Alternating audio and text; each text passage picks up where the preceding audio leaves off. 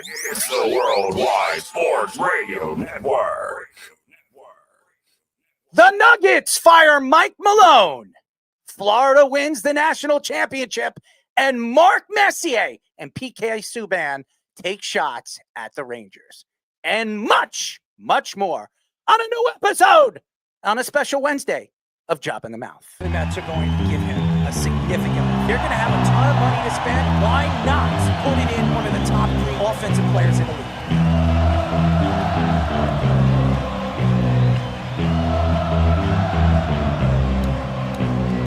We're going to be looking at Aaron Judge and saying that he can't win the big game.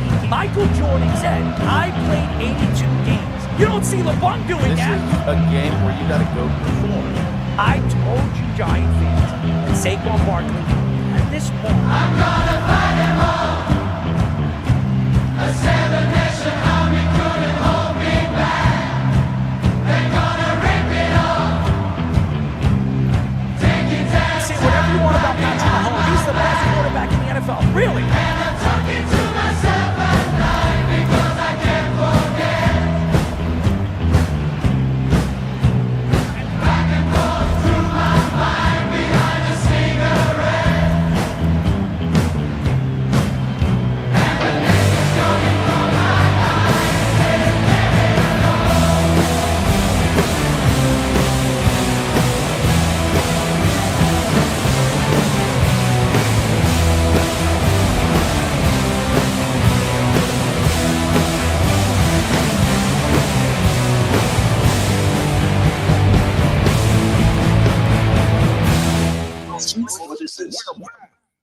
This is the Joba and the Mouth Show.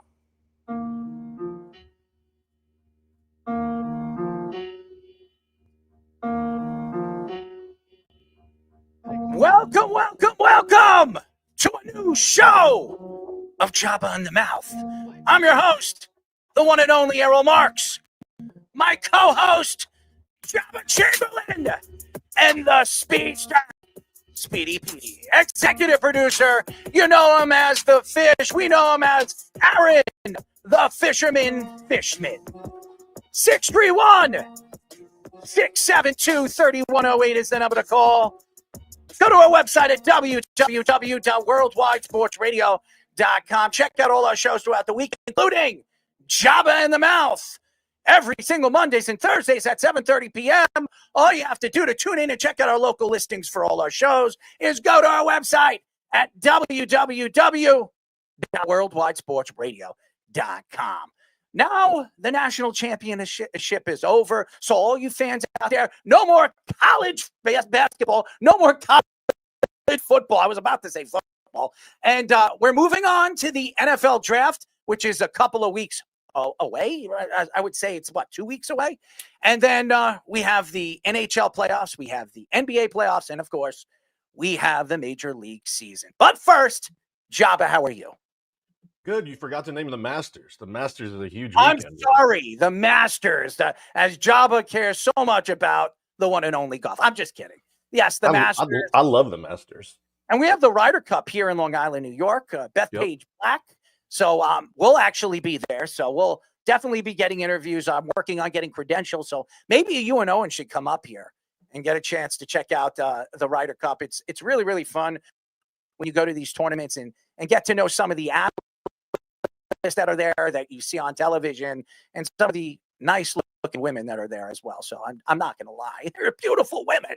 Anyways, before we get into the show, I want to let everybody know why we're doing a Wednesday night show. It is Thursday nights. We might be moving back to Wednesday after July because Fish is right now at school. He's teaching school. So he's right now, his time is very short on Wednesdays, so we moved it to Thursdays. But I'm going to Florida, and I'm going to get a chance to enjoy the sunshine. It's not too hot over there, which I love. No humidity right now. So it's actually about 75, 72 degrees right now. So I'm going to love it over there, and I just want to get away.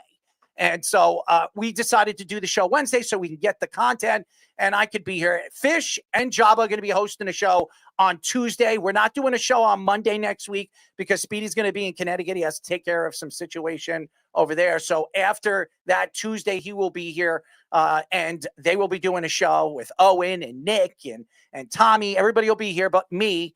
Maybe I'll peek in for a little bit, but this is their show next week on Tuesday, and I will be back on Thursday for the Thursday night show. But you know what it is? I hate Florida. I hate Florida, and there's a lot of reasons why I don't like Florida. One of the main reasons is it's too slow. Everything there is slow. The drivers are slow. You go on a shopping line, it's slow. If there's 4 people on the line, it'll take you 40 minutes to get all the way up to the front. It takes forever everywhere you go. And even when you go down an aisle, if you go to Walmart, it seems like the people just stand there and look at the same product for about 10, 15 minutes. I'm like, what are you looking at? You buy it every single week. What the hell are you going and looking at it? You got to read the ingredients. You're going to buy it anyways. Just pull it off the shelf and throw it in your damn cart and get the hell out of the way. But it's never like that. Ladies and gentlemen, Florida is just so damn slow. And you know what it is you got to be careful on who you're speaking to. If you mouth off to them, they can pull out a gun and shoot you because you can actually carry without a license over there. So, you know, it was so funny. I'll tell you guys a quick story. We were at Walmart. We usually go to Walmart the first day we get there because we have to get some stuff. We got to get, hair products, whatever. You got to get shampoo because you can't bring it on the plane unless you put it in your luggage bag. And every time I do that, it explodes in my bag. It always does.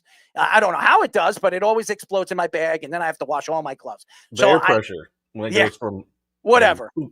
Or those idiots throwing your bag all over them. Oh yeah, they don't care. Do you ever see those clips of like the guys in it just hucking stuff? Just chuck it. It doesn't matter what's in the bag. It could be diamonds. It could be one of those sleep machines, which I have one, and I'm not putting it in the bag because I know they're going to destroy it. They broke one of my dad's scooters one time when he's coming out to see me.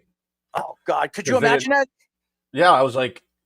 Well, they ended up taking care of it. It was salvageable enough for him to make it work, but like where it hooked into his van, they literally broke it off. So like his seat would fit, but like it was like wobbly, and he lost his gourd.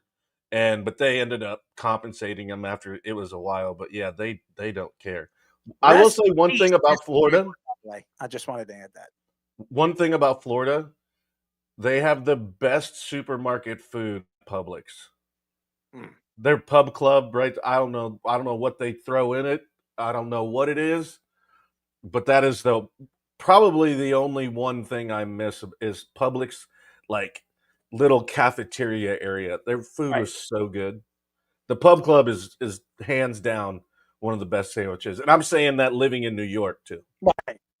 Hey, listen, I've gone to Publix. I'm not a big shopper when it comes to food. I like going to the mall, but I'm not going to the mall. I said that to everybody. I am not going to the mall. I'm not going shopping. I'm staying the hell away from the mall. I just want to enjoy myself. But I will say this. It really irks me the way people drive over there. I thought it's bad over here. It's worse over there. People do not know how to drive. They don't use their signals. They go through stop signs. I mean, you have to be very, very careful, especially with the older, grown-ups over there. Anybody over 50 or maybe even 60 could scare the hell out of you every time they drive. So the roads are clear. I mean, there's no bumps. There's no holes in the ground. It's great. I mean, when it comes to the roads and you're not going to bust up your car, or your motorcycle, whatever, but it's dangerous and everything's slow. I can't stand it. But that's the reason. Everybody keeps asking me, why do you hate Florida? Florida's beautiful. The sun, the beach. I don't go to the beach. I don't go swimming anymore in the water because of the sharks. So I'm not doing that. I used to surf. I won't even go in the water. So I don't even stick my ankles in because I hear that how close they get. So I'm not even going in the water. So, and I don't like laying in the sand and dealing with the sun and looking like what do they call it? A crab or a lobster after I get out of the sun. So there are some parts of Florida that are better than the others. Yes, of course. I mean, if you want to visit Miami, it's just so damn expensive. I mean, they double it up when they see a New Yorker. Oh, there's a New Yorker. I'm going to sucker him. That's what they do. They sucker us, and they know we're from New York. Or you could be Goody and just try to do the fake New York accents. Tries to do. Goody, you could tell Goody is not from New York. I mean, anytime you see how he walks or he speaks, he is definitely not a New Yorker. So, Or it's not as bad as his football coach trying to do a Southern accent. that's true too. Their breasts. It's a body part. Yes, I'm sure that's exactly what Brian Kelly's thinking. That's probably too. Yes. Anyways, at 8:30, we'll be talking to Jacksonville Jaguars linebacker Foye Oluokun. So he will be joining us. He's fantastic. He's been on our show plenty of times. Loves coming on the show. So we're very, very excited to get him on the show tonight. We'll talk about the draft. We'll speak about where he thinks Jacksonville is going to be this year with, practically a new roster. I mean, it's going to be a transition season. I love to hear what he thinks about Brian Thomas Jr., who I think is going to be a sensational player moving forward in the next coming years. I think he's the best wide receiver in football, what I saw last year. Now, obviously, there's great wide receivers. We spoke about it, but I think this kid is just going to blow right off the field. I mean, he's going to blow up right off the paper. His name, everything. He's going to win awards. This guy is as explosive as any wide receiver I've seen come out of LSU, and there's quite a few of them. One of them, Jefferson. We've seen Neighbors, obviously Odell Beckham. I mean, practically every great wide receiver has come out of LSU. Speaking of an NBA team. Well, I wasn't speaking about an NBA team, but I might as well get into it. ESPN reports that the Nuggets have fired head coach Mike Malone with just 3 games remaining in the regular season. They also fired general manager Calvin Booth, and reports say there was beef with the two of them on the way they wanted to build the Nuggets roster. The Denver Post reports that Booth wanted to build the team younger around Nikola Jokic and Jamal Murray, but Malone didn't want to throw young players into bigger roles during the championship window. The Athletic reports that Russell Westbrook's playing time also had a lot to do with Malone and Booth not getting along. Earlier this season, Malone also took shots at the Nuggets starters for the lack of effort and leadership. Malone had 471 regular season wins and 80 playoff wins with the Nuggets, including an NBA championship in 2022 at 223. The Nuggets have lost 4 straight games and are now 47-32. In a 4-way tie for the 4th seed in the Western Conference. They're in 4th place, Speedy. Okay. You don't have to put that in a 4-way tie. They're in 4th place. Right now, they're ahead of every single team that's tied up with them because they have obviously the tiebreaker. But they haven't played well in the last couple of games. They're also in a conference that's wide open. You can't really argue who has been the best team over the last couple of weeks. The Lakers have been sensational. Obviously, we know what OKC is doing. They're running away with the conference, and they're a sensational young team. And again, when you look at the position the Nuggets are in, they're expected to win every single year. They have the best player in the world in Nikola Jokic. And I don't know what's going on as far as the brass with the GM and the coach and maybe the ownership. I don't know, because I'm not the fly on the wall. I would love to be, but I'm not. But this was just out of control when you hear the story and out of line. When you're a team, you're a championship competitive team, you have a player like Nikola Jokic, you're fairly healthy right now, you have a fairly good bench, and you can definitely compete right now in the Western Conference. Look at the Western Conference right now. Even though the Lakers and Golden State are scary, and you do have OKC, this team has a tremendous amount of talent. You have Porter Jr., you have Jamal Murray, you have Nikola Jokic. These 3 guys have won a championship, and when they're at the top of their game, there's not many teams that are better than they are. But if you look at the position right now the Nuggets are in, they're not in a bad position. You would have thought, hey, I'll wait until the end of the season. If this team fails and they can't get over the hump, we'll fire Malone and we'll bring in a new coach, a new GM, and try to rebuild around youth. But right now, Nikola Jokic is still fairly young. Jamal Murray is really young. Even Michael Porter is young. Their best players are young, and they're still playing. Now, they do have young players on this roster, and they still have outstanding talent. Russell Westbrook, as good as he's been this year, are you going to complain of his time? If you're a GM right now, are you really going to sit there and complain about Russell Westbrook's time? The answer is no. If they're winning, and they are winning, if you look at their record, they're 47-32. They're 15 games over 500. That's a pretty good record. You don't fire a coach when you're 15 games over 500 and you have 3 games left of the season and you're going into the playoffs expected to be competitive and possibly go for another championship. It makes no sense. Something else was going on in that locker room. Something else. Now, Nikola Jokic obviously liked a guy like Mike Malone. He's been there. Mike Malone's been there practically since Nikola Jokic was drafted. And Jamal Murray looks like he likes the guy after he got fired. Both guys posted on their social media about Mike Malone and thanking him. I don't know about Michael Porter because he didn't really write anything as far as what I've seen. But all in all, they're stars like Mike Malone. So it had to be with ownership and the brass up there trying to figure out if this team is going to win another championship. And you just don't know with the NBA, especially in the Western Conference, when you have teams like the Lakers that were pretty much handed a superstar. That's what they were. They were handed probably the second or third best player in the league for nothing, for a bag of balls. That's really what it was. But I just think that there's a lot of questions on why teams do this, and they've been doing this in the middle, at the end of the season. Some of them done it in the middle of the season with a winning record, and some of them have done it at the end of the season when they're on their way to the playoffs. You look at the possibility on how the Nuggets match up in the second round. If the season were to end right now and they are the 4th seed, they would be matching up against who? OKC. They match up very well against OKC. Didn't they beat OKC in the playoffs last year? Was it them, Speedy? No, that was Dallas. All right, so Dallas did. But for years, they've matched up against OKC, the youth of and the talent that they have. Shai Alexander is a sensational player. He's probably going to win the MVP, even though Nikola Jokic has been far and along the best player in the league. But that's what the NBA is, and that's what the MVP. It's not the best player and the most valuable player. It's like a talent show. Oh, the fans like him, so he's going to win it. Because to me, if you look at the 90s, Michael Jordan should have won the MVP every single year.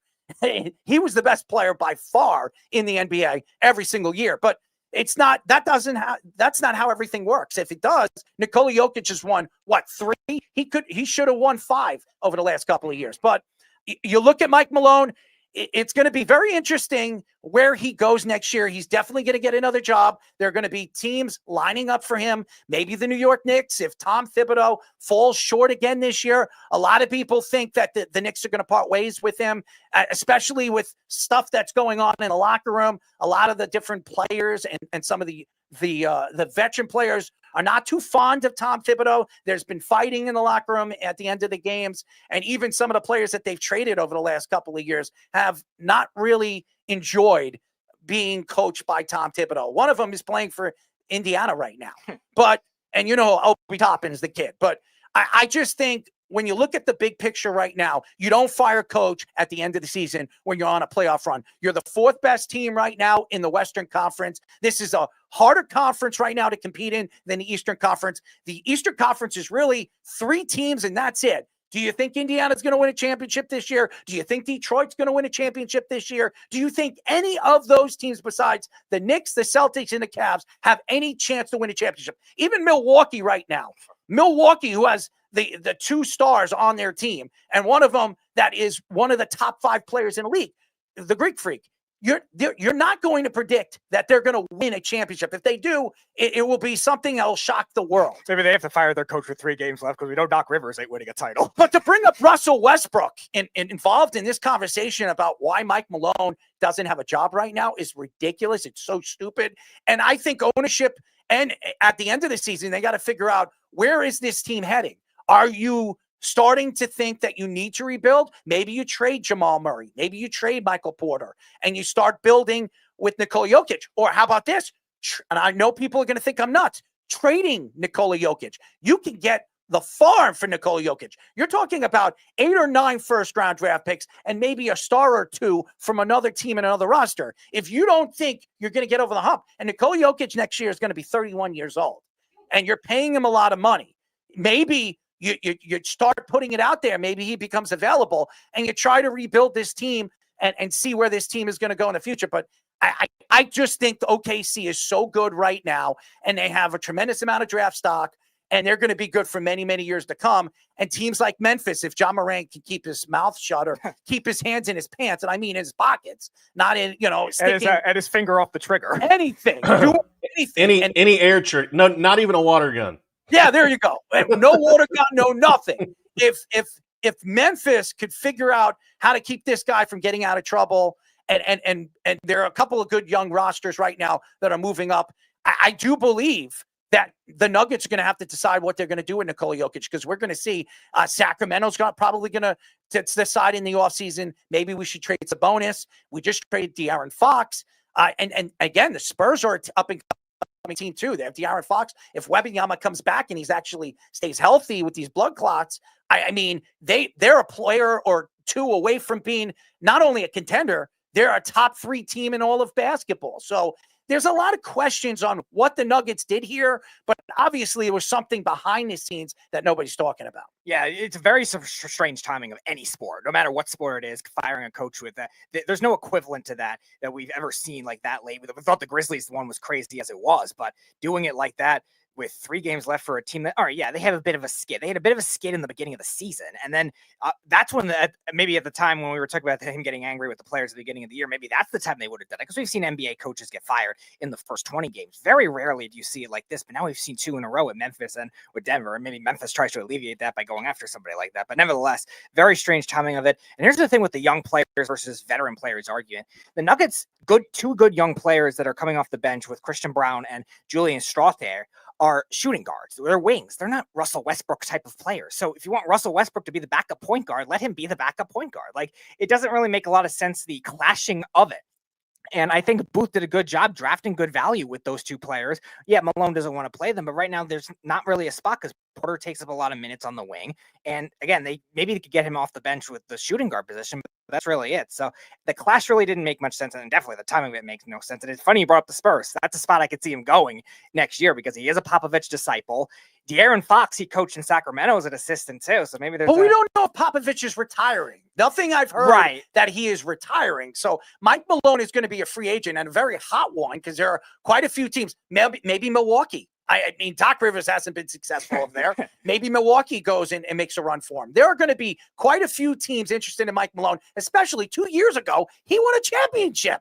Mm-hmm. And you wonder the effect that maybe Malone will have as a higher profile coach too. You're going to need that perfect type of team. Does he want to go to a team with that level of a superstar? And is he going to come there with that level of a superstar? Giannis obviously would be that perfect guy. And then if it is Memphis as well, you've got a nice team over there if they can get their maturity issues together. So if that opportunity comes, yeah, absolutely. But if he wants to sit out a year and Greg Popovich only coaches the 1 more year, I could definitely see that too. And I'm also going to bring up a rumor that a guest of the show, Brett Siegel, actually tweeted as well on his Twitter account.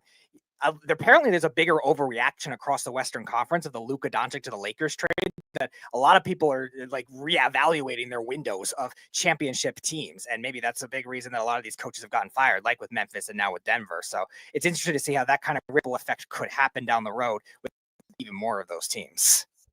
Yeah, the crazy part, think about this. This is one of the latest coaching changes since 1980 and 81 when Hubie Brown, Shams reported. I was trying to look it up and then just happened to find it on Shams' X Twitter. But there has to be, like you said, so many underlying factors for it to happen this late and not that far removed from winning a championship. And, I think it's been documented that they didn't really like each other. So I don't know if that's truly the case or if there was more to it, or that they're, a couple other things that I read on Bleacher Report is that they're mad that they're not building more around Joker, that they didn't like each other, that they're just not good enough, they haven't won. And so I feel like this is more of a front office deal than more so of let's just try and make a decision. And, somebody always takes the fall, but I think there was a lot of headbutting from what everything sounds like. I think a lot of the reasons could be from last year, losing against the Timberwolves. They had a chance to win that series. They came back in that series. Remember, the Timberwolves were up 2-0. Then they were up. They won 3 games in a row. They were up 3-2, and then they let the Timberwolves win Game 6 and then win Game 7.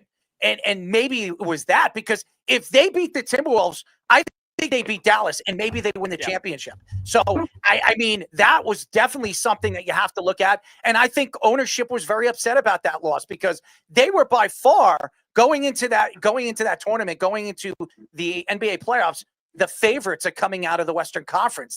They won a championship the year before, and what Nikola Jokic has done in the playoffs has been outstanding.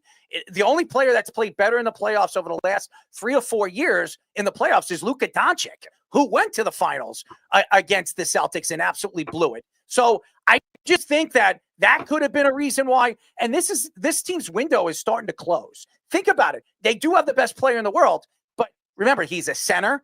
And he's definitely overweight for a center at his size. So that doesn't mean he's not athletic. It doesn't mean that his body doesn't fit the NBA culture. It'll probably start the organization more to worry when you're not playing the youngsters. You're doing what Tom Thibodeau does. You play the veteran players like Russell Westbrook and Jamal Murray. Jamal Murray has been up and down all season long.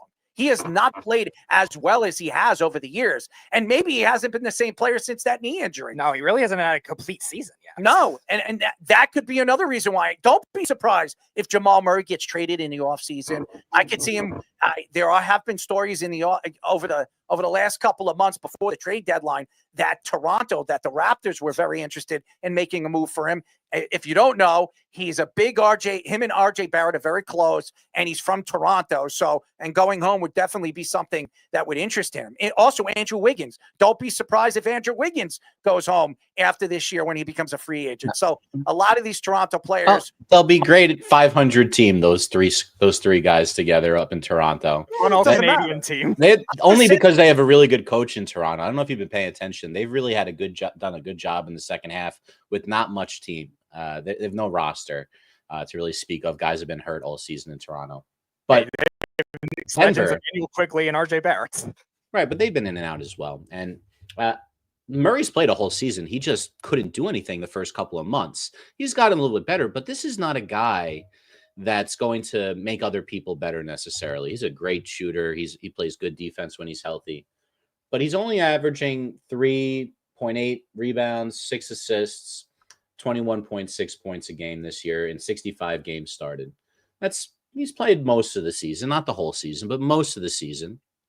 That's their second best player, right after Jokic. We know Jokic is averaging a triple-double. Probably should be MVP. Porter might be the second best player. I mean, it's up and down with both of those guys. I would never say Porter is better than Murray, but Porter, in the playoffs, he is. Porter can be an assassin every once in a while. Like, he just gets hot, and he's a really good player. He was great in college too. Had that weird back coming into the league. People stayed away from him in the draft because of the back. Well, guess the joke's on him. Well, I mean, look, you can say what you want, but after that, Aaron Gordon's not the same player he used to be. Christian Braun is fine. He's a rotational guy, but he starts for them. And then their best guy off the bench is Russell Westbrook.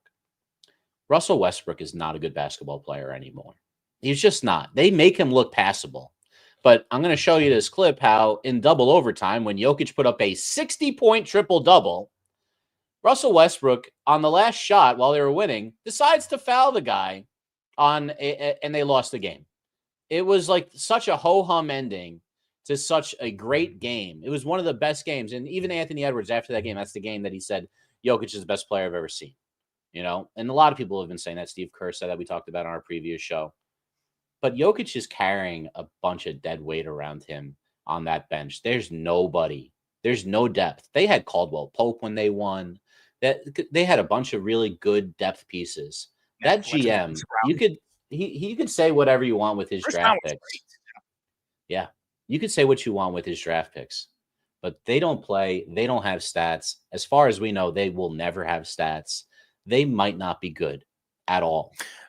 I disagree. I mean, Jamal Murray, when he was healthy, he was one of the best point guards in the league. Right. hasn't been that player that we saw when they won a championship. Even the year before, where he was starting to really become a star in the league, in the playoffs, he just, ever since that knee injury, it's fallen apart for him. And I do believe that they're not using the young players. You're looking at the Knicks right now, going back to the Knicks. Look at Kolek. Kolek he was a steal in the draft. This guy, I compare to Jason Williams. The guy barely has stepped on the court. Why? Yeah, we know Tibbs will never play a rookie. No, because Tibbs, do you know that the Knicks starting five are right now in the league? They're starting probably five. all in the top 10 of minutes. Four of them are in the top 5 in the league. 4 of them. That means 4 out of the 5 players are amongst the league's most when it comes to minutes played. While that might be true, I still think the Knicks 6 through 11 are better than every single guy on the Nuggets bench. Better than every single guy on the Nuggets bench. Jokic has been doing this it's like one of those years when Peyton Manning, you knew he had nobody on his team, yet they still won 11 games and still made it to the playoffs. That's what Jokic is doing right now. Division. Indianapolis was in the worst division of football. He was also playing with Austin Collie and Anthony Gonzalez as his wide receiver. receiver. Right. He was able. Anthony Gonzalez was in the last time I saw him anything. He was in the House of Representatives as a member of Congress. So I remember. Right. That. And anyway. He didn't have those guys, and he still was finding ways to win. That's what Jokic is doing right now. Another reason why he should be MVP, because this team isn't doing anything without him. This team is a 25-win team without him. That's what I think. He's doing this himself. I mean, Russell Westbrook was washed up 2 years ago, and he's their best guy off the bench. Yep. It's crazy that they still have the odds going to SGA, though, too, for the MVP. Because they want, they're going to win like 10 65 games. Because, like I said, the NBA doesn't look at the most valuable player. It's a popularity contest. That's what it is. Michael Jordan said it best. If the NBA actually realized that what I did on the basketball court, I would have won the MVP every single year. Michael Jordan won how many MVPs at the top of his game? I think it was like 5. He should have won 10 of them. Look, there's some stats you can point to that SGA has, better win shares. But again, Jokic missed some games and SGA didn't in the same way. So that is more of a compiling stat. It's really close. SGA is going to win the scoring title. There's things that you can get out of him. It's that and say like maybe deserves it. But it's always been a guy that's won it a couple of times. You want to find a reason not to give it to him. And if he can get, and which is why this is so crazy, that's going to be a pissed off Jokic without the MVP going into the playoffs. And you fire his coach, who we all know is one of the better coaches in the NBA. I do believe that he had something to do with it. I can't sit here as a basketball fan and think that ownership didn't go to him and say that we're going to fire Mike Malone and we're probably not rehiring the GM at the end of the year. Now they did fire the GM, but he's still there. He's there for the last whatever to games, the end of the season. When the season is over, he will be gone, and they're going to bring in a new GM. You know what it sounds like happened to me? It sounds like they won the championship, and then the GM wanted to take credit for it, and the coach wanted to take credit for it. It was the coach, but the coach probably deserved more of the credit for it than the GM. What has the GM done over the last couple of years? I know. Please tell me. Well, that's the point. It reminds me of when Coughlin and Jerry Reese were on the chopping block for the Giants, and they decided to get rid of Coughlin. Wrong guy. They got rid of the wrong guy. And everyone knows it now in hindsight. But it feels like I've never seen both guys get removed in a situation like this. They're just saying, we're just going to start over. What about the rest of the season? Why would you get rid of the coach and not in this order? The GM should be gone. You keep the coach on to coach the team in the playoffs. What is he to do? Pick up some waiver wire guys? You don't fire a championship coach, a guy that everybody 2 years later. 3 years ago, everybody was saying you can argue he was the best coach in the NBA. Oh, yeah. That's what people were saying, what he did with this roster, a roster that was definitely depleted, and they could never stay healthy. The Nuggets were never healthy. And he might be the coolest coach in the NBA, too. He's got like the most swag of any coach. He's just an interesting, fascinating dude who loves ball. And it's amazing that this happened. For the amount of money that he's made, I've heard that I think if I'm not mistaken, it's him. He drives a beat up Corolla.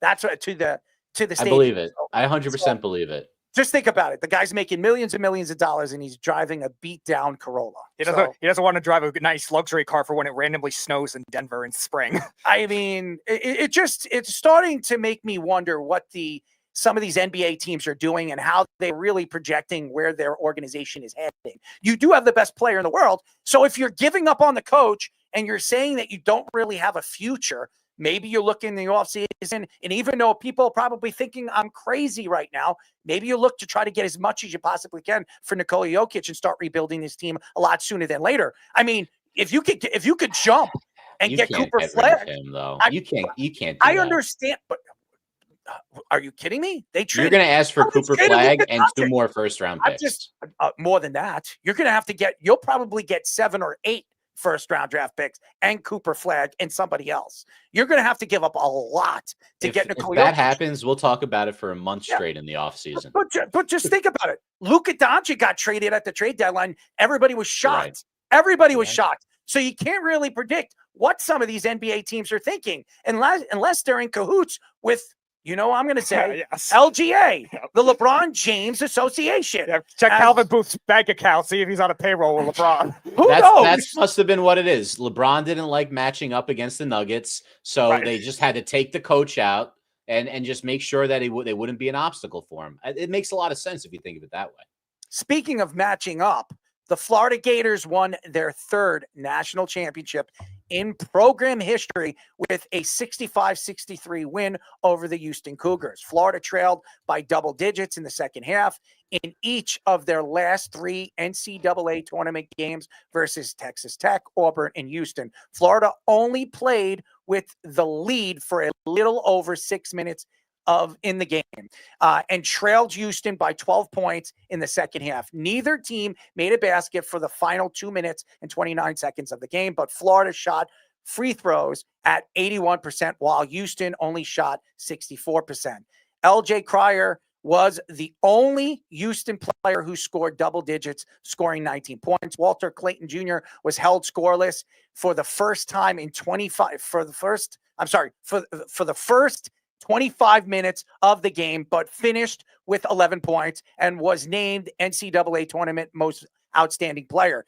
Todd Golden, who is 39 years old, became the youngest coach to win a national championship since Jim Valvano in 1983, who was only 37. First of all, and I'm going to say this, congratulations to the Florida Gators. They've been an outstanding program. And Billy Donovan won back-to-back championships, and maybe Florida wins back-to-back championships next year. I mean, they have a pretty good recruiting class. The portal is open. Clayton's going into the draft this year, as well as Cooper Flag. So I expect some of these teams to really start to go fishing in the portal. Nevertheless, Houston should have won this game. Houston dominated practically the whole game except the last 6 minutes of the game. And this has something to do with coaching. Their coach over the last couple of years has fallen apart. His timeouts, it's been apparent that he is not a winning coach. But nevertheless, he's a great coach, but he's fairly older. He's in his 60s. And this is a Houston team had their best chance of winning a national championship and had beaten probably the best team they've ever played in deeper in the tournament. So Duke was one of the best recruiting classes we've seen them have in over 20-something years, and were expected to win a national championship the way the bracket fell to them. They beat them. They came back with the last 4 minutes of the game by 14, and everybody was giving Houston a really good chance against a Florida Gator team that has been a good offensive team, but really been up and down defensively throughout this tournament. The Gators did not have a good game, and Houston did what a lot of people thought they were going to do. They were going to shut down Clayton and make their secondary players beat you. And that's what usually good defensive teams do. But Houston, to me, and I'll say this again because I'm being honest, Houston choked. They have choked year in and year out. It doesn't matter where they are. They're in the Sweet 16, Elite 8, Final 4, championship game. They choke when the big games are on the line. And a lot of people, after the game, people were shocked. The team was shocked. The coach was shocked. The fans were shocked how Houston was so dominant throughout the game. They were hitting three-pointers. At one point, I thought the game was over at the end of the first half. I just thought they took the heart out of the Florida Gators. But, in college basketball, it's always a 2-half game. And what happened with the last 7-8 minutes, the better team figured out how to put the ball in the net and make plays. Now, they didn't score much either. With 2 minutes and 29 seconds left, nobody really scored. It was a free throw game, but the better free throw team. And that's why they say it. If you're not a good free throw team, you're not winning a national championship. We've seen this many, many times. You can be very, very good on the court, but if teams are good defensively and they keep you from scoring free throws, or you just can't take the pressure, you got to go to the line and you got to hit free throws. Why did Duke lose that game against Houston? They couldn't hit free throws at the end of the game. And Duke is a good free throw team. So they were the best in the tournament. So I just think, obviously, it has something to do with coaching. But again, it was a great season for the Houston Cougars. You can't really take shots at them. They beat a team that they had, honestly, no chance of beating, and then came back from just an unbelievable, an unbelievable lead. And then again, I look at what Houston's going to do next year. They're going to be back here again. They're always a top team. They're always a top 5 team. Again, they're very well coached, but when it comes down to the pressure, we've seen this by many, many coaches. It takes a lot to figure out how to win a championship. It's not as easy as it looks. Coach K made it look easy. Roy Williams made it look easy. There are a lot of coaches in the past. Say whatever you want. Phil Jackson made it look easy. It is not easy to win championships. When the going gets tough, you need the players, and you need to make the right calls and make the right plays at the end of the game, and you need stars to do that. And obviously, Houston didn't have as many stars than, obviously, the Florida Gators did. Yeah, you also look at the program style that both of these teams have had. Calvin Sampson has always been a great coach for a while and really transformed his game even higher, even with Houston going into the Big 12. It's their second year in the Big 12 now, and both years they've been number 1 seeds. But it's been significant flaws for them, 2 things, one of which has been free throw shooting. Usually when Houston loses in the tournament, that's the thing that costs them in a closer game, and that was the thing that cost them here, 64%. It cost them last year when they lost to Duke as the 1 seed, and Duke was the 4 seed because they shot under 60%.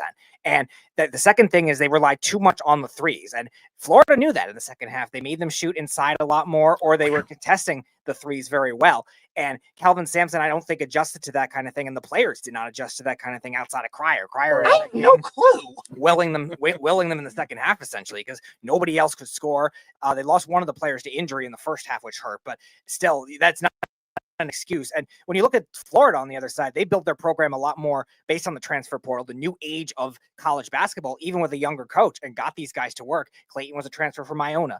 Elijah Martin was a transfer from that FAU team that made the Final Four as a 9th seed. So it's the new age. And while Calvin Sampson is one of the best coaches in college basketball right now and has been a great program builder, maybe they need some more of that NIL and transfer portal influence to maybe get them to that next level, because this was their best year when it came to offensive efficiency for Houston. They've been down it in certain years. Even though they're middle tier offense, they were very efficient, and they still end up losing to these SEC powerhouses because of that. And again, Florida deserved it. I don't think I've ever seen a comeback team like this, like 4 games that they had to do against UConn and against the last 3 that you said. It's crazy the amount of insane threes they had to make to come back at this game. Well, no, I just going into it and seeing, their stats and everything like that, and they were a second half team as it was, and I think that goes back to, that adjustment factor when, you bring up the coaching aspect of it, to where they knew what they needed to change, and they knew and the confidence to know to come back in certain situations has a lot to do with it as well. But then to be able to make the adjustments to what they did in the second half, and granted, it was a sloppy game for the last 2.5 minutes, no matter which way you look at it. And especially, how do you end the game on the pressure on the 3, and you got to try and box him out because it's a double dribble if he picks it up and the game's over. Right. So I just think the adjustments they made, because the first half for Houston was kind of flawless in the way they shot the ball and played, but I just think when they broke down, it was like, okay, how do we get back in this game? And it just never looked like Florida panicked either. Like, it was just one possession at a time. Like, okay, yeah, they get a couple back, but it just never looked like they didn't panic. And when you look at their head coach being 39, and obviously Kelvin Sampson's almost 70, 69, But when they were celebrating, Final Fours over the span of 20 years, head coach of the NBA. yeah, I literally I had to double take watching the celebration because I thought he was a player. But you can't. But Joba, if you look at it, if you see Houston have a 12-point lead in the second half, the game usually you would think it's over. Houston can't score. They barely could shoot in this tournament. They had problems throughout the tournament scoring. And then they go into a game where they were up 12 points with 8 minutes left of the game, and you would think there's no way Houston's losing this game. There's no way in hell. And then all of a sudden, they make mistakes. They're not rebounding. They're not boxing out. They can't hit free throws. And then all of a sudden, you see, and by the way, Florida did not have one of those flawless games. They were horrible throughout this game. This was probably the ugliest game I've ever seen a national championship really produce offensively. None of these teams could score, and that it looked like the Duke game. Duke couldn't score with 7 minutes left of the game and let Houston get back in, and Houston did the same thing in this game, in a championship game. You have a 12-point lead, and you don't score in what? It was like 6-7 minutes. Yeah, they couldn't score a field goal. The same drought. I think it was 6.5 minutes. They didn't score a point in the middle of the second half. It just didn't make sense. I mean, it was like a mimic mirror of what happened to the Duke Blue Devils. Yeah, it was eerily similar to the Duke game.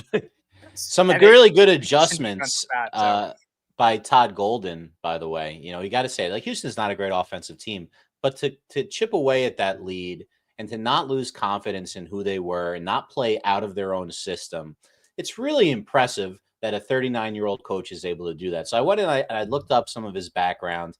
He played at St. Mary's, and then after college played for Maccabi Haifa, which in Israel, and was part of that whole program over there. My cousin played on the Maccabi team this year, by the way. Huh. Right. So they're all called Maccabi something, and then whatever name of the town. Haifa is like the Beverly Hills of Israel, so that's really the nice one to be at, or at least it used to be. Now, after that, he became Bruce Pearl's director of basketball operations. And funny world it is that he comes and ends up defeating him in the Final Four on his way over to his first ever national title. 3 Jewish coaches out of 4 in the Final Four. I have to throw that out there, were Shire and Pearl as well. This guy is really impressive, and he got paid a lot less than a lot of these coaches out there winning. They said that he got $175,000. Well, after this year, he's going to have a nice negotiation on his hands. But he only got paid $175,000 in bonuses. Only, right? $175,000 bonuses. Well, you know what that fraud Rick Barnes at Tennessee got for finishing 5th overall in the standings and getting to the Elite Eight? $1.2 million. They're the only Power 5 team that's never made a Final Four. I don't care. As weird as that sounds. I still remember Rick Barnes wasting Kevin Durant's college year in Texas all those years ago with that crap team he had around him.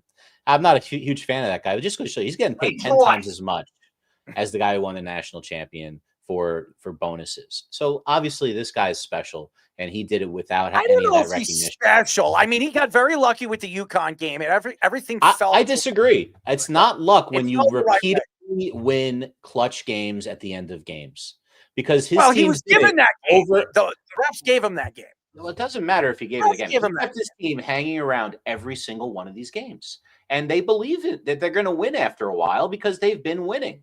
You can say number one seed, Fish. You can't sit there and say, "Well, he kept them in games." They're expected. Well, the other teams were in those games too, but they had to fight those close games many times throughout the season, especially in the tournament.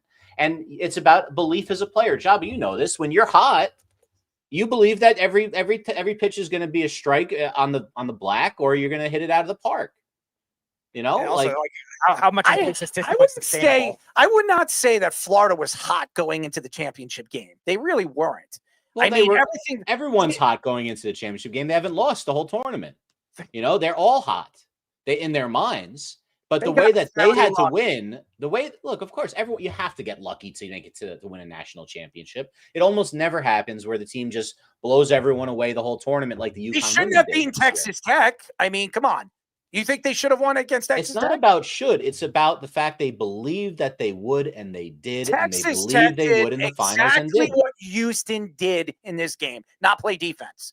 And that's what Duke did against Houston with the last 4 minutes of the game. They let Houston play, shoot uncontested 3-pointers. You cannot do that in college basketball. Remember, it's not an NBA 3. They're actually closer in. It's easier. It's like a 20-foot jumper in the NBA. It's not the same in college. Of the game, though, Kelvin Sampson, if you're going to criticize him, you could say that they blew the lead and they don't run good offense. He's always been a defensive guy.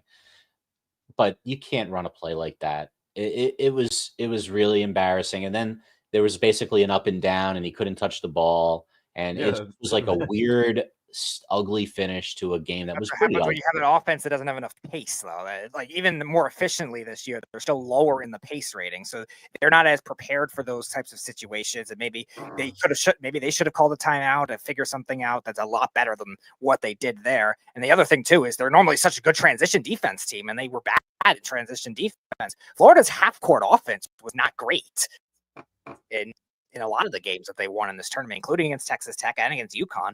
They had to rely a lot on those transition makeshift fast break points, and Houston is normally good at guarding that things could not do that. Errol, you think Duke beats Florida? 100%. 100%. I don't even think it would have been close. If they played the way they played against Houston, I think Duke wins the game by 15. The only thing, it was just matchups. And the way Houston plays, they play really tough, in your nose type of defense, and Duke just couldn't handle that in the second half of the game, and that was the problem. And they couldn't hit an easy jump shot. That was another problem. And with basketball, when you don't have the tempo of the game, and you're not playing up to par, all of a sudden everything starts to fall apart. Mistakes start to happen. College basketball, you see it a lot. You don't really see it in the NBA as much because there's so many great players, but in college basketball, once your best player is not doing anything, or he can't really get to the hole or even hit a free throw, then the whole team starts to fall apart. And that's what happened against Houston with Duke. Well, yeah, it's contagious. Like and then people try to go out of their game, out of what they're good at, because they're trying to pick up slack on the other side. And that's where I think why college is so different than the NBA in that regard is because I think they see, okay, it's my time to shine. Here I go. And they try to step out of their comfort zone of what they're really good at and what's put them in that situation. And I think you see that when it comes down to, because as we've talked about on the show, we're talking about teenagers. We're not talking about grown men. And then you try to get your shine. And that's just human nature. If Cooper Flag ain't going off, if I'm Canepo, I'm like, okay, now, I can shine, or vice versa. And they're both going to get a bag anyways, but that's just what happens. And it's like you get base hit after base hit. It's contagious. You don't want to be the guy to get out, and vice versa. On the bad side, it's like, okay, now you try forcing shots. You try to take a spot in your game that is not your game. And then it just kind of manifests into allowing these teams to keep the confidence in the I did not. And give them the. Houston could have used you pulling it out of your ass. That's for sure. So could John Shire. You're absolutely right, Job. I think that when you look at these title games, or you even look at college basketball, even college football, once it rains, it pours. Something goes wrong, you drop the ball. And I'm talking about when you watch college football, you drop a ball and they run it in as a touchdown, and you're up by 14. That changed the momentum of the game. The same thing happened with Houston. Houston was up 12. They started giving Florida a little bit more confidence. They were fouling them. You were letting them go to the line. They're one of the better free throw teams in the nation. And you gave them a chance to stay close and stop the clock. When you stop the clock, you're giving that team, remember, the shot clock in college basketball is completely different than the NBA. It's what, 35 seconds? 30 seconds, NBA is 24. Right. So that's 6 seconds off the clock. So what do teams like to do when they have the lead? They like to hold on to the ball and shoot with the last 4 or 5 seconds left of the clock. So that's what you saw Houston was trying to do. And when you play safe, it doesn't always work. And that's what Houston did. And Houston, throughout this tournament, could not hit free throws. And even though they were a pretty high profile, highly good 3-point shooting team when they were shooting it throughout the season, when the going gets tough, when the pressure's on them, could you hit it? And Houston throughout the tournament couldn't, except against Duke. Yeah, it's a weird clash when you have a 3-point shooting team that's that good and a team that wants to slow the game down that's so good. And sometimes those the styles clash and it doesn't work, as Houston with a scoring drive for about 6 minutes. I just thought it was poorly played by Houston and the coaching staff. And again, that's what happens. You know, all it takes is one mistake, 2 mistakes, and it can cost the team a championship. And maybe Houston in the offseason, they think about it, and maybe they come back next year and win a championship. I know Duke is going to try to do the same thing. They're going to try to get back into the Final Four, and with the recruiting class that they have and some of the players that probably bring from the portal, they're going to be expected to be there. And I expect that with Houston too. And the Gators will probably be there again next year. Auburn too. I mean, all 4 teams could be number 1 seeds. But again, you're giving Pitino another year to figure out certain things and what he needs to bring in to win. And there are other great coaches that are going. And Tom Izzo is obviously probably going to have I don't know what their recruiting class is this year, but I'm sure they're going to get some really good players to come and play for him in the portal. So with college basketball, it's all about playing when the going gets tough and the time is set. You need to go out there and play your game.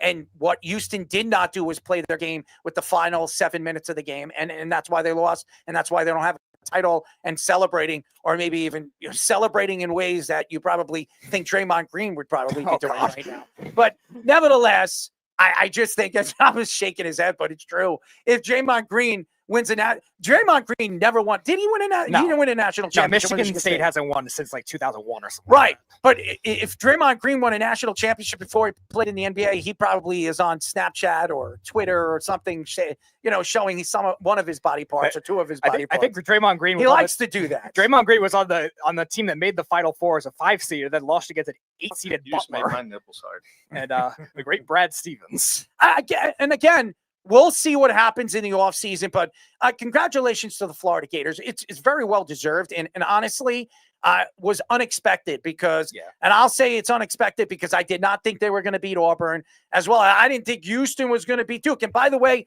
the numbers were down in the national championship like we predicted. If Duke was there, it probably is one of the highest watched games in college basketball history. It wasn't what do they say? It's a sexy game. Right. It wasn't a sexy matchup, but when the going got tough, it made the game more interesting, that the game got close, and then the team unexpectedly comes back and wins the game the way they did. And by the way, it was unexpectedly, because I did not think with 7 minutes left, 12 points up, Houston was going to lose that game defensively the way they've played in this tournament. It was sensational all tournament, and what they did against Duke, shutting them down, especially with the last 7 minutes of the game, and giving them a chance to come back and win, was sensational to watch. But it was a great season for Houston, unexpected too, because they shouldn't have been there either. So congratulations to the Gators and the Houston Cougars on a sensational year, and we'll see what happens in the portal and the recruiting classes that some of these teams are going to be bringing in. And now, ladies and gentlemen, the deuce of the day. The deuce of the day. You log. Not a log. I don't have a log.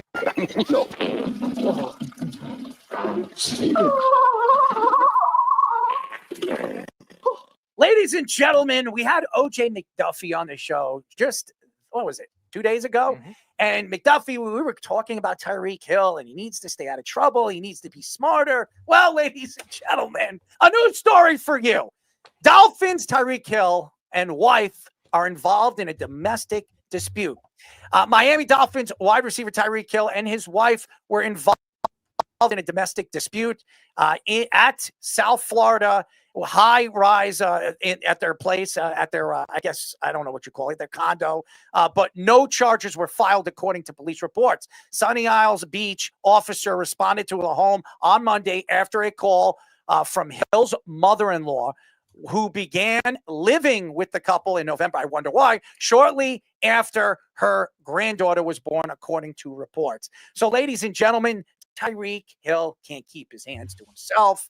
As we have said this many, many times, Tyreek needs to be the leader. He needs to be the superstar on the Dolphin team. And again, the guy can't stay out of the tabloids. He can't stay out of the newspapers. This man, if he's not putting his hands on women, he's beating somebody up at a dock. hanging out, doing stupid things, going to the mall, doing his podcast, throwing people under the bus, telling Olympic runners that he can beat them in a race. I mean, anything and everything this guy does, it makes the organization look really bad. And he's making a lot of money. The organization expects him to be the face of the organization. And then you hear this story again. He puts his hands on his wife, which, by the way, both of these guys, both him and his wife, were on a Netflix show. What do they call that? I don't even remember. Something Wives. And they look like they were a loving couple. But to me, when it comes to Tyreek Hill, you don't know what you're going to get. You're going to get a time bomb, or you're going to get a sweet guy, caring guy that loves his children. And how many kids does this guy have?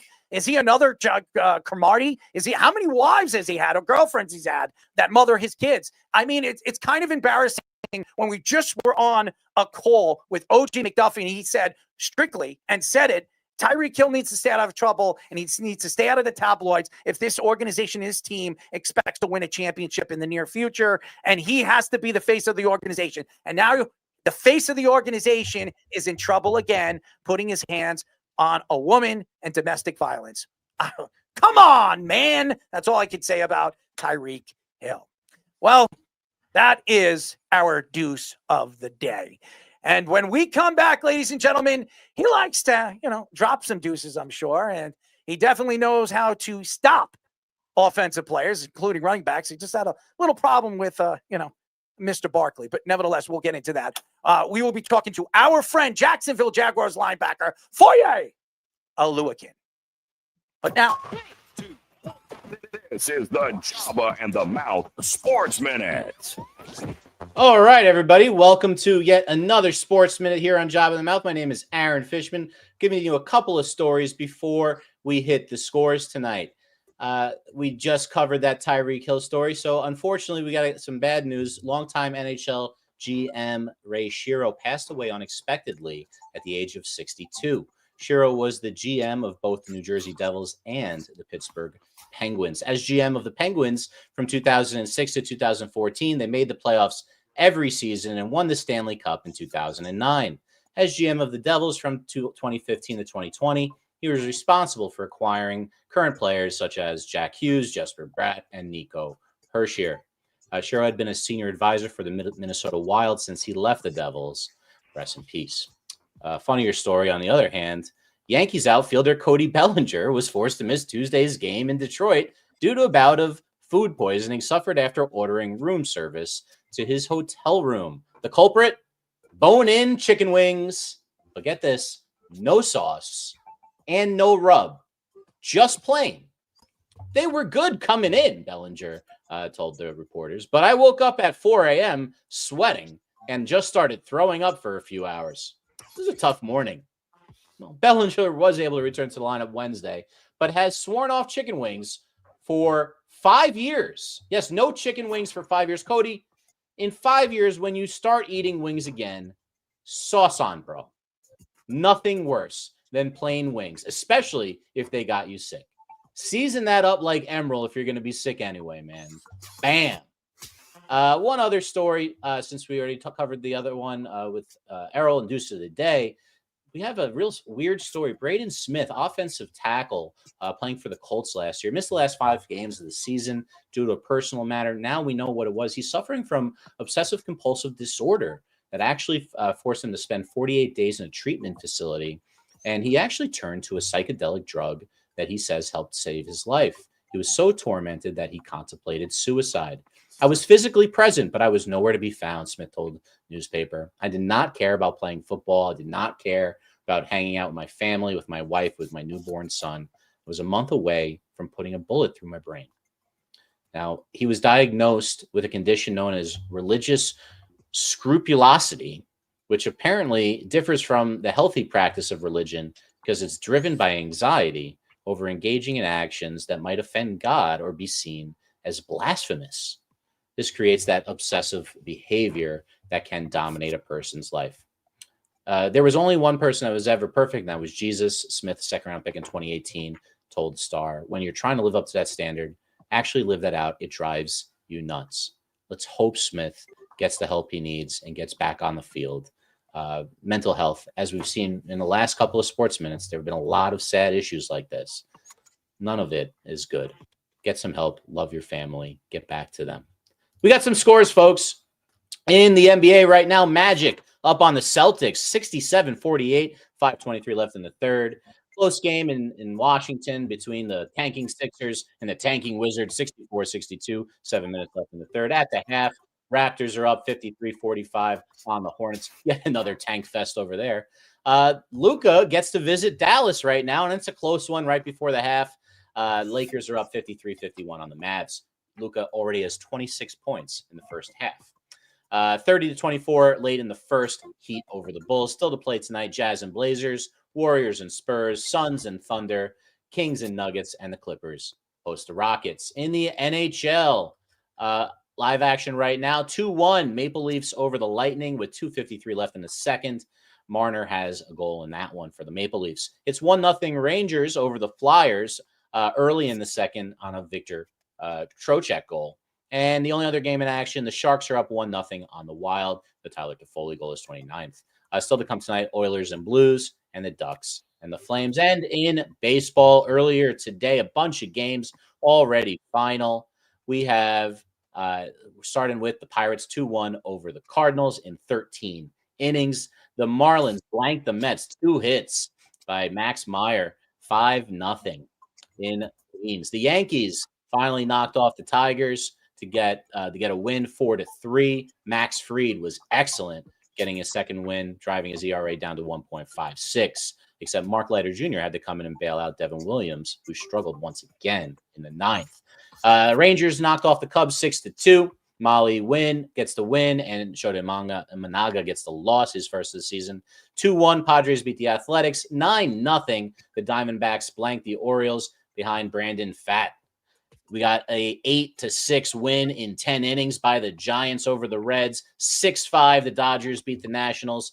7-6 the Mariners beat the Astros. In live action right now, at the end of the 8th, going to the 9th inning, the Guardians will bring in Clase A. It's 3-1 over the White Sox. 1-1 bottom of the 8th, Blue Jays and Red Sox. Gausman having a throwback game, 7 innings, no runs, 4 hits, 10 Ks.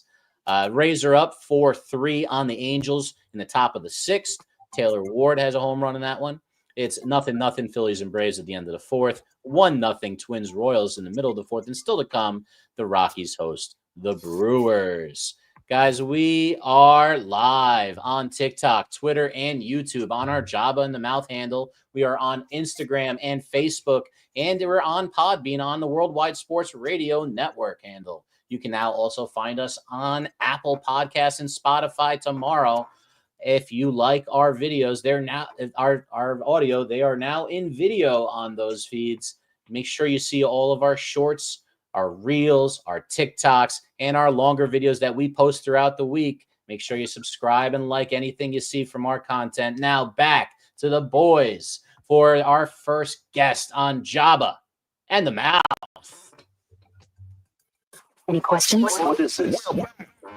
This is the Joba and the Mouth Show. Anyone! Why doesn't he have a or not? 631 672 3108 is the number to call. You're listening to Joba and the Mouth. I'm your host, Errol Marks, my co-host, Joba Chamberlain, and this feature, Speedy Petey. Go to our website at www.worldwidesportsradio.com.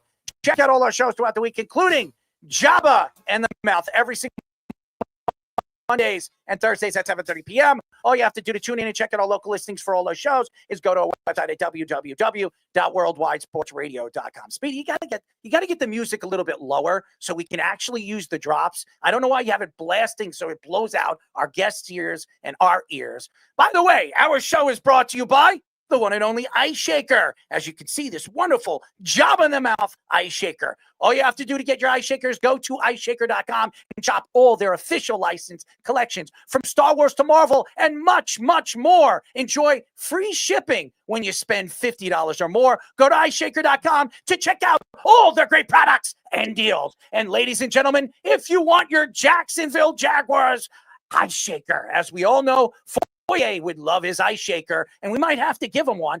Ladies and gentlemen, if you want Foye's name on your ice shaker, you got to go to www.iceshaker.com and get yourself a wonderful ice shaker.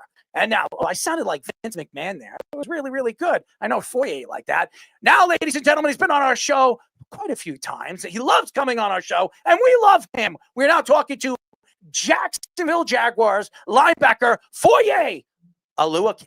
So I got it right. I got it right, Foye. There you go. I'm getting it. It only takes me 50 times, but I got it right, buddy. Right. How are you, man? How's the off season going? It's been good. Kind of hectic on the means. Like, we got new people in the facility and stuff. So just we're all back now because we got the new coach. So we're kind of back a couple weeks earlier than most teams. So it's been exciting to get back in the facility, seeing the new coaches, seeing some new teammates, but just getting back to work as a team. You know, for years, we speak about how great of a tackler you are. You're one of the best in football. You've been one of the best in football for the last 5 years. And you look at the defense this year, they were up and down, but it wasn't really the defense's fault. I think it was just bad luck. Trevor Lawrence couldn't stay healthy. The offensive line couldn't stay healthy. And then obviously you didn't really have much of a running game all season long. What do you think happened this year, this past year, that your team just couldn't get on a roll? Yeah, I mean, I think we kind of started off playing hard, playing fast. The Miami game didn't go our way at the end of the game. That kind of hurt. And the Browns game, I think we played our best, but, we're still being competitive, and that's a game we should have won, I think. And then kind of after that, I think whenever we played the Bills, really, I know I got hurt that game, but I just feel like our confidence kind of got shot because a lot of things that we kind of prided ourselves on, you could see that, maybe on defense, at least we got schemed up a little bit. So then it kind of took a little bit to say, what are we doing? And then obviously it was a new coordinator for us. So and we had a lot of young guys playing. So did they trust the scheme? And then it's kind of everybody wasn't on the same page, I feel like, for kind of the rest of the year. So a lot of times when you put in all the work in the off seasons and training camp and stuff, and then the things don't start going their way, I think it takes a lot of mental fortitude to kind of stay the path and stuff. Don't go off course. But unfortunately, the wins weren't coming. A lot of times you like to at least see a couple wins go your way, but they weren't coming. So people were kind of trying to do whatever just to see a win, and then things were kind of a little bit too individualistic at the facility and the building. You got the Ric Flair, fortitude. I mean, you need some fortitude. I'm just saying that you're using wrestling lines, and I just gave you a wrestling line before that. Yeah, you did. So I want to ask about obviously Trevor Lawrence, the injury that he suffered at the end of the year. Aziz Al-Shire with that big hit on him when he was sliding, and he kind of had that kind of reputation. He had an incident against the Bears and stuff like that. You being a linebacker yourself, what are your thoughts to him and the way he plays, and you being a captain of the team? How do you train your young players to not be like that kind of reputation? No, I like the way he plays. I think where he gets in some trouble, sometimes you just got to have a little bit of an off switch. This play here, it's tough because I love how he flying to the ball here. I just think that, I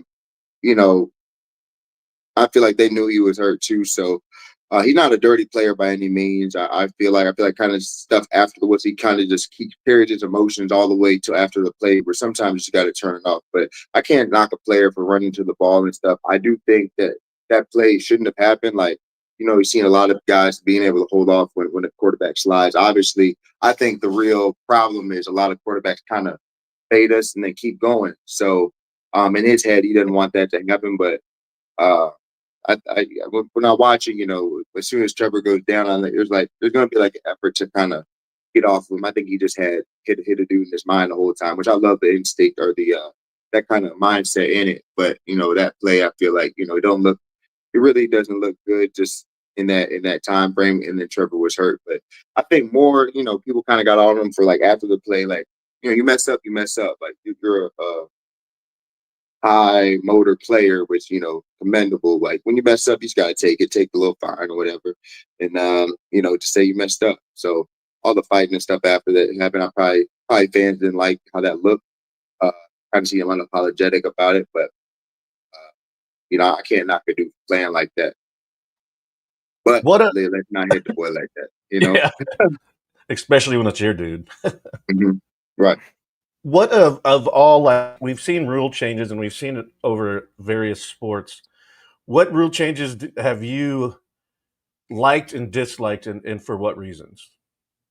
I don't like the hip drop tackle. I think that's just thinking too much out there. I think football is a dangerous game unless they start taking out, like, linemen can't cut ever, receivers can't block unless we see them. Like, make it safe for everybody. Then, we got all these rules for quarterbacks, like I was just talking about. But I feel like we're always defenseless to a sense.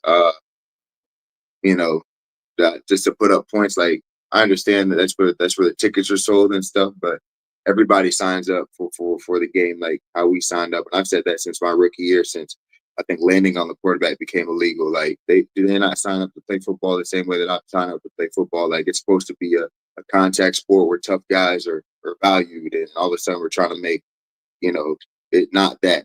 But like, if that's a sport, you see people in UFC, like, people watch UFC because that's the nature of the sport. People watch boxing, that's the nature of the sport. Imagine, like, oh, you can't punch a dude while he's bleeding in boxing. Like, yeah, it'll be safer, but that's not the sport. You know what I'm saying? So if you want to sign up to play football, you got to take what football takes. You got to go through what football takes. So it's just weird that some of the rule changes protect certain players. Obviously, the point scorers. I'm probably missing some, but it's not a lot that's going to protect defensive players that much. And now they're trying to.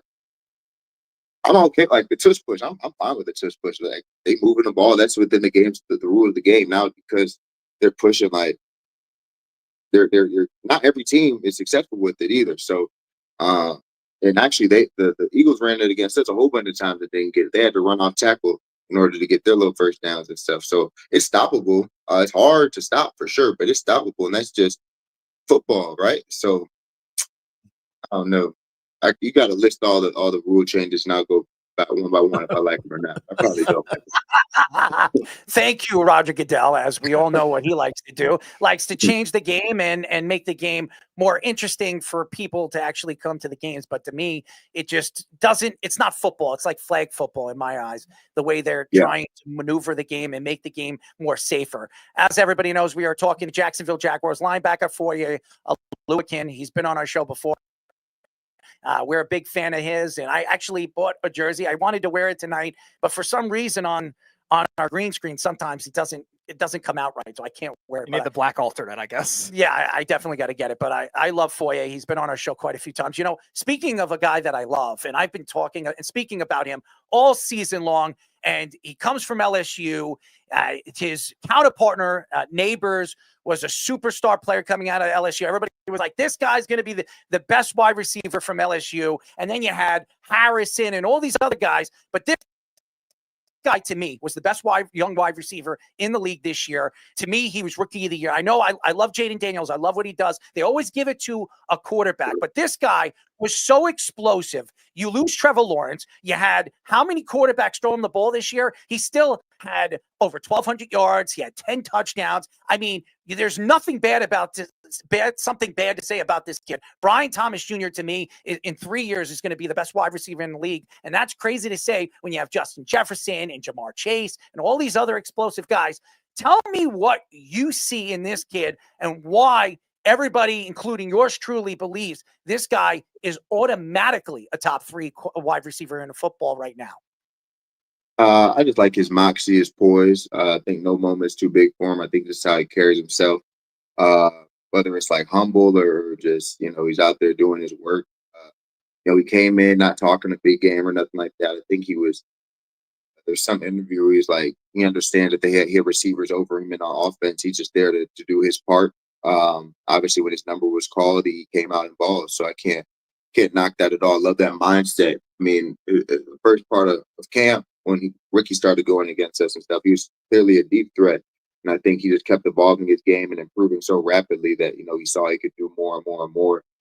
Started, catching intermediate, started doing, screens and all this stuff. So tough kid too, doesn't shy away from the ball on these like 50-50 balls and stuff.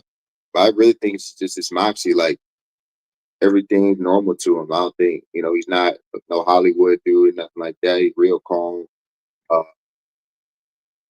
Not getting overexerted, not getting too excited about stuff. He's just out there doing work. Foye, it's really cool to see. I watched the kid, and I'm sorry to cut you off. I watched the kid. I watched him all season. I watched your games, not just because of you, but I became a big fan of his. I love his poise on the field, these one-handed grabs. I watched him in the Pro Bowl. He was making these ridiculous catches at the Pro. I know it's just flag football, but I mean, the intensity this kid has, and he's not on the field doing dances like Jefferson. He's not out on the field making, sound effects on the sidelines. This guy goes, he plays hard. He's so fun to watch. He's big, he's strong, he jumps high, and his game-breaking speed. I didn't know how fast he was. He's kind of like Odell Beckham. Odell Beckham didn't run a fast 40, but when he plays on the field, he plays much faster. Am I right or wrong? Why does this kid look so much faster in the game? I don't know. He just runs really fast. I remember the Colts game. I think he had that touchdown. I think you showed he had the fastest speed with the ball in his hand. I mean, he already burnt the dude and just running towards the end zone. We knew he was fast, but he's like otherworldly fast. So, and he's already tall and athletic, like that, strong. So, not a lot he can't do on a football field. I'll tell you that.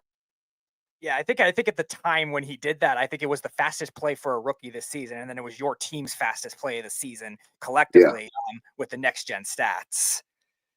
Yeah, he's fast. I told not play with Julio Jones, obviously. So I saw him at the kind of the later part of his career. So I'm like, this must be what Julio was like first couple of years in his career, where he was still finding his footing, but clearly you knew he was different. You know what I'm saying? So I'm not going to tell him that like, yo, you could be Julio Jones, which he could be. Shit. I want to keep getting better and better, and then if he's better than Julio, he's better than Julio. But I can't. I think he's going to be better than Julio. Say he's going to be better. I do. I think he's going to be better than Julio. He's fine. I ain't going to put no comparisons on nobody. That'd be unfair. But that boy, fine for sure. Dude, Foye, I love him. I'm telling you, you could tell him I love him, and I would love to get him on the show. I'm one of his biggest fans. I think the kid is the best wide receiver right now in football. Who was throwing him the ball this year? He was putting up those numbers. Nobody. Could you imagine if Matthew Stafford was throwing this kid the ball, or anybody? Kirk Cousins throwing him the ball, anybody throwing, Lamar Jackson, this guy's throwing, he's putting up 15, 16, 1,700 yards and 15, 20 touchdowns. That's how good he is. It's unbelievable. And he's so fast. I'm like, I watched the combine. Nobody was talking about his combine run. It was nothing explosive. I mean, but the guy, when he's on the field, he's so fast. I was like, where's this guy come from? I watched LSU and everybody was talking about Neighbors.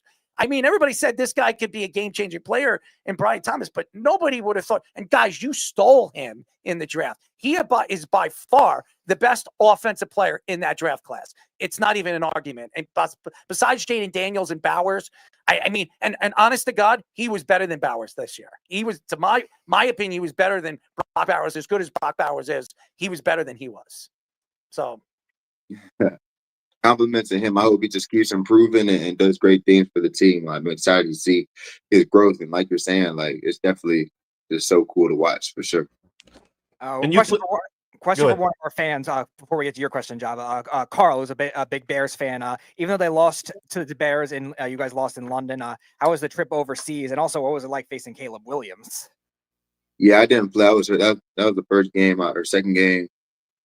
I was hurt. I was on IR that game. So that was the first time I've been to London and didn't play. So it kind of sucked watching us lose. And that was a game at the time. We felt like we're comparable to them, maybe better than them. And then when we lost, we were like, shit, we got to reevaluate what's going on here in the season. So Caleb Williams, though, he's a good athlete. Obviously, I think with Ben Johnson coming and bolstered roster there, he has the opportunity to shine. I think at the time, the O-line or something was struggling. So he kind of just ran around and threw it around. But I think when he calmed down, settled his feet, kept him, got the ball out on time, didn't try to do too much. He has all the tools to be a good quarterback, just being taught the right thing and suppressing the coaching. Usually that does well for the quarterback. Well, you played with a lot of people over your career with the college, NFL. Who was the best? And I think it could be two and it could be one and the same. But who was the best all-around football player and who was the best athlete? That what? I play with? Yeah. Best football player. I mean, Julio Jones was just so crazy to me. Like when I came out, and I tell the story about, I went to Yale Ivy League stuff. So receiver, I think Justin Watson was probably the most athletic receiver I went up against. And he plays for the Chiefs now. Yep. Mhm. He's been, I guess, 8 years in the league. So he ran like a 4.40, 4.3 something, maybe 4.4. Tall kid, explosive. And then I think going training, seeing other receivers, saw explosive people. Rookie mini camp, Julio, I think he was just chilling, so he'll be back for training camp or something. So I just remember when I first saw him, we had Calvin Ridley. I'm like, okay, that guy is going to be different from people that I've been seeing. Calvin Ridley was good.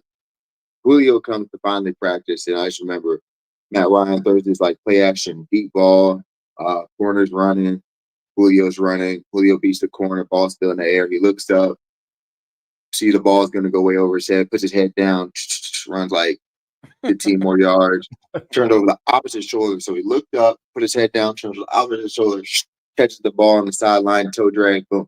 I was like, what just happened? I cannot believe that just happened. Like, yeah, he was, 6'4", 6'3", 220, just cutting, this big. I mean, shit. Athlete-wise, that was him. He lifted like a lineman. See him tackle people after interception. I mean, best football player, best athlete. That was him. Yeah. And one of the nicest guys too. Great guy. I think really, I knew I was becoming decent in the league when Matt Ryan sat me down, said I was doing shit the right way. Then Julio talked to me like a real conversation. It was like, yeah, we need you out there or some shit like that. I was like, wow, that's crazy. That was Look crazy. at that smile on his face. When Foye smiles like that, he's very excited when probably one of his favorite players before he even stepped on a football field is giving him all those compliments. We need you, boy. We need you. Get out there and play your game, baby. That's what we want. Joba knows all about that. I mean, Derek Jeter coming up to him and saying, yo, Joba, come on, man. We need you. We need you, man. I know all these bugs are flying around you, but we need you.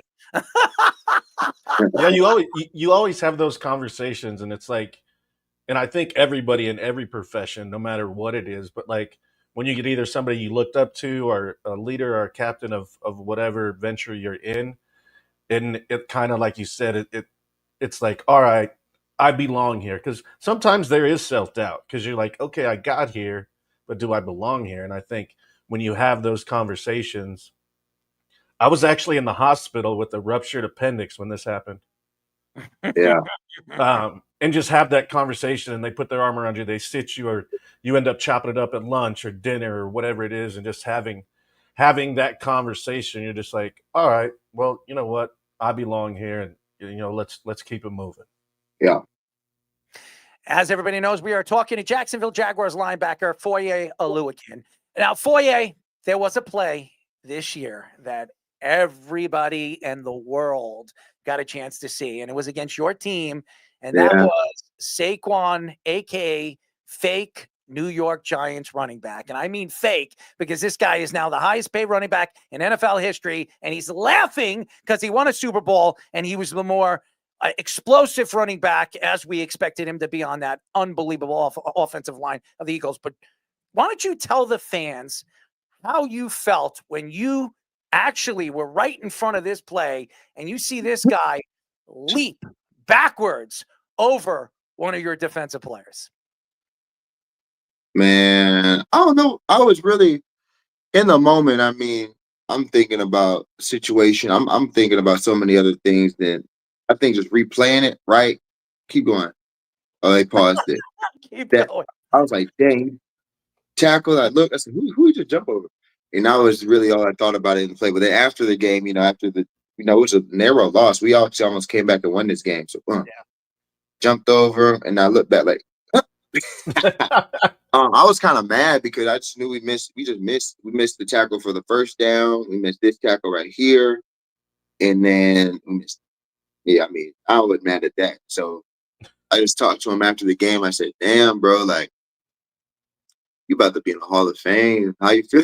like whenever, I don't care, like whenever, and he went on to have a good year. So he keeps this trajectory up, obviously. Like, that's kind of Hall of Fame caliber, I'd assume. So, and that play's gonna be he's gonna be on commercials. He's gonna be sitting there like, how you feel?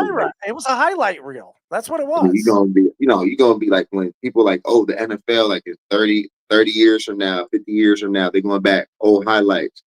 People watch like Lawrence Taylor old highlights. You're gonna be the first one that pops up. This Saquon Barkley. He's That's left. how you feel about that. But in the moment, it was just like, damn, like, I can't believe a dude just jumped like that. Like, I don't think he saw him because he didn't want to get hit with his back turned, so he kind of just panicked and jumped, and he just kept going up, and boy went under him. So I'm like, you can't, hats off to him. Next play. Imagine have that as a statue, like with a high-tech statue with that. You see what I'm saying? That's gonna be he'll never forget. He's not gonna be able to forget that moment, because anytime you see a commercial about the NFL, like that's gonna be played, or some like remember 20 years ago, or it's 150th year of the NFL, that play gonna be played. Like, But it reminds me of Barry Sanders. Remember that play that Barry Sanders had when he juked somebody, did the spin, and just ran the other side? It was the same thing. And I've said this. Everybody's trying to find somebody that you can compare to Barry Sanders. And when they were we had people say Ezekiel Elliott and this guy and that guy. This guy, when healthy, is the closest thing to Barry Sanders. They're practically, I mean, he's a little taller than Barry, but their legs are. Barry Sanders had tree trunks for legs. This guy has tree trunks for legs. And what they do, the speed that they have, the agility that these guys had, I mean, breakout speed on the outside as well as breakout speed on the inside. I mean, would you compare Saquon Barkley, the closest comparison to Barry Sanders? I didn't think of that, but, I'm sure if I went back, that's very similar right there. Mm-hmm. Yeah, that's very similar. That's a good comparison. That's crazy. Yeah, the breakaway speed and everything, elusiveness. And I didn't know he was built like that, but everybody had big pads back in the day. So, it's harder to just kind of tell. But yeah, that's a good comparison, I think.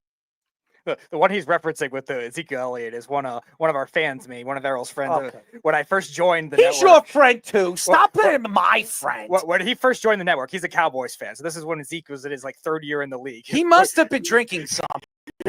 Yeah, smoking. His Coors Light, like you want to say at the time. Yeah, he was doing something. There's no way now. So the statement he made at the time was that Ezekiel Elliott, behind that same Detroit Lions offensive line, could put up the same numbers as Barry Sanders. Ridiculous statements. Okay. Ridiculous.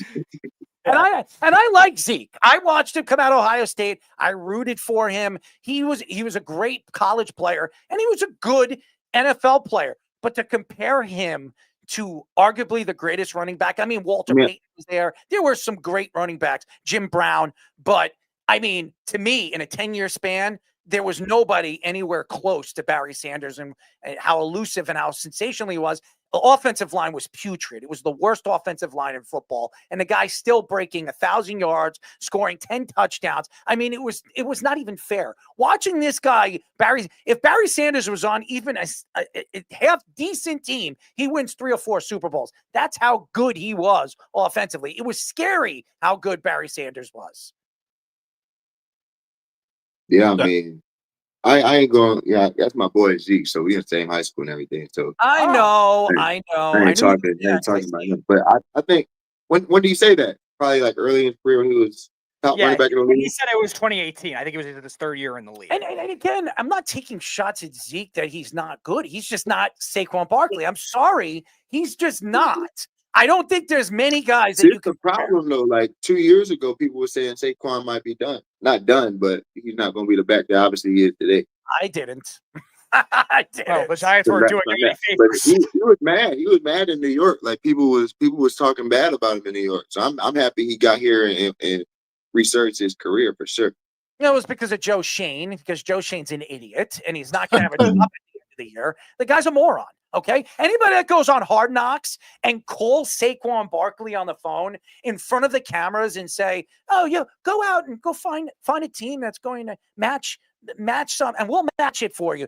Don't worry, we want you here for life. Get out of here. You wanted to hear me there for life." If I was Saquon Barkley, I want to take the football that I almost broke, and he would have broken Dickerson's record. I would have taken that football, even if I didn't break it, and shove it up Joe Shane's ass, because Joe Shane is one of the most ridiculously idiot GMs I've ever seen in NFL history. It was the worst move. They got nothing for Saquon Barkley. They could have gotten a second, third, anything. I would have taken sixth. They got nothing for him. They let him go to the Eagles to win them a Super Bowl. The Eagles don't win a Super Bowl without Saquon Barkley. It's literally worst case scenario for the Giants, because the Giants are 3-14. Embarrassing. Oh, one of the worst trades I've ever seen. I mean, one of the worst, it wasn't a trade. One of the worst moves I've ever seen a professional sports team ever do. Get rid of a guy that, to me, was not even, he was just going into his prime, and he's not even there yet. I think he's got a lot more to prove. I think Saquon can have 2 or 3 unbelievable seasons if he could stay healthy. For sure. I agree with that. I think, what was I thinking earlier? Oh, the Giants, they were just in a lot. I mean, every team knew they were in some money trouble after they had paid Daniel Jones. So I don't know how much leverage they really had to make a trade. And they had to cut him this year. Money trouble? Come on. If you know I don't have to trade nothing. He gonna be a free agent at the end of the year, then and you know they're gonna get rid of him. Why would I give up anything? Maybe if I need him. Foye. You saw John Mara come out and tell their GM right on the video, on the Hard Knock show, say, I don't want to see him go to the Eagles. We have to, if we know he's going to the Eagles, we do not want him to be in the same division. And what did he do against the Eagles this year? He embarrassed them. He embarrassed the Giants in those Eagles games. Embarrassed. So you just wanted to trade him anywhere but in the division. Just get rid of him somewhere else. Well, they could have traded him. They could have traded him even the year Joe Shane got there, because that was his kind of that 4th year or 5th year option window. They could have traded him for a receiver. They could have traded him for maybe a 2nd round pick at that time. I don't know if they were going to force with the injuries, but they had many other options in comparison to dragging him out. What they did, they gave him a franchise tag that was like a half-ass franchise tag in 2023. No, they did him dirty. That's why he got up out of there. So just the whole saga of it made no sense what they were doing. And I hope you haven't had to go through that in your career with any of the teams you were with, being dragged out and manipulated by these ownerships that way. Because we've heard a lot of our other guests in the past that have mentioned that owners are just so stingy with, oh, we're not going to do this performance bonus. We're not going to put you in the game to get you this accolade, stuff like that. The NFL is so bad with that, with their ownerships and their GMs. Yeah.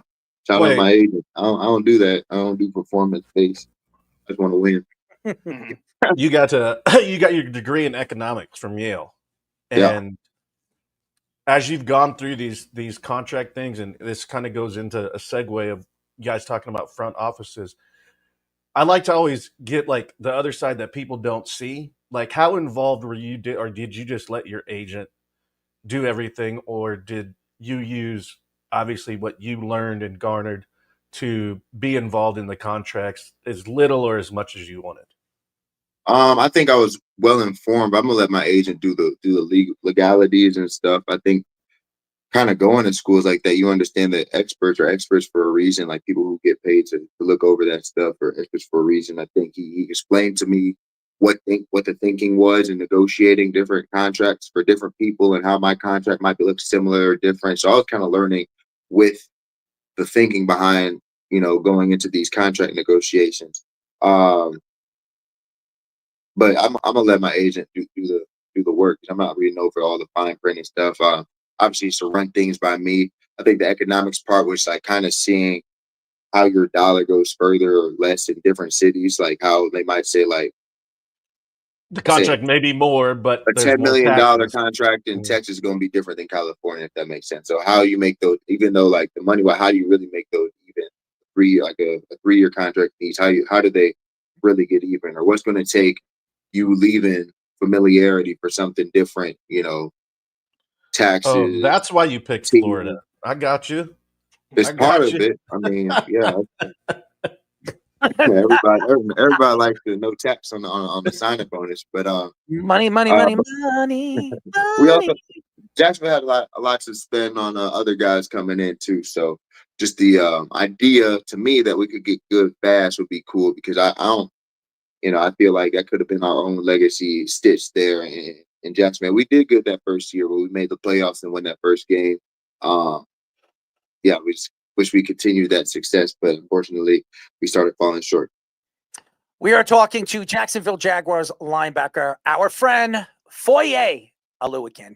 Foye, look at that. Perfect. It's perfect. It rolls off the tongue. The tongue is rolling, baby. I could pronounce your name better than anybody can now.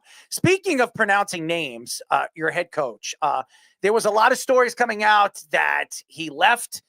He went for an interview with Jacksonville and they let him go. They wanted to hire him. He didn't want to go to Jacksonville. And then obviously I'm not going to ask you any questions about the GM, but I don't think he wanted to be there with the GM there. Then obviously he finds out the GM was going to be let go or he was gone. And then all of a sudden he goes back there, he signs the contract. And now you have Liam Cohen, who I think is one of the best offensive minds, young offensive minds right now in the NFL. What are your thoughts of what you've learned about this guy so far this offseason? And what do you think he could do for the Jacksonville Jaguars? I think he's bringing a hunger into the facility. I think he's hungry to be successful at this new role. He's a young guy with a lot of energy. Just the way he speaks with conviction, kind of infectious in the room, to where he's giving people confidence and energy. So, if we kind of get the same mindset that he's on, I think you always take a little bit of the personality of your leader, of your coach.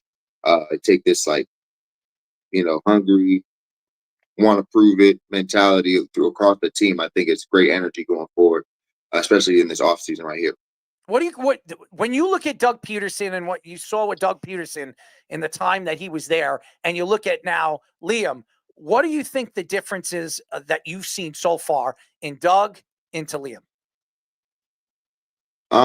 Coach Peterson, he kind of just been around the game for a long time, so he knew a lot. If you really listen to him, he knew a lot about the game. He knew a lot about the scheduling. He knew a lot about what was going down as it was going down. I think sometimes just the way that the message, I don't know, maybe we were a younger team. Some guys didn't really hear the message exactly what he was saying, or some guys were taking the words not exactly how he meant it. So maybe he didn't. We were a young team, so maybe he's not relating to the young guys as well as he probably wanted to. And then Liam, like I said, he's just a galvanizer of people who need to do better. I feel like he's a infectious coach. Yeah. He's taking guys like, let's say, Baker, who was playing well but could get to another level, and had him playing well. And I think even on our one of our meetings already, he's showing clips of guys and showing what they're capable of doing, and saying what our expectations are, which every coach is going to do. But just the way that he presented it made got a little juice flowing. So he's hitting the ground running, taking everything. Was that bull by the horns? We're definitely attacking and going after it. He's smacking asses, baby. Go ahead, say it for you. He's smacking asses. Smacking asses. I never said that. Smacking asses. Smacking asses. But you know all about smacking asses. I don't know anything of the sort. I'm neither an NFL linebacker. Liar. He's liar. I'm neither. He's a virgin in many different ways, but smacking asses, he's the king at.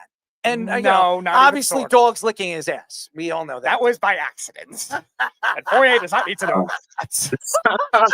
Oh. You don't want to know about it, Foye. There was no peanut butter involved. Let's just put it that way. Wow. And now Joba's extended it a lot more than it has been needed at this point. Anybody want some golden crisp?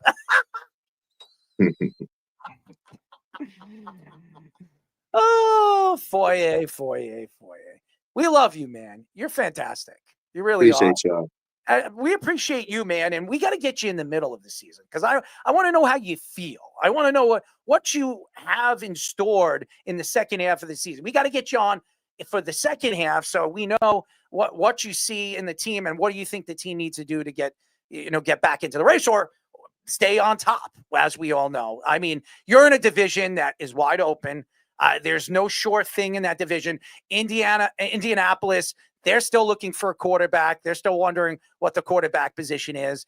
The Texans have a quarterback, but there are always questions. They purged their offensive line, though. There's always questions with health and the problems that they've had over the years with their health situation. Hopefully Tank Dell comes back healthy. You never want to see somebody go down like that. Probably won't be this year, though. And your team, and then obviously the merit of the other teams. The Cam Ward future Tennessee Titans. Yes, I say the other team because that team they have a good defense, but that team is just, I don't know what the hell that team is. I mean, after AJ Brown left and they traded his ass away, Mike Vrabel just wanted to get the hell out of there. Now he's coaching the Patriots. But we love you, man, and keep up the good work. Have a good off season. Stay healthy. And I want to see you go out there and have 500 tackles in a season. All right. That's a goal right there. There you go, man. And when you do, I want you to go on the camera and say, Errol, job in the mouth. I love you, man. I got you. Yeah. I got you, Big man. shout out. I love the tackles, baby. And you're an all-pro player. Well, you know what you can do on the field. You're so fast and so elusive, and you're one of the best leaders defensively in the NFL. Anybody watch the clips of what you do? The NFL has shown quite a few times in the past, 2 years of what you do on the field with your players and who you are on the field. You are absolutely very well deserving as a captain of the team. Appreciate that. Foye, we'll talk to you, buddy. All right. Appreciate y'all having me. Ladies and gentlemen, the one, the only, Foye Oluokun. There you go. It rolled off the tongue again. Yeah. I'm good. I'm good. When I'm good, I'm good. I mean, sound it out is definitely you're not. That was as good of a warm up for sound it out as you can get. Five times you said his name. Nailed it. I nailed it. I nailed it. We're going to get to sound it out a little bit later, but we've got to do this first because after our guests, we usually get to the recap of Save Your Tears. I can only imagine. I know I didn't have a good one. That's for sure. But anyways, save your tears, ladies and gentlemen. Mom, what's one thing that you can't talk to me about? My sexual fantasies. No! Say you're sorry. It is not ideal, but if it's what means, it is not ideal, but if it is not ideal, but if it is what means. You can't triple stamp a double stamp. You can't triple stamp a double stamp, boy. You can't triple stamp a double stamp.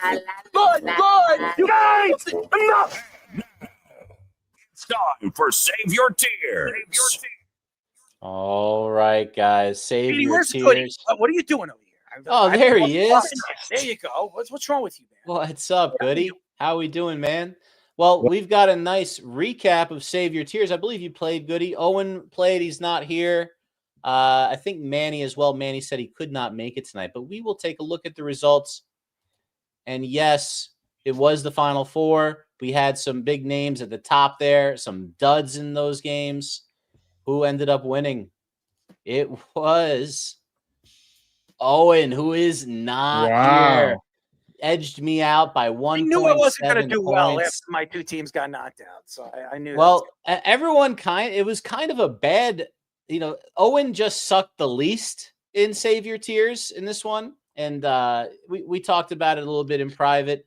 The big name that carried the teams that did well, if you look at the top line, was Will Richard from Florida. Will Richard had a monster national championship game for him. He had 18 points, hit 4 3-pointers, 8 rebounds, only averaged something like 13 and 4 on the season. So he was big for us. Everyone that took flag was right, even though we only played one game, highest point scorer of everyone that was selected.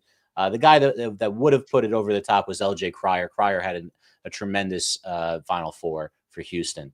Knuppel did well, but Broom was better in his one game, and that's what brought me a little higher. Speedy, you picked Condon instead of Flag. It was a good try. Condon just wasn't able to do it. You struggled in other areas, but Broom, you had a good start. Guys that really bummed out, Foster for Duke. The Duke did not do very well, and their backups did not play because it was so close. Sion James really had a bad game for Duke as well. And Tyrese Proctor was the big dud. Speedy, that's why you were going to just pretend we're writing a little video letter to Owen right now. And you're going to start off his compliment chorus. Yes, Owen did have Florida. He said he had Florida in his finals, so he's obviously got a little bit of the knack of the college basketball world. He gambled on Gonzaga like I did to the Final Four, but for this one, for the Final Four, he knew how to deliver in the clutch. It's really with that. It's just luck, everything falling together, and it fell together for him. You go with there's 4 teams. And you're picking who's going to go to the finals, and whoever gets the players. Errol, I got to remind you, you've got to be 51% positive in your compliments to Owen. I'm not going to compliment him. He's not here. All right, so he's not here, but you have to still go. I'm going to call it 26% positive for the sake of the game. I need at least one positive comment. Can you do it? You're a great father, Owen. You're a great father. Okay. I love you, Owen. You're a good dude. You've always been a friendly man to me and friendly, good father. And when you're eating lunch and you're bored, you call me. So I appreciate that. So thank you. That's my compliment to Owen. So there you go. All right. With a whopping 0.5 points higher than you, Errol, Joba Chamberlain. Apparently, you ordered. Yeah, Owen can lick my bag since he's not here. Still love you, buddy. Why doesn't he have Owen do it? Yeah, he comes off as an idiot, but he watches so much sports, so I do have to give him credit. I mean, his elevator doesn't go to the top floor sometimes, but I have no clue. He definitely pays attention, and we can always get in some heated ones, and he'll make sure that he's right, and he'll let you know. So you got to give credit where credit's due right now. So good job, Owen. All right, Manny's not here tonight. He's out on assignment. I'm in silver. I lost by 1.7 because Owen, you're just better, man. You had the better preparation. You had the better lineup, and it paid off for you. It was your pick of Malik Wilson over Aberdeen from Florida was beneficial. It absolutely was, just like that drop said. Canoopel, he almost cost you. My picking of Broom almost put it over top, but Owen, it was that halftime speech you gave your guys when you told them never to give up, to look into the eyes, not the eyes, the soul of the person next to you. And about and the 6 inches in front of their face, and how important those are. Not those inches, Goody. Easy now, Goody. Easy. Whoa. Easy, Goody. I know you get excited. Whoa. But Owen, all joking aside and weird innuendos aside, you the man, bro. You the real MVP.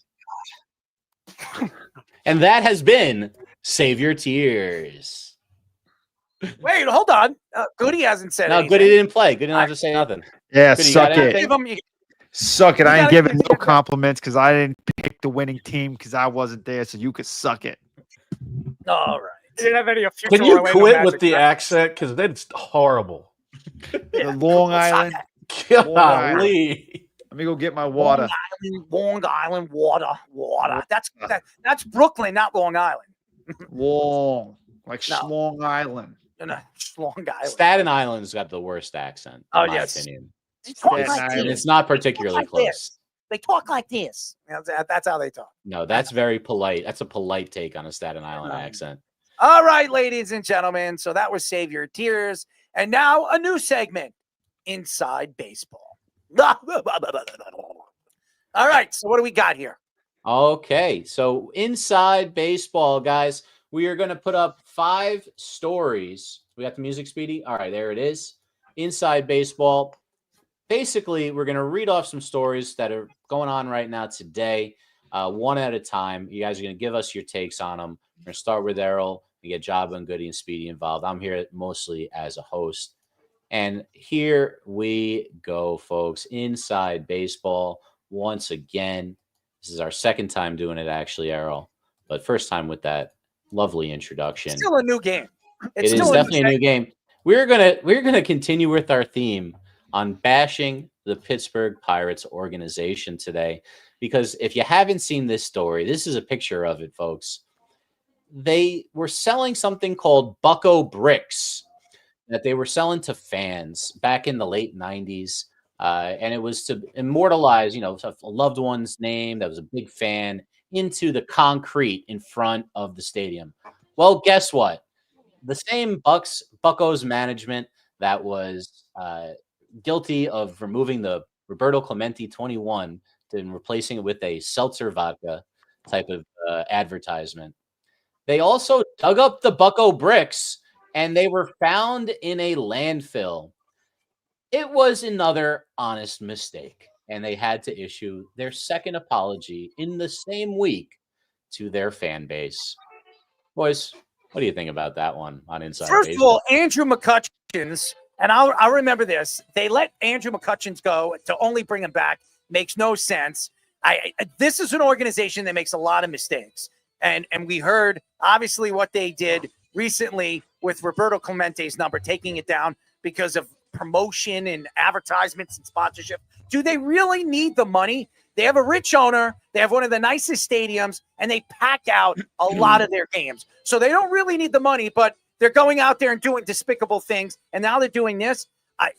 This is an organization that cannot make these kind of mistakes because they're in position with some of the young, talented players that they have with their franchise to move forward as one of the better teams in the National League in the future. This is a terrible move. Again, another stupid move by an organization that's over the years, at least professional-wise, have been very professional to their fans and to you haven't heard anything about them too. No.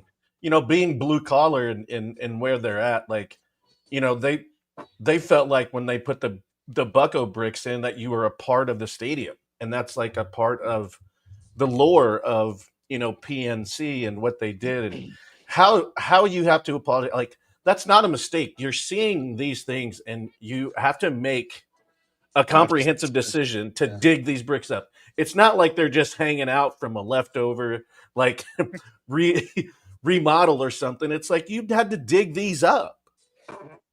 And so how or why? And you haven't heard this much about the Pittsburgh Pirates in a negative light in a long time. So I don't know what's going on in their front office, what they're thinking, but they need to figure something out. They're not thinking. That's the problem. They're not thinking. Yeah, that definitely didn't hire the best people, I guess, to oversee that project, that operation that was going on. But it's definitely heartbreaking for the people that actually spent the money to have a piece of history and like not even have the chance to be able to go and get it. If you're going to throw it out, you might as well give it back to them, right? Like, hey, you have a chance to come in and reclaim your Bucko brick. It was here. It was a part of history. It was a part of, whatever, however many great seasons, bad seasons, whatever. Here's your chance to have it back. And instead it's just in the dump. And that just doesn't make sense to me. Hopefully, they could have done it so easy. They either just, send out like a mass email. That's what I'm saying. Put a sign up or like talk about it on the broadcast. They say bad things come in threes. Loyal. And good things come in threes, bad things come in threes. So I'm hoping that's a myth, but we will see what happens here with the Clemente thing, now the Bucko bricks, and then I got the perfect headline for them over there in Pittsburgh. Buckos Schmuckos. Well, they're not Schmuckos. They have solid players there. I'm just saying they've been an this year. They've been schmucks, so they're Schmuckos. That's all I'm saying. Well, Speedy, you got anything you want to add on the bricks before we get into part two here? Pretty much just a general architecture thing. A baseball stadium is so big, you could literally put the advertisement anywhere. Like, why are you having to take away in honor of the greatest player of the world in your franchise history? It makes absolutely no sense. So, Goody, it's interesting you say that they have a bunch of good players. I don't disagree with you, but have they ever really spent on free agents? Well, our next story on Inside Baseball is some commentary from Yankees announcer Michael Kay in extra innings of a Pirates-Yankees game the other day. Basically, Kay is saying that they're not building around Paul Skeens. They're not even really trying. So you got some comments. Here's Michael Kay. We talked about the Pirates not doing much at all during the offseason. The free agent contracts they signed were all one-year deals to veterans to trying to fill out the roster. Tommy Pham, Andrew McCutchen, Andrew Heaney, no multi-year deals. So I looked it up. The last multi-year free agent deal they signed was in November of 2016. And do you know who that was? Ivan Nova. Oh, Ivan Nova. Yankees legend. Yankees. Ivan. It's not Ivan. It's Ivan. Say Ivan. Ivan Nova. Ivan Nova, whatever. yeah. Ivana Humpalot. I get it. Now, yes, I I had to. So continuing, Kay then goes into their owner, saying their owner has been here at the ballpark all weekend, and he's getting jeered every time they see his face. I mean, we're seeing reasons why in other parts of the game, not just the roster. But you can't say it's too small of a town. The Steelers sell out every game. The Penguins do great as well. And sneaky good food too. Sneaky good food. Everyone knows about Primanti Brothers over there. Beef sandwiches. I mean, how can you go wrong with beef sandwiches? To be honest with you, this could be just like Cleveland. The Guardians contend almost every single year.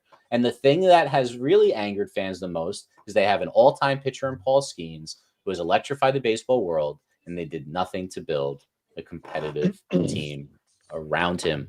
Boys, how do you feel about that kind of criticism about them not spending at all? I want to say something. Why is Michael Kay throwing anybody under the bus? It was like the 11th inning or something. I'm just saying, Michael Kay, who had one of the best shows in all of New York sports and around the country, he ditches his show. He goes around talking about how great his show is because he's the biggest and he's the best. And then he disappears months on end and then shows his face because his name is on the brand.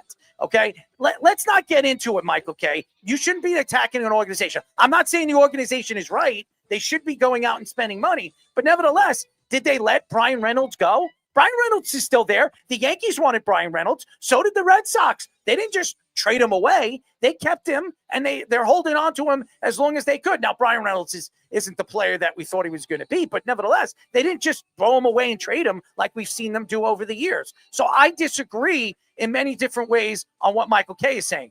But then going back to what the truth is they're an organization that doesn't go out there and spend money. We all know that. And they let players go. If you look at some of the best pitchers or some of the great pitchers, there's one guy that is playing for the Yankees right now. His name's Garrett Cole. They let him go. They traded him away to who? The Astros. Okay. And then he goes to the Yankees and gets a big contract. Now, to me, you don't do something like that when you have an unbelievable pitcher of that magnitude. And now they have Skeens. How long is it going to take where you're going to hear stories that, Paul Skeens is going to be traded to, a Red Sox team or a Yankee team or a Dodger team because the organization can't hold on to him. So Michael Kay is right in some ways. He shouldn't be speaking. He shouldn't be the one opening his mouth.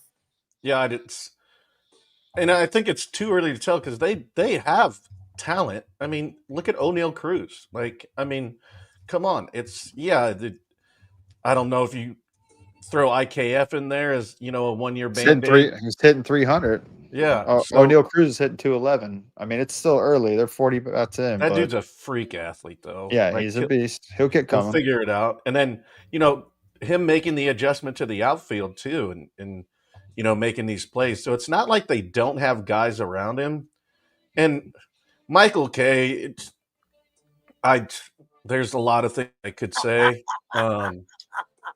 But Go ahead, Joba. Drop the hammer. Just one thing. Just say one thing.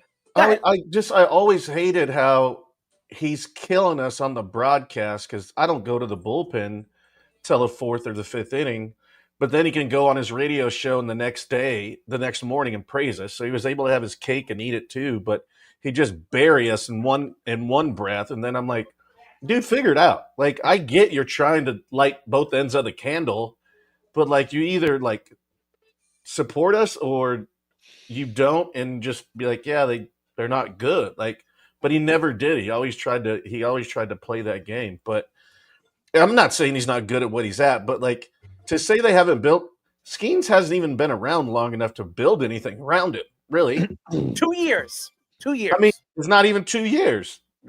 Yeah. It's only, it's been a year now. Yes. But this is his second year. So. Yeah, going into a set. Now, after this year and maybe going into arbitration, if they don't make a move, then maybe there's some validity to it. But right now, with the talent that they have, they're not a bad squad.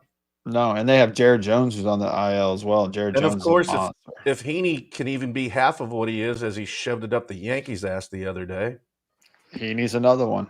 But yeah, the Jones, I think, is going to be Skeens and Jones are going to be spectacular. Obviously, Skeens is, but I think Jones is right there.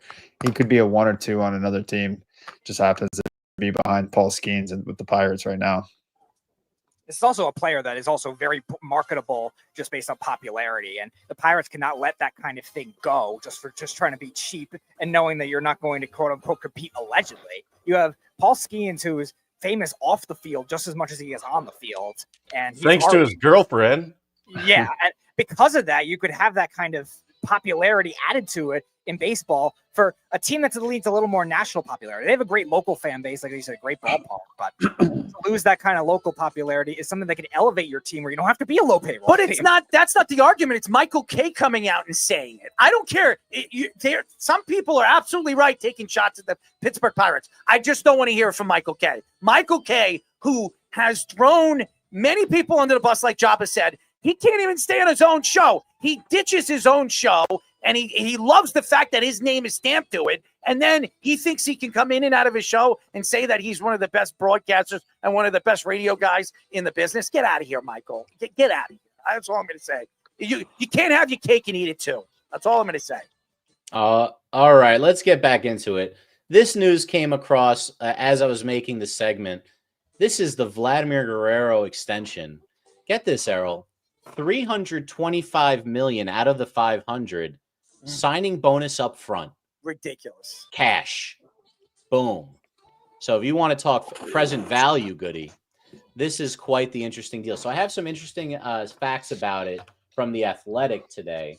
So baseball's collective bargaining agreement does not restrict the amount a team can include in a signing bonus. The bonus, however, is included in the calculation of a player's average annual value for luxury tax purposes.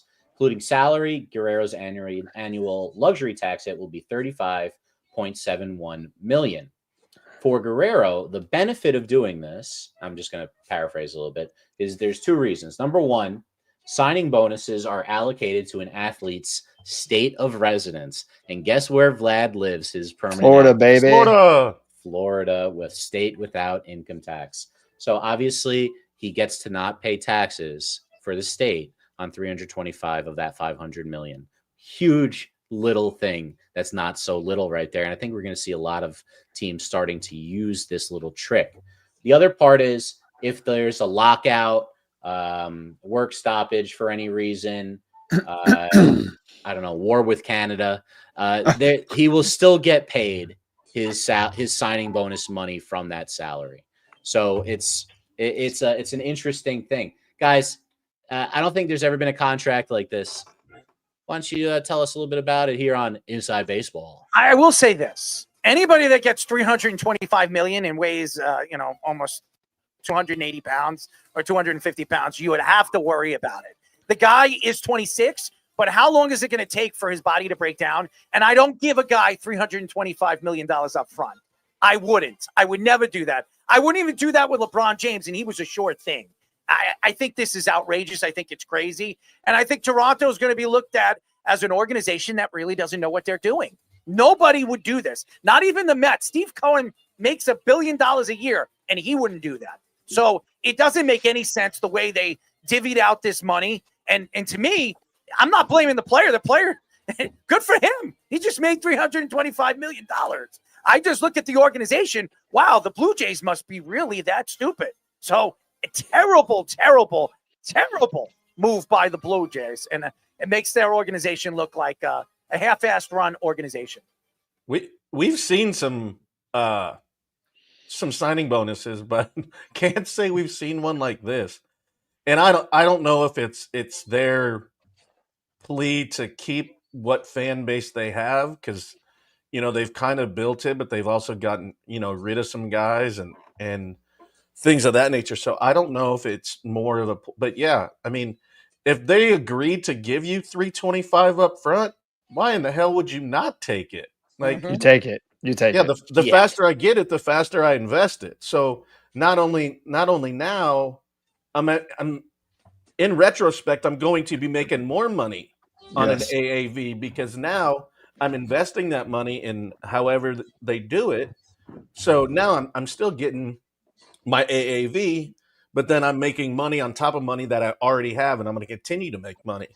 So yeah, the fact that they'd agreed to it blows my mind for that much. I've seen like 50 up front. I think the most before this was maybe 100. But if they're like, yes, we want 325 up front, and they're like, yep, sign it. Here you go. I couldn't. I poked my damn finger with blood and signed that. But I couldn't do it fast enough. It was crazy.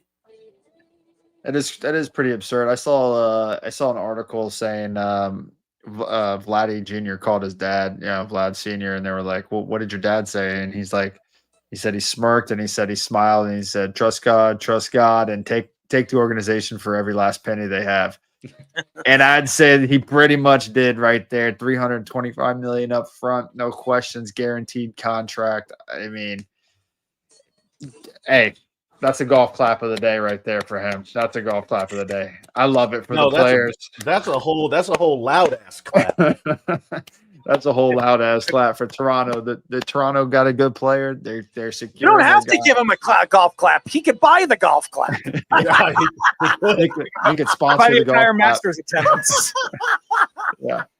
So that's awesome. I'm happy for him. I'm happy for baseball. I love it. I love to seeing big money being thrown around, especially guys who earned it, deserve it. So well, when you see this, Goody, and this is when this happens, the guys behind you only benefit. That's why our union is so strong, and how guys can get this stuff, because now there are going to be other guys the caliber of Vlad that are going to be like, well, he got 325 up front and setting these markers of what they can do. And it's really cool how all of us in our union are like, hey, there's some shitty conversations that you have. Be like, dude, what'd you sign that for? You took early money that doesn't help the guy behind you.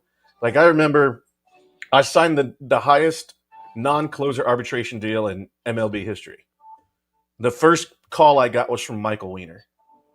And he was like, good for you. You set a benchmark. And then I think Breslow beat it the next year.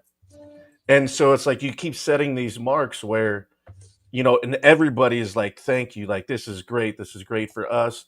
And now you're seeing, obviously, with the deferred money, which has been around forever, but now being more at the forefront, and then seeing numbers like this, it's just guys coming behind can do nothing but smile, because now they've seen what I guess contracts are capable of at this point that have never been done before. Yeah. As long as she's using dude wipes and taking care of my 2-hole, I'm good. All right. I mean, sky's the limit. Speedy, you got anything to add about that contract before we move on? If that's a reason to be petty about the ownership, like having to convert it into a signing bonus, maybe you shouldn't be a bit of GM in the first place, Ross Atkins. You just made my nipples hard. All right. Story number 4. Just some injuries around the league. We'll go through this quick. I don't know if you guys saw it, but Victor Robles got a starting job. Finally got starting. I forget exactly where he was last year. I think Washington. He's bounced around. Was a prospect for a touted prospect. Finally getting going. Makes a play, diving into the netting out in right field. Gets his arm caught. They said it's like some kind of shoulder dislocation. that you never really see. It didn't look good. Out at least 12 weeks, probably the season. Then we have the 2 guys on Arizona who just signed big extensions. Both ended up on the IL within 5 days of that, signing those extensions. Jackson Merrill onto the IL, and Marte. I believe it was a hamstring for Marte. I forget the injury for Merrill, but not expected to be long, but just a little, here's some money, take 10 days off, I guess, type of a situation. And then 2 big time pitchers, or at least the 2 biggest pitchers that are hurt. Blake Snell doing his Blake Snell thing. Said he's going to just have a minimum stay. Justin Steele just pitched a really good game and came up with some elbow tendonitis. He thinks it's going to be a minimum stay as well. Other than that, we don't have too much going on. Any of those guys, I know we said we saw the Robles one.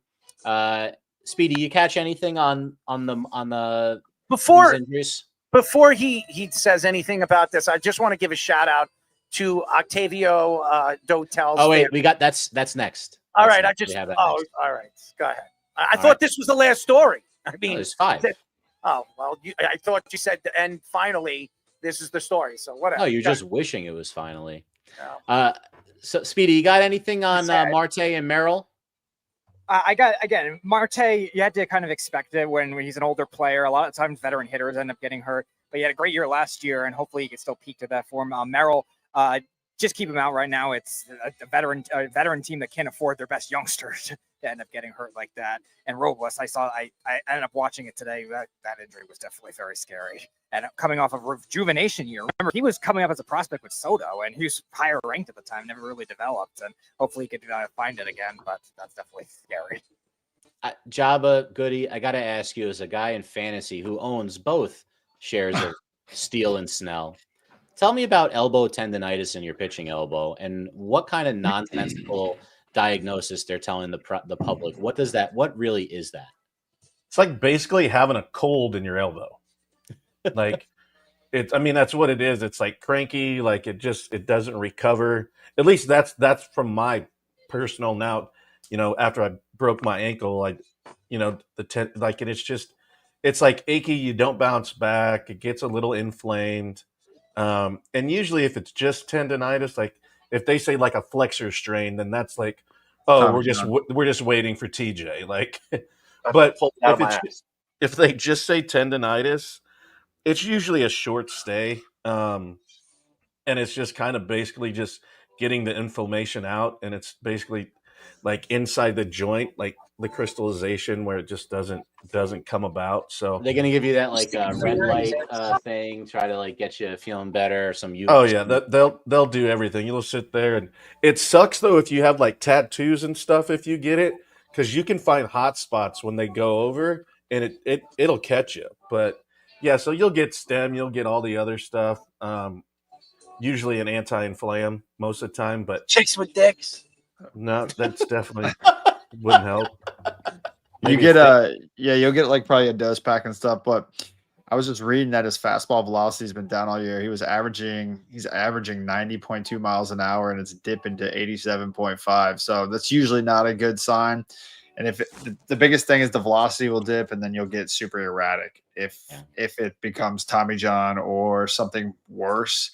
And he said he didn't feel anything until the 4th or 5th inning. But one, it's still early in the season. It's cold. So, guys are still trying to heat up. And maybe this is a precautionary deal, but you hope it doesn't linger throughout the rest of the year, because then it will cause problems and cost him a lot of money. And it sucks going back and forth, too. Like, you can't get a rhythm. Spring, and then now it's like you get in the season, you're cold, and it's like, so it's just, you get used to the Arizona and Florida weather, which, they can get cold in the mornings, but usually there's dew on the ground, so you just hang out. They don't even let you go out.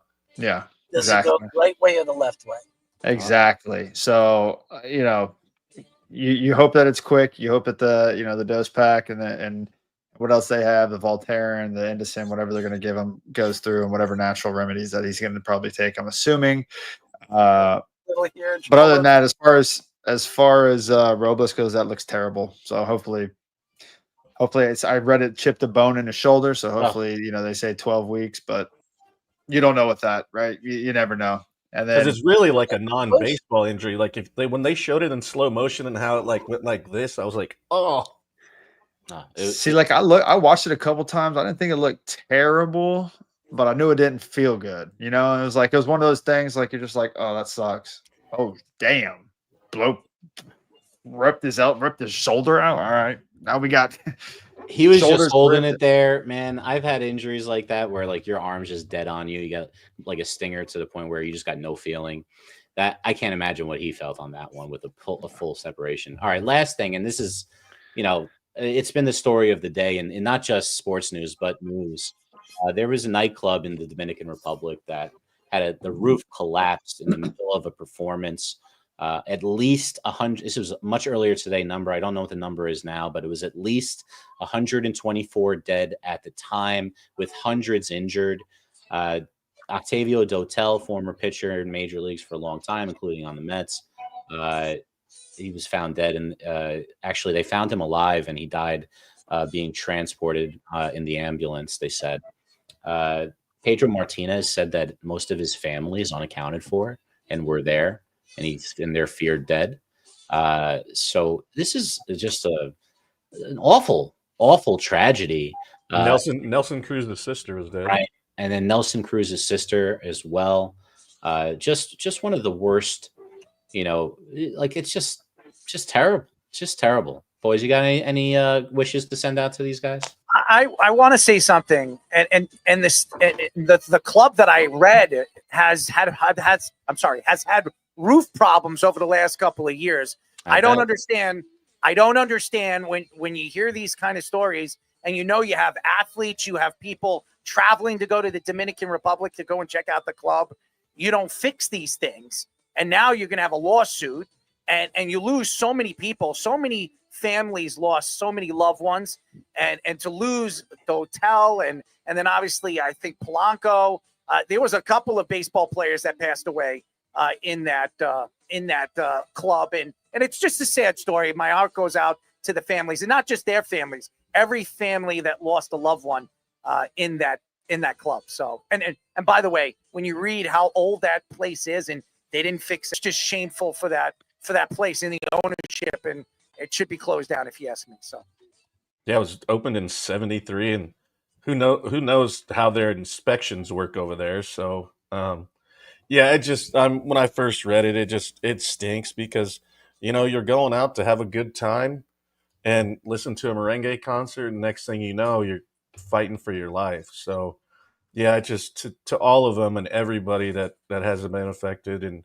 just hope you can find some solace in this time of grief, and it's just sad to see it happen like this with so many people. And if you're promoting it like that, you should make sure you have the best of the best. And it sounded like from all the articles that they brought people in all the time, and people love their Monday nights there. And so yeah, just heart goes out to all of those people, especially the ones that they haven't found yet. I can't even imagine what that feeling is like. There's no way. Yeah, it's terrible, man. Anytime tragedy happens, and anywhere really. I mean, it's listen. We're scheduled to go to Dominican Republic here in May to June here. But you're not going to any clubs that have been a open few days. Well, I mean, we might have, but now, but I'm just, my heart, prayers, all of that goes out to those families, and it's a terrible tragedy. But lean on your faith, and God will get you through. Speedy, you got anything? Yeah, definitely. I have to feel for all these guys, and I think, especially like you said, Pedro Martinez now having family members missing too. Very sad. Rest in peace to all of them. Condolences. I just don't understand how they have a place like that. Yeah, that's open, and you don't check out what's going on with the ceiling. It's a third world country, bro. I understand that, but that place is a very popular place. It's a land spot for all these athletes and all these people traveling to go and dance and have a good time, and you're not fixing the building, and you're not making sure that it's safe for people to go in. I mean, it's horrible. It's a horrible story. I don't care how old it is, and I don't care if it's a third world country. You're making tons and tons of money of people going in and out of that place. Fix the place up. I think the governor also died. Like there was a governor of like one of the territories, so it'd be like the governor of like not their like a province or something was also there and died in that as well. That was Nelson Cruz's sister. Was she the governor? Yeah. Oh, I didn't know she was the governor. I knew that the governor had died. The whole thing. It's just it was there were a lot of I guess VIPs there at that party, and it's amazing that in America their VIPs aren't going to a place with a dilapidated roof. You know what I mean?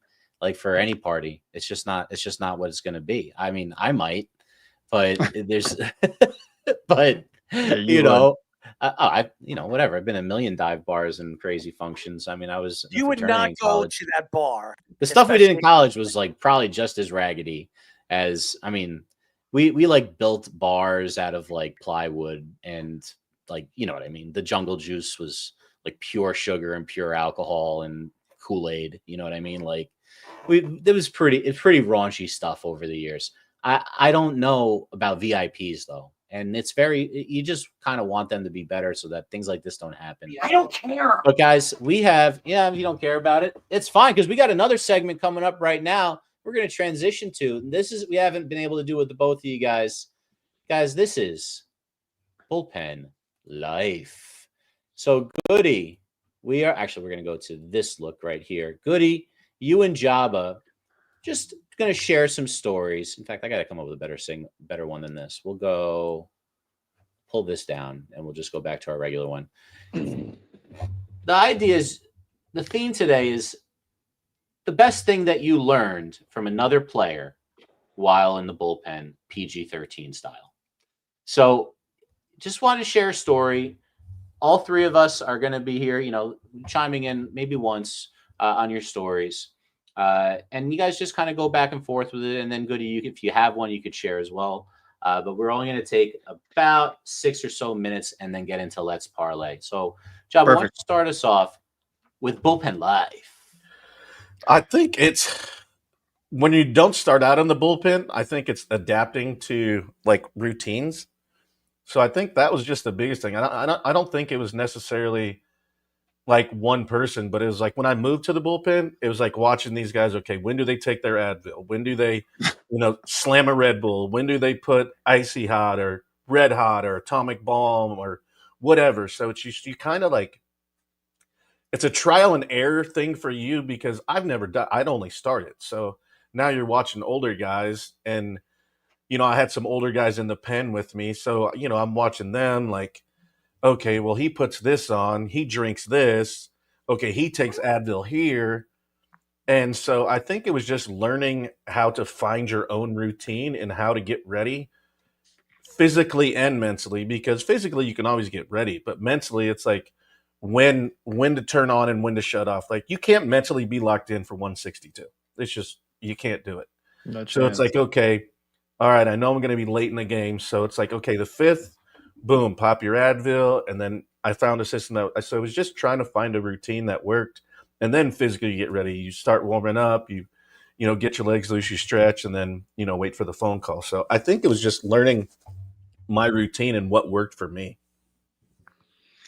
No, that's definitely the biggest part, is having a routine. And I was fortunate to play with Andrew Miller on two different teams with the Yankees and Cleveland. And so I learned a lot from him, and I still do. Like, we keep in contact every now and then. And he's one of my favorite teammates, one of the best guys I've ever played with. But I remember one time we were in Cleveland. I don't remember what game it was or what series, but we always sat in the bullpen, and those stairs sucked. The stairs suck, but home team, you got to sit in the bottom.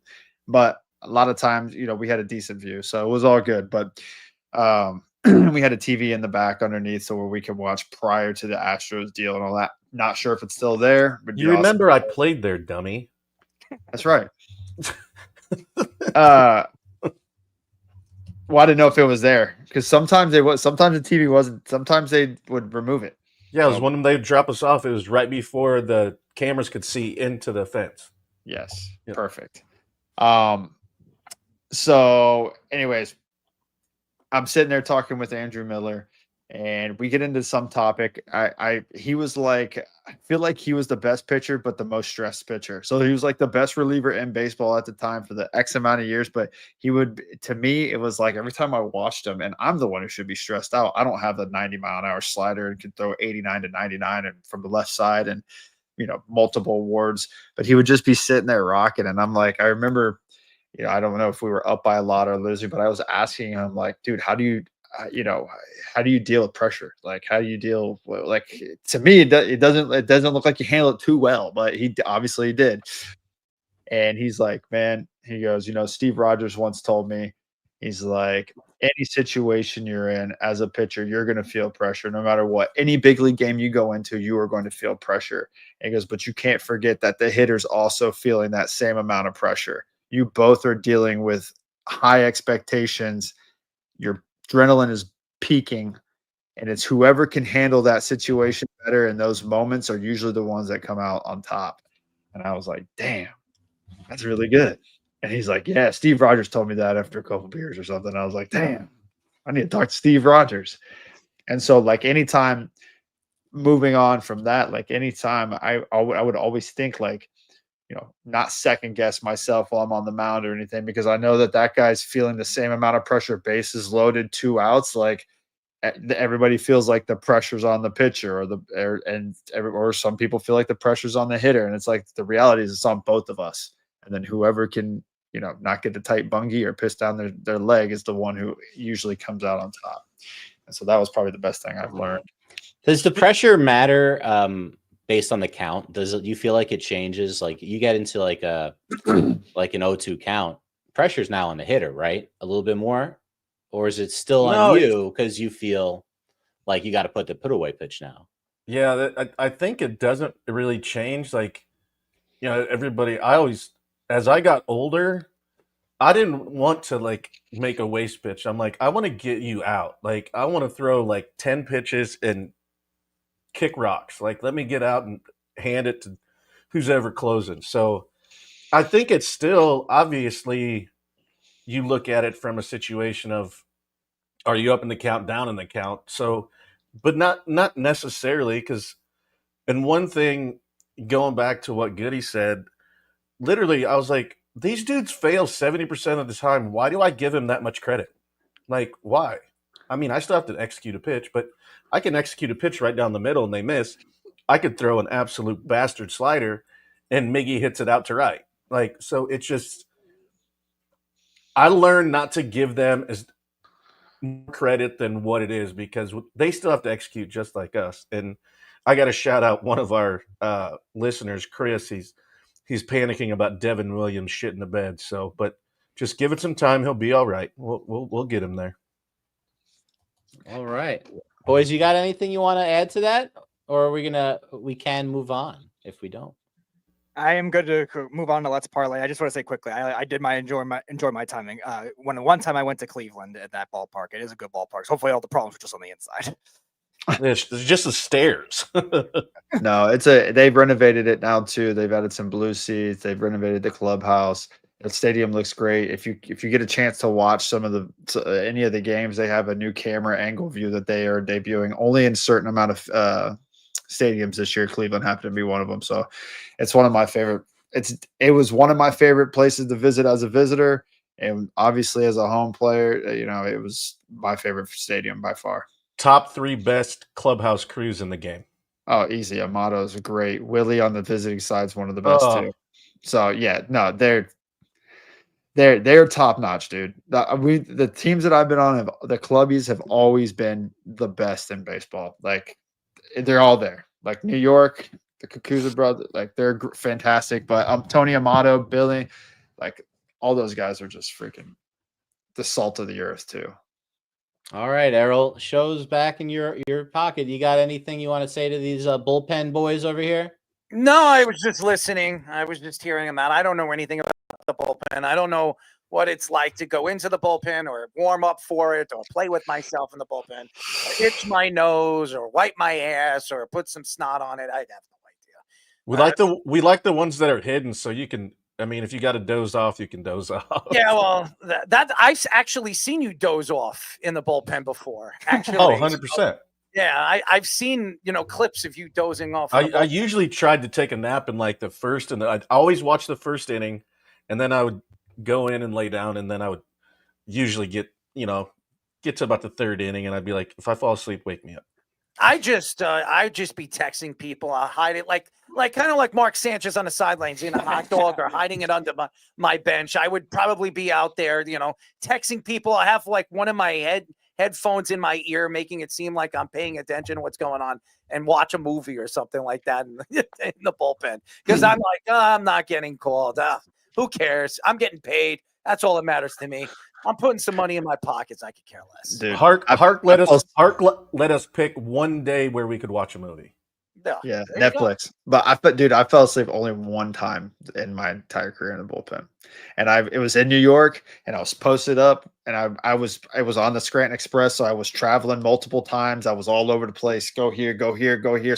Take shit this state. You're going to this state. I didn't know where I was going, and I showed up, and I was freaking beat, bro. And I'm sitting down in the bullpen, and I'm sitting closest to the soundproof glass over there. Yep. Everybody's sitting. We had Kansas, Miller, Chapman, the whole crew just chilling. They're all watching whatever they got on the TV, something on Netflix, or they're watching the game or listening to Michael K bash us. And I was sitting there like this, dude. And I had leaned in my chair, and the glass was right here. And I freaking slipped like this and went, wow. smoked my head on the glass, dude, and like damn near had a concussion. Was that actually on television? I mean, could we actually find that? No, you couldn't see it because I was in the soundproof, like they have it all, like you can't see. I was in the actual bullpen, not like up against the wall where there's fans. I was in the AC spot, and like it was like that, when you're sleeping, you have that like jerk where you feel like you're out of your chair. Well, my freaking hand slipped, dude, and I just smoked the glass and like create this huge sound and hark down. It was like, I know, man. He's like, what's going on with you? I was like, the chair slipped, the chair slipped. The funniest thing I've ever seen in the bullpen was when Jimmy Key played for the New York Yankees, and I think it was in '96, and he was throwing, I forget who he was throwing with in the bullpen, and he was talking to the bullpen coach, and all of a sudden the catcher throws it, and he didn't pay attention, him right square on the balls. And you saw it on television, and he just like fell to his knees. Dude, it was one of the funniest things I ever seen. And Jimmy, not for him. No, dude, it was so funny. It was really, really funny. And I'll never forget. If I could get the video of it, it was one of the funniest things I've ever seen. And Jimmy Key screaming at the catcher that threw the ball at him. I don't know if it was Joe. It might have been Joe Girardi. I'm not sure, but it was somebody that threw him the ball. It was hilarious if we could find it. But that was probably the funniest thing I've ever seen in the bullpen. But I don't know. Like when you ask me, what do you think about? I don't know. I mean, I'm not a bullpen pitcher. I know there's probably a lot of sex talk or you're looking out in the audience and seeing who's hot and who's not there, or some weirdo is there or something like that. Or we'll find out on next time's Bullpen Life. No. We got to figure out a different name for that. I mean, Bullpen Life. Like call to the pen. A call to the pen. Call to the pen. Call to the pen. There we go. I like that. That. That's better. That's what I told you this weeks ago. Good. Yeah, Bullpen Life. I mean, come on. I mean, it is a completely different life than any other place. No question, especially in the bathroom, if you know what I mean. Anyways, ladies and gentlemen, it's time for Let's Parlay.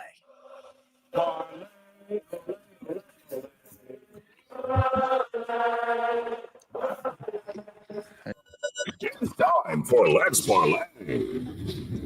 All right, ladies and gentlemen, is Wes coming in? Here he is. Wes is coming in. He doesn't have any bets, but he's going to collaborate with us. Johnny's already. Yeah, well, you left us in the green room for so long. I got some picks now. Oh, nice. Yeah. First of all, I just want to say, the reason why he has bricks behind him because he knows all about bricks, if you know what I mean. Speedy, you know all I'm talking about. Yeah, I know where he's trying to get at. He's trying to take shots at our tide, Wes. Now, I just want to say something, Wes. And I know you didn't really want to hear the craziness in that group text. It was just me being stupid. And I know you took it a little too far with it, saying, what is that supposed to mean? It wasn't supposed to mean anything. It was just me being an idiot. Okay? What was it? You remind me. I said something about it. Head in an ass or something like that. I don't know. Something about baldies. I just didn't get it, but that's what it was when you were like, what is that supposed to mean? I was like, I don't know. I'm like, I don't know. What do you want me to go back and read what I said? I mean, it was something. I was waiting for the answer. Wow. It was just me being an idiot. It'll give Johnny time to do another Gator chomp to celebrate his Gators winning it. And by the way, I was DJing when that was stuff was going on. I'll be right back. I got a dog going on. I want to say never in fucking doubt. Never in doubt. My bracket, top to bottom, was the best bracket. I was in other this between the four that y'all weren't even close. Y'all weren't even in the same universe as me. The Dukies. Actually was until then. You weren't. You thought Dukies. I had 3 teams out of the 4 going to the Final Four. You thought Dukies were going to win. Still at the top 14 out of 16, Sweet 16. And I got Duke and Auburn. You thought Dukies were going to win? I mean, yes, I did. Houston, beautiful job. Florida should Congrats, Johnny. Congrats. Florida should have even been there. No, they should have lost against Texas Tech. They should have lost against UConn. Could have. They got lucky. Got lucky. The only could have. They won a championship. They won a championship. I don't give a shit how lucky you get. You won a championship. Johnny, you got to give some coaching advice to John Shire. You know who doesn't have a championship? in over 10 years? The Dukies. And who do you root for? Who do you root for, Johnny? Who do you root for in college? I will say my gripe with the championship game was I thought it was terribly officiated. Nobody watched it because of the way you officiate the first half. You've set a precedent. That's the way Houston plays basketball. And I thought Florida did a good job playing the same way. And you had 4 fouls the entire first half. You can't go in at halftime and be like, we got to call the game completely different because you set the precedent of all the players and the coaches. This is how the game is going to get called. And you completely did a 180 and called 26 fouls. I will be the first. I thought a lot of those fouls in Florida were terrible. And I thought a lot of what I would consider the makeup calls on Houston were terrible because the first half, those weren't called. And so when you look at just from a fan point, I thought the game was terribly officiated. If you're going to call it ticky-tap, call it tippy-tap away. If you're going to call it loose and aggressive and let players play, call it that way the whole way. I thought it was terrible. Now you know how UConn and Danny Hurley felt when bad officiating happened. I will say that's very different because Danny Hurley bitches about every game they lose. If they lose a game, Danny Hurley they got screwed and you know it. They got screwed and you know it. If you look back at every loss this year, every fucking UConn loss, every loss this season, there is a soundbite of Danny Hurley bitching about the refs. So when you're telling me every time he lost, it was the refs screwed. You're every time sell that to me? He was like, "We're not going to Maui anymore," like because you play terrible in Maui. If the refs didn't screw you, you played terrible in Maui. Oh, but stop. Every time they lost, there was a complaint about the refs. That's what he literally was. Hope they don't screw you like they did us because you lost the game. He hates Duke and he hates UConn. That's the only reason why. No, I have no problem with UConn, but you can't. Every game you lost, there was something you had to say something about the refs. There was never like, hey, UConn didn't play good as a team. It was always the refs screwed us. So the 8 losses or 7, whatever losses they had, every time it was the refs' fault. It was never his fault. It was never his players' fault. His players, look, I'll be honest, they didn't play that good at the beginning of the year. They just didn't. They weren't gelling that good. I thought the schemes they were running weren't that good. They were very stagnant on offense. Defensively, they were kind of getting run out of the building in Maui. They didn't play well. And every time that happened, what did he say? The refs' fault. So every time it's the refs' fault, terrible. I think he's good for basketball in a way because he does. You're talking about UConn. Win or lose, you're talking about UConn. So he's good for basketball, but you can't blame the refs every time. Still doesn't take away that they got screwed. So that's all I'm going to say. You could change it around and flip it every way you want to do it. They may have gotten screwed, but we're all in that group chat, and I said as much as I wanted to see Houston do it. Because I really enjoy the style of play that Houston comes with. They make it look like they're actually trying to defend. I mean, it almost looks like there's a goalie the way that they play. But I said these Gators don't just die, and in every one of their games, there was some form of comeback. There might have been BS in there, but they turn it on late. And late in that game against Houston, they turned on defense. Defense is what beat Houston. Not the 95-point games that we're used to seeing out of the Gators. They are not known for defense. The only team in the SEC, as far as I'm concerned, that knows how to play defense is Tennessee. Every other SEC team this year is just scoring all kinds of points. And that's wild, too, because SEC football, we're used to seeing pure defense. But Florida deserved to win it. I mean, they magically came back in every single one of the games. They were down late, down double digits to Houston. It's lights out, and somehow they got back into the game, and you got to give them credit for it. I thought when Walter Clayton, because we have to think Walter Clayton had 7 points, he hadn't made a bucket yet, and I think when I was going to hedge, there was a point when I was like, I think I'm going to hedge my bet because I basically was in a couple leagues to win the bracket, which I did, and my side I was going to hedge, and I think there was a point where Walter Clayton made his first bucket, and it was an and one to tie the game. And I was like, I'm not hedging. That's his first bucket. And now they're tied. And it's like 6 minutes to go in the ball game, and he hadn't made a bucket yet. I was like, if you get him going, which he did, no way they were going to lose that game. Now, at the end of the game, you gotta get a shot off. I understand what you're thinking because, but Oscars only. how much time is on the clock? You got to put it up. In my opinion, I think it was a bad judgment there at the end of the game. Anyone. Florida reacted to the way that Houston was playing offensively. Early in the game, Houston took way too many deep perimeter shots, and that's not their game. They are normally afforded the opportunity to take some of that risk because they're ahead by double digits. They should have been ahead a lot more than 3 at the half. If they would have worked a little bit closer to the hoop, if they would have played in the paint a little bit more offensively, they would have been ahead by way more. And I will say too, look, Houston's the second best team in college basketball at the 3. They're the second best team. They're efficient with it. But I thought a lot of those shots at the beginning were not good shots. I mean, they were deep threes. They were early in the shot clock threes, which is not what they do, which I thought Florida did a good job in the first half. In a way, you kind of forced Houston to play at your pace, which is what Florida needs to do, is play fast. Second half, it was kind of different. Houston kind of forced Florida, being down 12. They still slowed it down. I thought it was I will say Todd Golden, like that guy has had a meteoric rise. He was coaching San Francisco just four seasons ago. And I think he's exactly what you do when you make a big-time hire. You expect most of these teams, right, in 3 years, that's your team. You're starting to get your guys in the program, whether it's through NIL, transfer portal, or recruitment. Those are your guys, and that's what you want in 3 years, and that's when you get a real evaluation, and he won it in 3 years. So he's exactly what you're looking for. All right, guys, we have about 5-6 minutes to get our picks in because we got a lot of left. Are you guys ready? Yep. I am. I'm only have one pick, and it's a future. So I can go last, or if Wes. I got all 4. I mean, it's nothing. You went from none to 4. Jesus. Give us your 4. Give us your 4. It doesn't take much to cap games. I always have things in my notes. I've just I've bought some houses this week. I've sold one. I've put a lot of effort in trying to open a damn amusement park.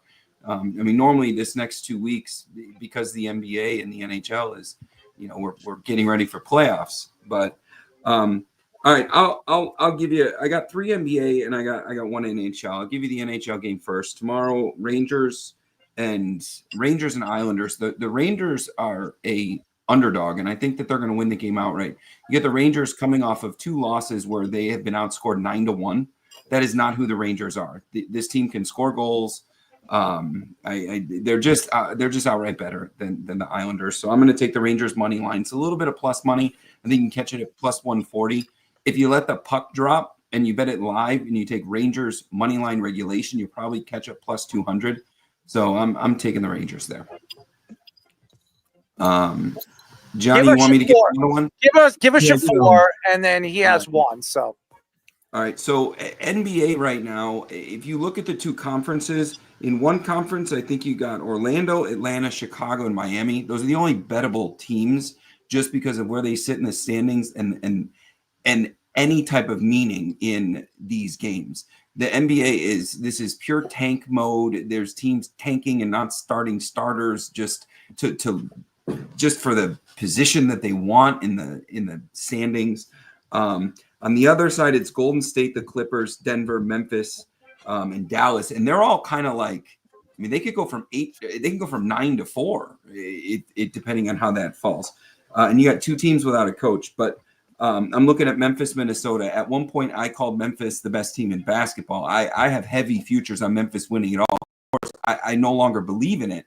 I stopped investing in that. But at one point, Memphis was the number 2 scoring team. They were one of the top couple teams in their conference. Their roster is still the same. Someone's just got to get them under control mentally. But all I have to lay is 1 point on Memphis against Minnesota. There's no telling what Minnesota roster is gonna take to court. So I'm gonna lay 1 point and take Memphis. That's all 4 you picked? No, I gave you 2. So give us all 4. Staying with the NBA, Brooklyn against Atlanta. I'm going to take the 15 points on Brooklyn, and I'm doing that because they lose a lot of games. I mean, last month, they've lost 15 total games, but only 3 of them have been for more than the 15 points that they're getting in this game. I'm going to take the points here because I think that Atlanta is probably going to get ahead, and their focus is winning by 2, just for seeding, for playoff status, for any of that. So, and typically when there's lopsided money, I think 80% of the tickets are on Atlanta. I'm going to take the points here. Brooklyn is bad, but they're not losing by that big. It's only 3 out of 15 times and most of those losses, they've kept it like within 5 to 7. The 3 were ugly, but and then the last one, did I put 4 down? The last one is tomorrow, New York and Detroit. I think that the Knicks are they probably don't care very much. I think that we got 4 or 5 games left. I don't know that the Knicks care very much. Detroit might care, but the result of their questionable level of care, I think, is going to be an under. 224.5 is the total over under. So the New Yorks are a good defensive team. They don't let a lot of points get scored on them. And we're going to be looking at the bench playing for both of these teams most of the game. I don't know that anybody wants to win, and Detroit is a 5-point favorite. If New York does win this game or cover that 5-point spread, it's going to be because of defense. So 224.5, that's just too many. I'm going to take the under. All right, that's 4 for the old Wester, who hasn't called me yet about you know what. We got to talk off air, my friends. You're about to get that call, so get your checkbook ready. I got it. I got it. It's all ready, man. And now, ladies and gentlemen, Reno Johnny's only pick.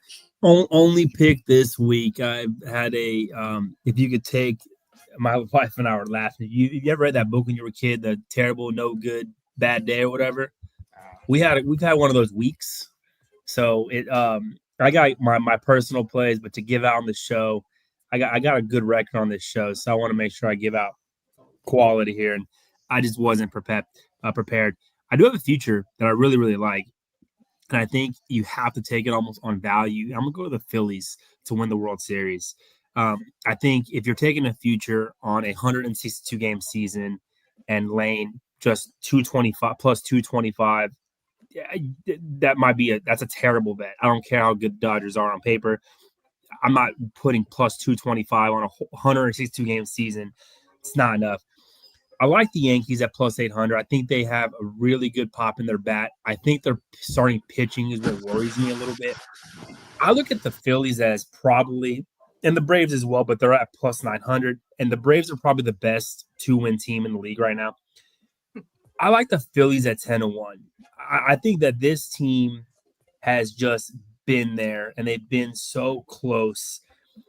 I love their rotation. If they can stay healthy with Nola and Wheel, I think I like what they added with Luzardo and their lefty pitching, Christopher Sanchez. When Ranger Suarez gets healthy, he's on the 15-day IL. I love their bats. I'm a big, Bryce Harper guy. I think Bryce Harper is one of those guys you kind of grew up. When he grew up, you kind of cheered against him, right? He kind of came in as 18-year-old kid. He's really worked on me, my fan. I actually enjoy watching him play. I like his fire. I think it's a really good team at 10-1. They can win the World Series. I think you're going to see them year in or game in and game out every day this year. You're going to be able to see them compete against the best of the best, the Dodgers, the Yankees, the Braves. They're going to be at the top the entire year, and you're getting 10-1. I will say I don't think you're going to get 10-1 much longer. I think once we get into the season, they're going to start trickling down closer to 7-1, 6-1, and you're going to lose value. So if I'm looking at some value, I would take the Phillies right now at the 10-1. I don't think you're going to get much better unless they take some major hits in terms of injuries and things like that. So I like them a lot to win it. And if you're looking at like a long shot value, I kind of like the Astros at plus 18-1. At 18-1, I think the Astros are a team that did lose a lot, but this is a team that has a lot of experience in terms of getting to the postseason and making things happen in the postseason. So either of those two plays, I think, are great. I will say the Astros are a much different ball club than they've been the last couple of years. They lost a lot of key contributors. Their pitching is kind of trying to still get in the fold, but at 18-1, like it's really hard to not like the Astros. But my big play here, I love the Phillies, and And as an Orioles fan, I can't touch the Orioles. They continue to disappoint me. They don't go get pitching. We still don't have pitching. And we're going to lose probably about 80 games this year because we don't have a pitcher. So the future plays this week. I'll be back next week for some more dailies. All right. Before I let you guys go, quickly, I want to know your opinion. Shedeur Sanders, does he fall out of the top 10? You want to go first, Wes? Good. I don't. I mean, you try and pick who and where he goes. I would prefer to see him drop out of the top 10 because, I mean, his track record at a college level, I mean, he's played with a very bad O-line and he's got a very high completion percentage. And, I mean, his father is a very resilient-minded, great teammate historically, Hall of Famer. I think Shedeur's got a mouth on him, but I don't know that it's a bad teammate or bad publicity. I would like to see him fall out of the top 10 and go to Do you think he falls? Do you think he falls? I think he's going to end up in Vegas. Okay. All right, Johnny. Fall? I think he should. I don't think he's a first round talent. I think he's probably closer to third and fourth round. But his name, the publicity that you can get with his name, you're looking at, and the Cowboys won't go get him. That's going to be like the Raiders, I think. But if you look at who's going to get him, it's going to be a team in the top 10 that's got marketing and that's got a way to make money off your name. And when I look at the Cowboys, like Vegas is a close second. So like people want to go to Vegas now. Vegas is a big city, big sports. They're a sports town all of a sudden, right? That's the place where you're going to market him the most. Now, are they going to be good with I don't think Shedeur Sanders is going to be. That's the question. Do you think he falls out of the top 10? I think he will not fall out of the top 10 because of his name. All right. I think his name is saying a lot, and it's going to pull him in a lot of places. I think he falls. I think he falls. Where do you think he's going, Errol? And why do you think he falls? Where do I think he's going? I think he falls into the 20s. I think it's more than likely Pittsburgh. And why do I think he falls? Because there's not many teams that want a yappy person that's going to speak highly of himself and then go out there and doesn't produce.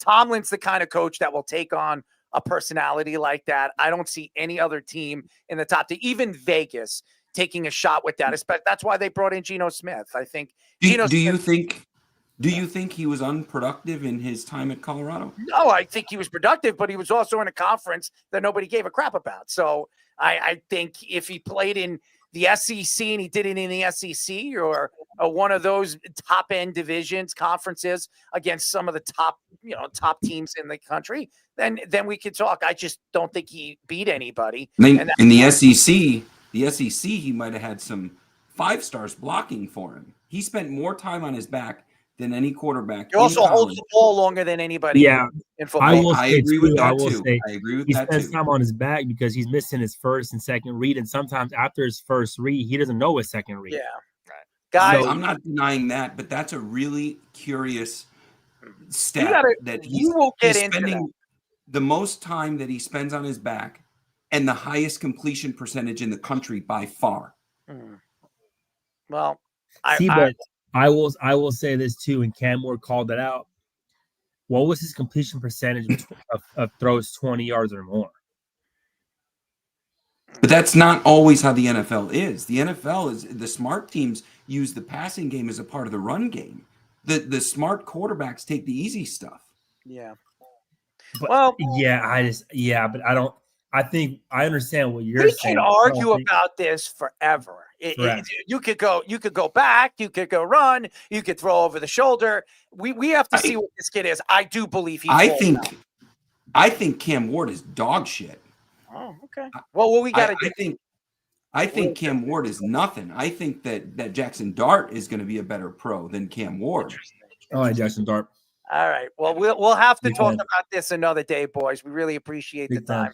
As always. And don't forget about Willie H. Don't forget about Willie H. Where will he go in the 6th round? All right, Willie H. All right, boys. We love you. Canadian football. Worldwide, ladies and gentlemen, and Reno Johnny, as always, fantastic. sensational as they always Congrats, is Johnny. and deliver. Chomp chomp. All right, ladies and gentlemen, now we got Sound It Out. Big roll here. Jay Quellen. Where's Jay Quellen at? No Jay Quellen here? Do you mean Jacqueline? Let's sound it out. What you call me? Sound it out. Okay, guys, welcome back to Sound It Out. Phonics Schmonics. Errol's got it. Errol, we are going to be talking in a little bit about NFL draft prospects. You can bring Goody in. You can bring Goody. All of these names are potential people who will be drafted probably on day 2 or 3 of the NFL draft this year. So let's start it off. First one, Errol. Sound it out. Yep. Okay. Oluwafemi. Hold on. Ole Dejo. It was close. Oladejo. Oladejo. All right. Very close. We're going to say that one was just a little too spread out. All right. Good effort, though. Not enough. Only counts in horseshoes and hand grenades. The game of almost. So next one coming up. Also a draft pick. Errol, sound it out. Bayshul Putin. Anybody? Bayshul Putin. Putin pronounce. And let's see how it is. Yes, Bayshul Putin is correct. Wow. How about that? That is impressive. Errol Marks with Errol 1 out of 2. 1 out of 2. He is the running back for Virginia Tech. They think he's going to be a day 2 pick. And we've got you're batting 500. Let's see if you can get to 667 for the first time in the history of this game, Errol. We have a chance to do the unthinkable, to do the impossible. No Will pressure. it happen here? Sound it out. Tommy Yes, that's correct. A. King Besotti. Oh, man. A King Basot. So, no. But he got Tommy. He did get Tommy. Tommy is right. And this Tommy King Basot is a D lineman from Maryland. Just so you know, it could have gone Bosotti. I've heard the T get dragged. I mean, the E get dragged. Oh no, you haven't. Yes, I have. You wouldn't have gotten it right either, my friends. It's also the G and B. It's a specific Tommy. Pronunciation of the G and B together. I got Tommy. At least I can say. At least I can pronounce his first name. I mean, that's all right, guys. Errol, 1 out of 3. There you go. Meatloaf said 2 out of 3 ain't How bad. wonderful. That's right. 1 out of 3 is not as good as that, but still 333 in baseball will get you into the All-Star game every single time. Tonight, Errol is an All-Star in Sound It Out. Are you a meat bender? Thickness. All right, ladies and gentlemen, when we come back, we got quite a few other segments to get into, especially the PK Subban and Mark Messier story. And also, we're going to go through the NFL draft from 32 to 23 and our thoughts of the prospects. But first, we got a sports minute with Mr. Fishman. This is the Joba and the Mouth Sports Minute. All right. Come on, Speedy. All right, guys. Welcome back to another Sports Minute. I am Aaron Fishman, and I have a few stories for you before we quickly get through the scores tonight. Recapping an earlier story from Deuce of the Day, Tyreek Hill and his wife were involved in a domestic dispute at their condo in South Florida. Police responded to a call from Hill's mother-in-law, who said that Hill was aggressive and impulsive and that she was scared for her daughter. She claimed that Hill grabbed the laptop, threw it on the floor, then grabbed her baby granddaughter and walked towards the balcony. Hill's wife said although the couple has tried therapy, she is in the middle of filing for a divorce. from the Dolphins receiver. No charges were filed against Hill, but this is just the latest incident of many for Tyreek, who, although insinuated he would not come back to Miami next season, has come to grips with his future as a Dolphin, as long as he can stay out of trouble, which might be too much to ask. Chicks with dicks. I don't think Tyreek's into that, but I mean, you never know. It is 2025. Guys, Memphis Grizzlies guard Jalen Wells is out of the hospital after he was stretchered off the court after suffering a brutal fall on Tuesday night in a win against the Charlotte Hornets. Wells was immobilized for 8 minutes before being taken off the court. He suffered a broken wrist on the play. Wells was undercut on a dunk attempt by Hornets' KJ Simpson, who received a flagrant 2 and was ejected. Wells, a second-round rookie out of Washington State, is a starter for the Grizzlies and a fringe all-rookie team selection this year. And he will be missed on that struggling roster that fired their coach, whose star player can't stop trolling the league with dumbass celebrations. And finally, for our stories, how bad has Bradley been this season? I'm glad you asked. Let's let Knicks legend Hall of Famer Walt Clyde Frazier answer for you. Clyde, Did you stick a finger in his ass? Clyde was so disgusted watching Beal put up a hapless effort against the Knicks Sunday, he earned one of Clyde's great rhymes. Here's Clyde. That play is indicative of Beal's season, folks. He's been inept, incompetent, incoherent as a son. That was the game story for Beal, who had 16 points on 8 of 19 shooting, 0 of 5 from beyond the arc. Beal is mailing it in as opposed to wheeling and dealing, bounding and astounding, or dishing and swishing. There's been no razzle-dazzle or posting and toasting, just getting used and abused and playing matador defense on a floundering Suns team. That is the biggest failure in the NBA this season. Some scores for you in the NBA, speaking of it. The Magic beat the Celtics by 20, 96-76. The Sixers beat the Wizards 122-103. Raptors beat the Hornets by 30, 126-96. Lakers all over the Mavs with Luka 112-97. Luka 45, 8-6 in that game. Bulls 119, Heat 111. Josh Giddey, big line, 28 points, 16 boards, 11 dimes, triple-double. In action right now, Jazz 71, Blazers 66, just under 6 left in the third. End of the first quarter, Warriors 32, Spurs 23. 2.5 left in the first, Suns 29, Thunder 22.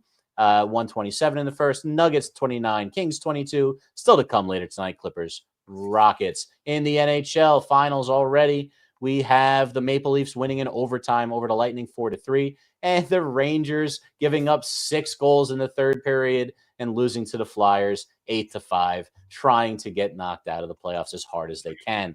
Still going with just under 10 minutes left in the third. The Wild 7, the Sharks 6. 4 goals right now for looks like Eriksson. All right. And 0-0 early in the first, Oilers and Blues. Same story late in the first for the Ducks and the Flames. You just made my nipples hard. And in baseball, we have a whole bunch of finals earlier. Pirates 2, Cardinals 1 in 13. Mets get blanked by the Marlins 5-0. Yankees beat the Tigers 4-3. Rangers over the Cubs earlier today 6-2. Padres beat the Athletics, holding the 2 hits 2-1.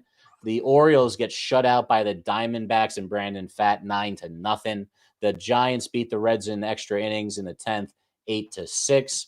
We have 6-5 Dodgers over the Nationals, 7-6 Mariners over the Astros, 3-2 Guardians hold off the White Sox. Clase gets his first save of the year.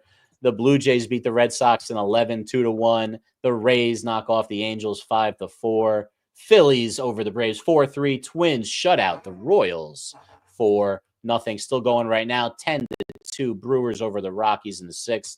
And that is it, gentlemen and ladies. We are streaming live on TikTok, Twitter, and YouTube on our Joba in the Mouth handle, and on Facebook and Instagram and Podbean under our Worldwide Sports Radio Network handle. You can now find us in video on Apple Podcasts and Spotify. Be sure to like and subscribe to all our shorts and videos you see throughout the week. Now back to Errol, Joba, and Speedy. As long as she's using dude wipes and taking care of my 2-hole, I'm good. Our next segment on Joba in the Mouth. Any questions? What is this? This is the Joba and the Mouth Show.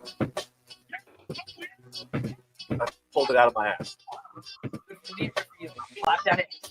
I want you to slide it right in. 631 672 3108 is the number to call. You're listening to Joba in the Mouth. I'm your host, Errol Marks, my co-host, Joba Chamberlain, and it's Messier Speedy Petey. Go to our website at www.worldwidesportsradio.com. Check out all our shows throughout the week, including Joba in the Mouth every single Mondays and Thursdays at 7:30 p.m. All you have to do to tune in and check out our local listings for all our shows is go to our website at www.worldwidesportsradio.com. Thank you to our friend, Mr. Foye Oluokun, for joining us. He's fantastic. What's so funny over there? What are we laughing at over there? I hear laughing. Who's laughing? I think it's Goody off stage laughing at you pronouncing. Yeah, that was Goody. Foye Oluokun. That's how you pronounce his last name. He nailed it. That's how you pronounce Nailed it. I nailed it. And by the way, so thank you to Foye for joining us. Thank you to Wes and the one and only Reno Johnny for joining us and giving us their takes and their thoughts to Shedeur Sanders, as we all are predicting that Owen is going to be wearing a dress. So there you go, ladies and gentlemen. During the NHL on TNT broadcast yesterday, PK Subban and Mark Messier took shots at the New York Rangers after losing 5-1 to the Lightning. Messier said he believes the Rangers core is completely fractured right now, and there has been a disconnect between management and coaching all season. He added that the Rangers weren't even celebrating a huge overtime win last week and said they lack excitement and passion. After the Rangers lost 4-0 to the Devils, PK Subban said that the Rangers power play is abysmal. And everybody has to take responsibility for that, including Peter Laviolette. Since March 3rd, the Rangers power play has gone 2 for 44, their worst stretch in franchise history. Peter Laviolette says after Monday's loss to the Lightning that he has no message for the team and doesn't even go in the locker room right now. The Rangers are 8 points back from the Canadiens for the final spot for the playoffs. Oh, and by the way, with just 5 games left to go. Well, ladies and gentlemen, if you have Mark Messier taking shots at your organization after he has been the captain of the organization and the face of the organization of the 90s, it says a lot about the organization and where they're heading. And everybody wants to blame Peter Laviolette. Let's blame the GM. Let's blame ownership for bringing in Chris Drury and practically pausing and thinking that this guy has done well for the organization. Now, again, Mark Messier is going to have his piece, and so is PK Subban. And PK Subban, what does he know about the Rangers? He never played for them. And what does he want? Did PK Subban ever win a Stanley Cup or ever been a part of trying to win a Stanley Cup? The answer is no. Subban was a good defenseman, but could never stay healthy and shouldn't be opening his mouth about much of anything because he can't even hold on to a woman. That's all I'm going to say about that. Now, as far as the Rangers are concerned, they're not making the playoffs. And if I were the Rangers, I would do everything I can to lose as many parts and many games as I possibly can, because I'm trying to get a lottery pick. I'm trying to sit pretty in this year's draft. As we all know, the draft pretty much is what the NBA is. It's luck and hoping that it falls good for you. And the Rangers have had a lot of luck in the draft over the years. They had the number 1 pick. They had the number 2 pick. And we all know what, those guys are. Actually, one of them is playing for Seattle right now because they couldn't develop him. Honestly, the Rangers are not playing good hockey. It looks like Peter Laviolette is going to get fired. If the Rangers were smart, they fire Chris Drury, and I think they start over. A lot of these players I'm going to say Chris Kreider should have been traded when he scored 50 goals a couple of seasons ago. I told the Ranger fans, this is the best season he's possibly going to have. Move him and get something for him. They didn't do that. And this is an organization that paid a lot of money to their goaltender that is not having a very good season. As a matter of fact, he's having his worst season as an NHL player. Just think about it. He's the highest paid goaltender right now in the NHL, who is very much overpaid, and he is not producing like they thought he was this year. So, and this guy has stood on his head. This guy has been sensational, good or bad. This guy's as good as any goaltender in the NHL. So when PK Subban and Mark Messier come out on national television and throw the Rangers under the bus, they obviously understand what and where the Rangers are going. And that's in the gutters, ladies and gentlemen. The Rangers are not playing good hockey. I think they need to honestly re-up and refigure out or defigure what they think this team is going to be in the future, because they have a ton of good young players right now in their farm system. And why haven't they called them up? They're done. The season is over for them. 5 games, 6 games, 7 games, 8 points out from the Montreal Canadiens tells me one thing. There's no chance in hell you're making right now the playoffs. So bring the youngsters in, see what you have for next year, because we all know Peter Laviolette's not going to be there. And by the way, I want to ask ownership, and I want to ask the mass over there, who let Chris Drury let Knobloch go? Knobloch right now is one of the best young coaches in the NHL with the Edmonton Oilers, and they have Peter Laviolette, who I did, but didn't fit the culture of veteran players that are cocky as, guys like Kreider and Panarin. As good as Panarin is and as good as his numbers are, these guys are cocky SOBs who, by the way, do not play well in the playoffs. So if you look at the organization and what the organization is doing right now, it spells one thing. It's called LOSS. Yep. That's it. Yeah, pretty much. That's it. Pretty much spells it up very well, because they keep recycling these big name coaches, and you wonder if any of these coaches. LOSER, loser. Yeah. Or losers. It defines what has been rock bottom. Loser. Sorry, I had to do Yeah, I had to do that. Yeah, it's rock bottom for the Rangers this season. Maybe besides the Bruins, you look at the most disappointing team in the NHL this year, considering the expectations that they had, and you wonder if this team can handle big name coaches, because these are now 2 in a row. You got Gallant, who went to a Stanley Cup with Vegas, and Peter Laviolette, who has even more impressive resume, probably double of what Gallant had, that now is losing this team as well. And now you have to start to question it. Do they have leadership on this team? Because Chris Kreider was always thought of as a leader. Even when he wasn't scoring 50 goals, he was always thought of as a good leader. Mika Zibanejad was thought of as a good leader for those first couple years there. And now all of a sudden, the last 2 years, just really has not been that type of guy. Panarin, I don't know, was ever thought of that way. I think he was more of the flashier, just goal scoring type, big name that was good with the younger players. That I think maybe he's a good leader in that regard. But I think it was the other two that maybe now you're starting to question in that regard. Obviously, Trouba got traded early in the season. I think people knew that, even though, as Jim Cerny told us, his leadership in the locker room was good, he still was presenting it too much in the media, and maybe that. And by the way, you mentioned a lot of coaches. Alain Vigneault, he got him in his first to second year. It's always the first year that's great for these Ranger coaches. And how about John Tortorella? Mm-hmm. He got him into the Stanley Cup Finals, and they lost too. So and by the way, I remember that series in the Eastern Conference. I think they lost against the Devils. Right. When the Rangers were the President's Trophy team and the Devils were a 6th seed.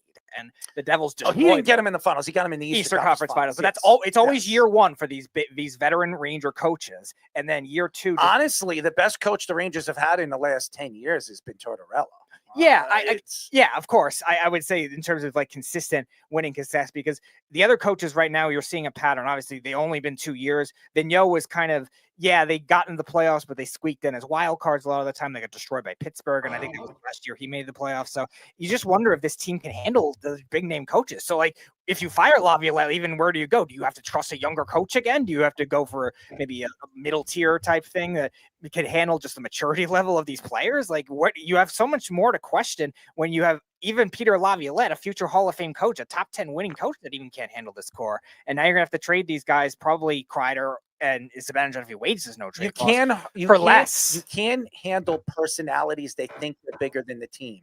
And that's what the problem is with Chris Kreider. Which I never thought he was until this year. Chris Kreider played for the Olympic team. He wasn't injured.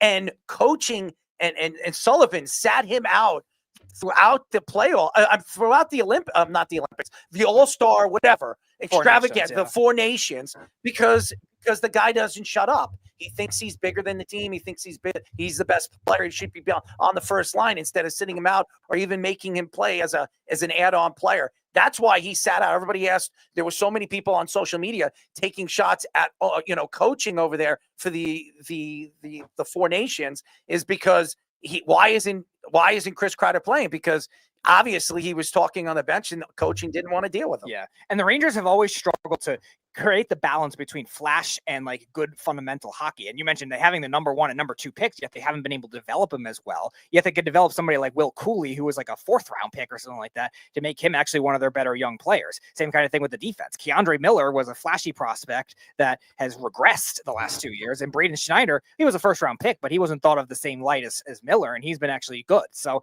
it's weird to think where this organization is. It's a very big like middle ground, but in a year where they had such big expectations, it's extremely underwhelming, and more than just coaches and GMs' heads are going to roll with the way they've played. For me, as a Rangers fan, this is the least inspiring team I've watched in a very, very, very long time. And I think that's what Messier was harping on. You watch them win, and it's like it doesn't matter to them. You watch them lose, and you just watch them, and they just look like a bunch of losers out there right now. And I'm going to put most of the blame at the feet of Chris Drury. Chris Drury getting rid of Capo Caco for a bag of pucks. Chris Drury, not bringing up the kids. You know, they benched the kid they just got out of college, Perot. Was it Perot? Yeah, Perot. Yeah, They just called him up last week. They called him up, and then they healthy scratched him tonight. What are you doing? I thought that was a Gallant problem in the past. No, it's the whole organizational. And they could have got a Drury problem. And they could have gotten Carlson for Perot, and they didn't want to trade him. And look, now they're benching him. Makes a lot of sense. The Rangers. Well, I just think that he's like, oh, he's a kid. He's got to learn. Like, well, there's 5 games left. They lost again tonight, so now they only have 4 games left. I don't know if they're mathematically eliminated. They may as well just stop even looking at calculators because they don't care. Even if they made the playoffs, which they're not, they would get swept in the first round. They don't play defense. They don't back check. They don't care if and the they play doesn't get goaltenders. I don't think you can't blame him. He's got no one playing in front of him that gives a damn. He's just like target practice for everybody. And if you're playing like that, how can you be on your A game? They did that with Henrik Lundqvist, and nobody was making it. Henrik Lundqvist, one of the greatest players that ever. All right, and they're paying this guy as the greatest goaltender of all time. He's the highest paid goalie who demanded. He's not the greatest goaltender of all time. But he demanded it. When you demand that kind of money, you got to go out there and play, no matter who's in front of you. To be fair, though, if like you're taking the kind of punishment he's taking and just the abuse he's taken this year, he deserves that money. That's hazard pay. Because they really haven't done anything to protect him. I think they get outshot every game. They get outshot every game. Core though is when it's happening with Lundqvist, it was when that defensive core was starting to get really old. Girardi, McDonough. This is a young defense. With the eye injury. Dominic Hasek never had defense in front of him, and Dominic Hasek was standing on his head year in and year out. There's no excuse. You want to get paid? You want the most money? Maybe he's not top 5 all-time goaltender like Hasek, Lundqvist. Maybe that a little doesn't bit lower matter. than You're that. getting paid for it. You're asking. You demanded that money. He wouldn't play. He says, "I'm demanding it." That's Who what else his on the team deserves any money at this point. What are you talking about? Panarin? Panarin don't deserve. Panarin's as guilty as the rest of them. That's fine. That dude doesn't play like if it doesn't matter. If they don't get a good entry pass, he just kind of doesn't skate hard back. Who has better numbers than Panarin does in the last 5 years? If things are going well, Panarin's great. But if things are not going well, you're seeing the type of player he really is. And that's bothersome. Like, he's the type of guy that you trade for if you have a team that's ready to go somewhere. Because when the Rangers were good, he was fantastic. He was fantastic as recently as last year. Yeah. And guess what? They don't have that team. And a lot of the reason, and a lot of what I'm hearing is there's a big disconnect between the coach and Panarin. And it's I don't know how it's going to end. It might be ending with both of them gone. They probably could get a lot for Panarin if they're going to rebuild. That's the guy. He have a no trade clause? He has a no Yeah, trade but clause. it doesn't mean he can't be traded though. Here's the problem though. Like, how many big name coaches can you attract? Like, you tried this many times. They tried obviously As long as it's better than Quinn, I don't care. How about just But go they tried for that a young philosophy. go after a young guy and bring a young guy in there that can actually work the young players. You know, they blew it twice, Errol. It wasn't just Knobloch. You know who they had before that they just let go was their assistant coach? Their coach, yeah. Winnipeg's I'm coach. going further back. Mike Sullivan was the Rangers that's right, assistant years ago. Yeah, Mike Sullivan then won 2 cups. Mike Sullivan. I'm not a big Mike Sullivan fan anyway. So, I by the way, he hangs out here He hangs out here because his daughter is dating or is engaged to what's his name again? Boston kid. McAvoy. His daughter and McAvoy are actually engaged. So that's a true story. Anyways, all right, let's go on. Next segment, ladies and gentlemen, and we have the NFL draft prospects from number 32 to number 23. You ready, Fish? All right, so this is how we're going to do this, guys. It's going to be a little bit different. We're not doing a mock draft.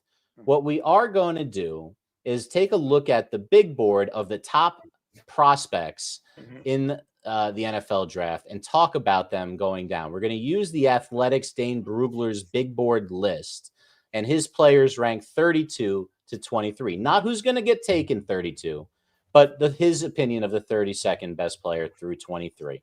And some of these names are going to be very familiar to you. We're going to start with the first 4 guys on the list, 32 through 29. And I have their pictures up here, and their names are coming up. We got Siobhan Ravel Jr., the corner from East Carolina, tore his ACL in September. This is one of Jeff's big guys that he always talks about, is a guy who's going to be the best corner in the draft, but didn't play last year. This is the guy he's talking about. And we have the left tackle from Oregon, Josh Connerly Jr., followed by the edge rusher from Boston College. I can't pronounce his last name. I'm going to say Zeruaku. There we go. I should have put it on the list. Donovan Zeruaku. I thought you were doing that. Then I'm like, I almost did. I tried to stay out of the first round, or at least the first round of guys. And finally, a guy who's been around the SEC a little bit, Walter Nolan, big D tackle from Ole Miss. Starting off, Errol, pick any of these guys, 1 or 2 of them, things you got to say on them. I like Siobhan Revel, who right now you have, or they have at number 32. He can actually be drafted in the 20s. I think he's very underrated. He's big. He's strong. He plays tough defense. He's up in your grill. I mean, Speedy posted up that he worked for Amazon as a delivery boy or whatever the hell he is, and truck driver. I don't care what he used to do as a. Speedy, those weren't the facts I told you to look up. The fact is, the guy plays top-notch defense. He could actually be the best corner in this class. To me, his size and his ability to play with any top wide receiver in the country this year is why I believe he could be a top 20 pick, maybe even go into the teens, depending on. And we've seen guys go right in early in the draft because other teams like him very, very much. So he's one. And then I like Josh Connerly, who I watch for Oregon. All Oregon offensive linemen are pretty damn good. He's 6'4", 313 pounds, very good with his hands, allowed 0 pressures this year on 35 snaps when facing Abdul Carter. So that says a lot. Abdul Carter arguably is the best defensive player in his class, one of the best defensive players we've seen come out of any class in the last 5 years, and he stopped him practically all season long when he played him. So I like him. I think he's going to be good. He's a guy that might fall, and the only reason why he might fall is because of how much depth is in this year's draft at so many other positions. So I do believe he's an early second-round pick. Might move up in the first round, depending on who needs a top-end offensive tackle. So we'll see. But I like both guys. I think both guys could actually be first-round draft picks. Speedy, you can pronounce his name. Tell us a little about Zeruaku. Zeruaku, yeah, I think he's got an explosive first step. 6'2", 248, definitely has good size to play a lot of different positions. And I think another guy that can go mid-first round, you talk about premier positions. I think there's a lot of teams in the middle of the first round, Atlanta, Arizona, Seattle, that all could use front 7 help. That I think he could go as early as that versatile type guy. I like him as a prospect for that area. Walter Nolan, we talked about this earlier, Fish, is another one that I think is polarizing because his pass rushing skills are actually very good. He's a quicker type of defensive tackle. He's expected to fall because of character issues, and we thought the same thing about another Ole Miss defensive tackle in Jeffrey Simmons in 2019 and still ended up going in the first round. I don't think he's that level of that because I don't know if he's as good of a run stopper, but overrated. Definitely could be a good late first round pick for a lot of these playoff teams that could use an interior rusher defensive tackle. I think he actually could be a good steal. He is not anywhere close to Jeffrey Simmons. I don't think so. I didn't say he was, but I think he could be a good steal for one of those playoff teams down the road that could use defensive line help. Maybe a team like Washington, a team like the Buffalo Bills. I think could be a good fit. He's going to be a bust. I predict he's going to be a bust. That's what I think Walter Nolan's going to be. I like his film. I like big guys that can move, and that's a big guy that can get to the passer. He's not bad at stunts. You can kind of read what's in front of him on the what's going on in the pocket. He's bounced around a little bit because of those character issues. He's only been at Ole Miss. Is this his only year, or is it 2 years, Speedy? I think it was 2 years. I think he played one at Texas A&M. So. And A&M before that. So he some issues around him, but that's why he'll fall to the late first. And if anyone wants a shot at, a 3-tech that can get to the quarterback, you got to go after those guys. It's not like it's a nose tackle, but he has the size of a nose, kind of like Dexter Lawrence. So you always you see a guy like Dexter Lawrence be that good. You're like, oh, maybe this guy's the next one or the next Jeffrey Simmons. I don't know. I'm a little dubious. Joba, I don't know if you've caught any of these guys. I'm just going to put their names back up on here. Yeah, I mean, you guys kind of touched on it all, but it's interesting how the draft usually, works and doesn't work. They all have these rankings, and Errol sees two of these guys probably getting into the late first, and that's what I think is always very intriguing about how they come up with these numbers and where they're supposed to be, and then we've seen some jump, we've seen some fall, and so obviously to even be considered in the conversation, but it's always really intriguing around draft time for all these things. Because we're going to see some that we just shake our head and we're like, what? Yeah. And then there's going to be others you're like, why did he fall so far? And I think that's what makes this. Just wait till you get to the third slide on this, because some of these names are going to jump out at you as being ranked either low or high. So we got 28, 27, and 26 coming up here. And these are some guys that you've seen. The good safety from South Carolina, Nick Emmanwori, the bragging Texas receiver who said he was going to run faster than Xavier Worthy and then didn't even break 4.4, Matthew Golden. And the other defensive tackle for Michigan, the nose, Kenneth Grant. Errol. I love Matthew Golden. First of all, he might not run as fast as Xavier Worthy, but he has better hands than Xavier Worthy. And I think he's going to be very, very good. No matter where he goes or where he falls in this draft, I think he could be the steal of the draft. I really do think he's got the ability to go out there. You could put him in the slot. You could put him on the outside. I did watch bits and pieces of him. He does have a big mouth, and he is fairly small at his position, but so is Jamar Chase. Jamar Chase is 6 foot. And I'm not saying he's Jamar Chase, but he's very strong, and he's fairly light. He needs to put on some weight, but I'm going to tell you this right now. He could be very, very scary in the NFL, depending on where he goes. Kenneth Grant is another good defensive lineman. Also comes from Michigan, and Michigan knows how to pick him. He knows how to find. They know how to find him. 6'3", 340 pounds, and Jim Harbaugh called him the gift from God, and he's a freakish athlete. I think he could be not only he's definitely going to be a first-round draft pick. He could be drafted in the early teens. A lot of people like this kid. I've heard a lot of stories about him. His footwork is unbelievable for a guy his size, and that's the strength. When you have the ability to move side to side and get inside the way he can, he's got that first step that is scary, and he has a pretty good bend. I think he could be very, very scary. You could also, by the way, they're saying that he could put him in even at 340 as a defensive end, not just as a tackle. You can move him on the outside and go after the quarterback. As like a 5-tech and a 3-4. Yeah. Yes. So they're saying that this guy, and don't be surprised if the Chargers draft him. I wouldn't be surprised if the Chargers draft him. Yeah, it's interesting because I've seen him mock to the Steelers a lot, and maybe the Steelers would put him in that type of role because Mike Tomlin has done that with a lot of bigger defensive ends in the past. So if the Steelers don't go for a quarterback, I think they still probably will, or they'll trade back and go with some offensive help. But if they do trade back, that's definitely an interesting fit. The Chargers, another one that's an interesting fit. Harbaugh loves those physical guys. I want to go to Emmanwori. I think he's a very good prototype. He's a bigger safety, 6'3", 225, but can cover as well. Wes and Johnny were talking about how good the SEC offense has got, and he covered a lot of those. South Carolina had a tough defense for a while because of this kid. I think he probably won't be a first-round pick because of the position, but I think he's definitely a first-round talent. And Golden, he's not as fast as Worthy, but I think a better route runner. Yeah, it's always funny when Errol talks about a dude running his mouth that he doesn't like. He throws him under the bus, and then a guy that he does like that ran his mouth. He's a fan of. So it's always interesting to see his perspective on dudes that like to talk. Oh, we're getting to one later. Don't worry. Oh, perfect. We will get to one in a little bit. I really am interested in Kenneth Grant because I feel like it's one of the bigger boomer bust picks in the draft because there's two ways this goes. He could be, because those stats, that is Dexter Lawrence's size. Dexter Lawrence is like 6'5", 345, and he just moves pockets.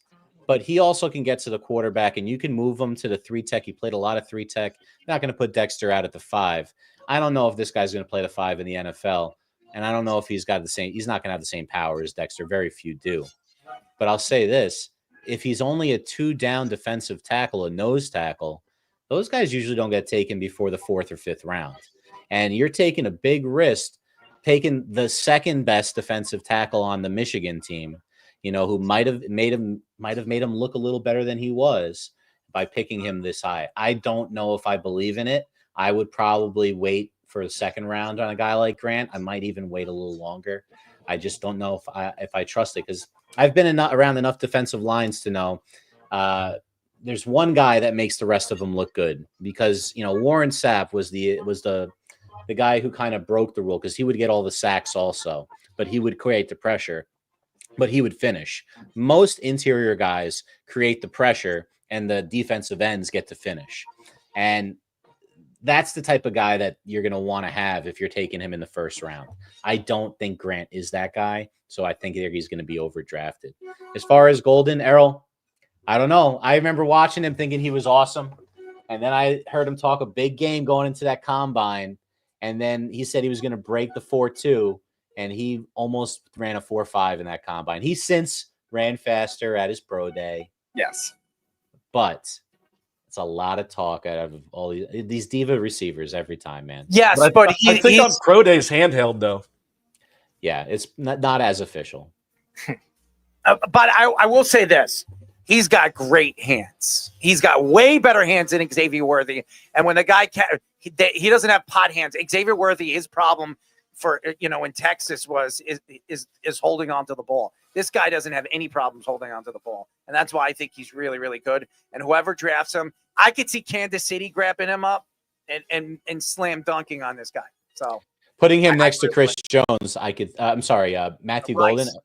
If you put a Kenneth Grant, and Kenneth Grant is good, they may want to put someone next to Chris Jones. That's what Jason Dunn was saying last week. You need to, and I think he even mentioned him. He mentioned defensive tackle. Yeah, you need to put someone with size, so you cannot just double Chris Jones on the inside every time, or one of your defensive ends has to get home. It was asking him to do too much. He still almost did it, but it was asking too much. So I wouldn't be surprised if the Chiefs go for like kind of an elite pass. Not necessarily a pass rusher, but a real good, solid defensive lineman. I think they badly need a tackle, though. They need a lot. They need some things. They need some things. And my favorite slide that I've made, guess who is sitting at number 25 on the big board, Errol? It is Mr. Shedeur Sanders, sitting at 25 overall, according to The Athletic. The national champion, Egbuka, and one of the best linebackers in all of college football, Jihad Campbell from Alabama. Errol, I've heard you say some things. I could be mistaken. We may have talked about Shedeur Sanders before. What do you think about this? Shedeur Sanders is not going to fall to 25. There's no way in hell he's going to. Even though I think he's a set like we just heard, I think he's a second or third round draft pick, but he is going to go no further than 20. And if he falls to 25, the Cowboys will do anything to move up to get him. So it's definitely Shedeur Sanders is not even going to fall past 20. So I don't think that. But Shedeur Sanders is one of the most overrated quarterbacks we've seen come out of the draft in a very, very long time, just because of his father's name. And I don't want to hear, well, he played very well, and if he had a good offensive line, I don't want to hear that. It's not about he holds the ball too long. I don't want to hear it from Wes. And in the NFL, you hold the ball more than an extra second, you're going to get killed. That guy is going to get killed and destroyed. He's not going to be very good. As far as Emeka, if I could spell this right, Egbuka, right? I think he could, and I do believe he could be the best wide receiver in this class. Ohio State wide receivers are sensational. They're fast. They're energetically fun to watch. This guy has the ability to go out there and get the ball. I seen him this year go and make some of the most ridiculous catches this year. He is a great, great wide receiver. And these guys usually really explode right off the paper. He's a first-round draft pick, first-round talent. You know who he reminds me of? Njigba. So, and that's what the type of player he is. And if Njigba has become the number one for Seattle, I think he's a number one wide receiver in the NFL. So I like him. And Campbell is higher than this. I don't get this. 23 to one of the best defensive players in this draft. Linebackers are at really at a premium.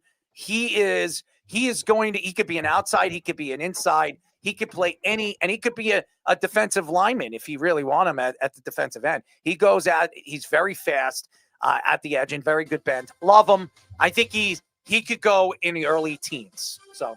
Yeah, I love Jahad Campbell. I think he's a very versatile off-ball linebacker, too, with a great speed. By the way, I just want to say something. If the Jets trade out of 7 and move down, he could be a guy that Jets draft.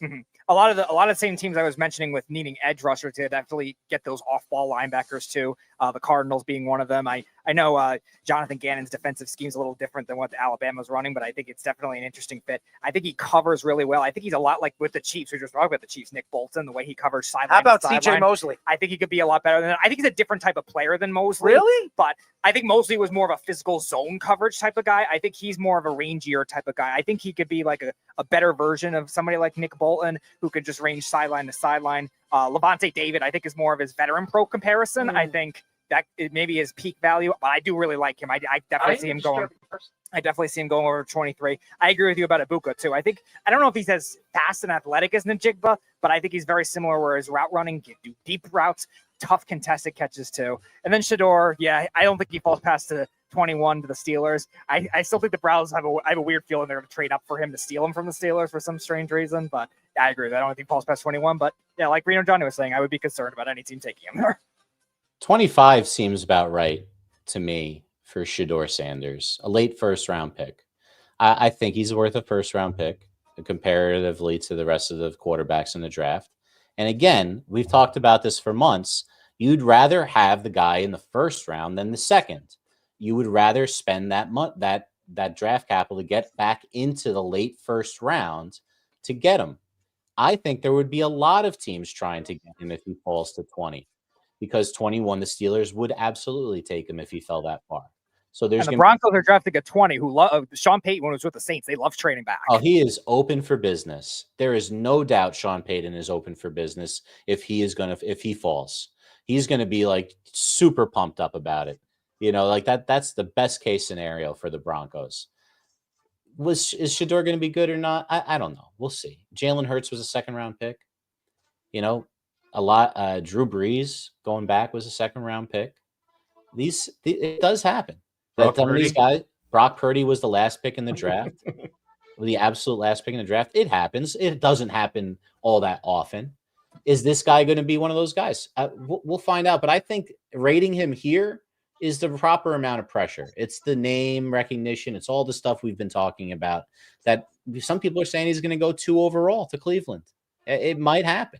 But he could also fall out of the first when they trade up.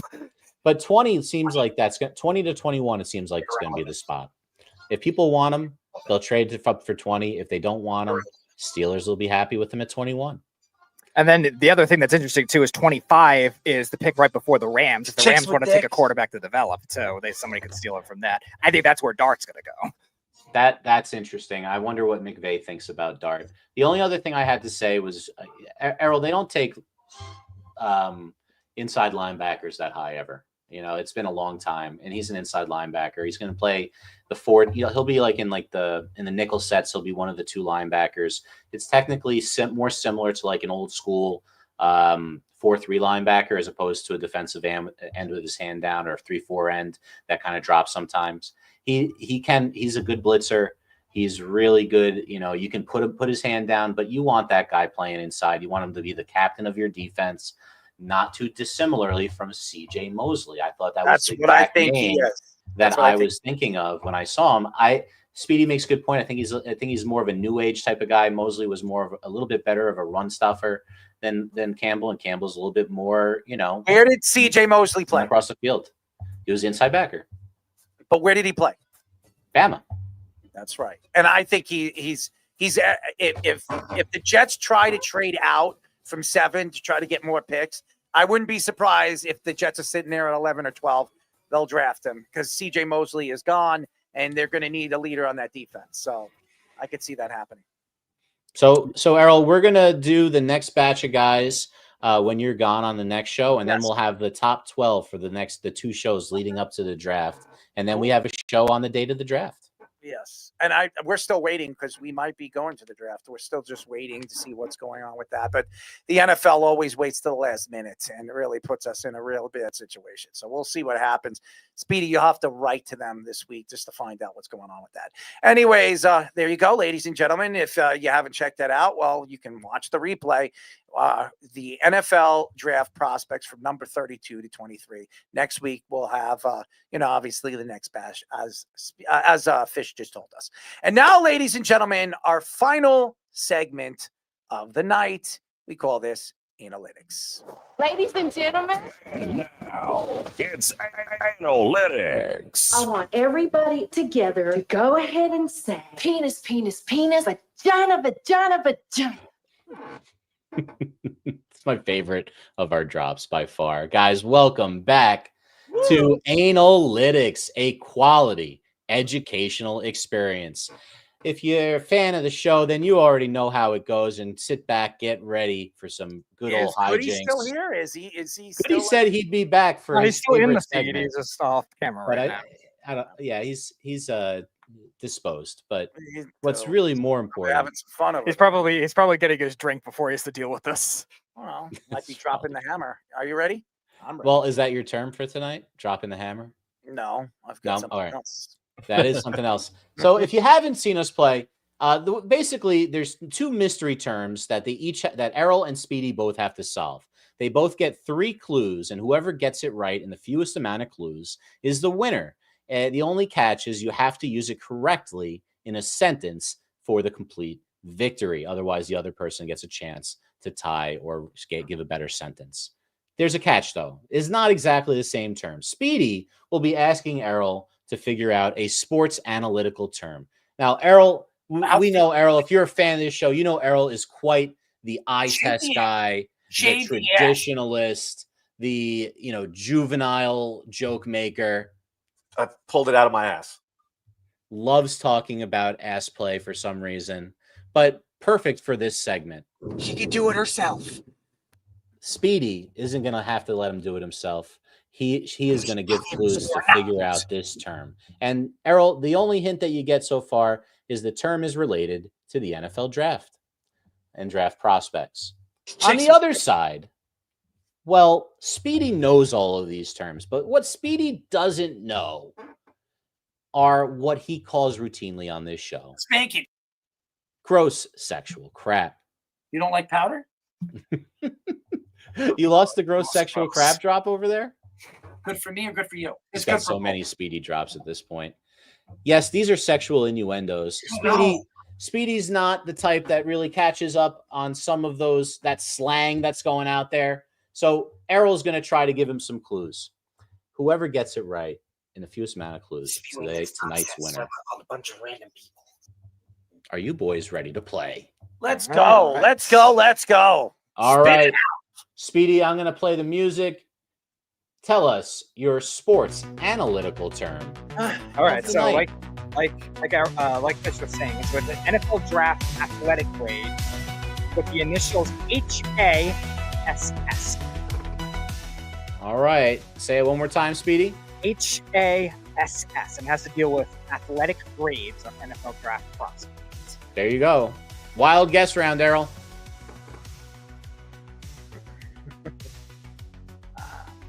Speed? Speed is one of the S's. Speed statistic? No, but it is close. It does have to do with a numeric type Close. thing. But no cigar. So it's HASS. Speed And one is of the right. S's is speed. Yes. All right.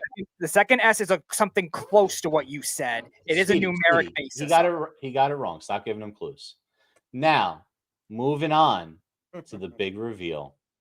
Errol, what is the analytical term of the thing? Davy Crockett.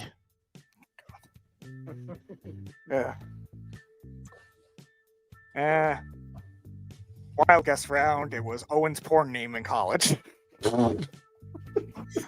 We don't have Owen here to confirm that.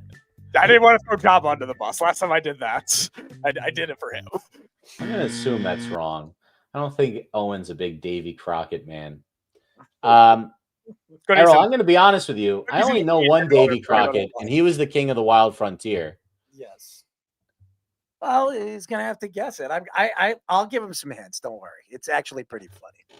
So okay. it'll Is this one of your Suffolk County terms again? No, it isn't. Oh, okay. All right. Moving on back to the sports. Now you got to give him a clue, Speedy, for All right, HASS. So this speed rating is a stat that is based on how big you are. So height. Height, correct? Yep.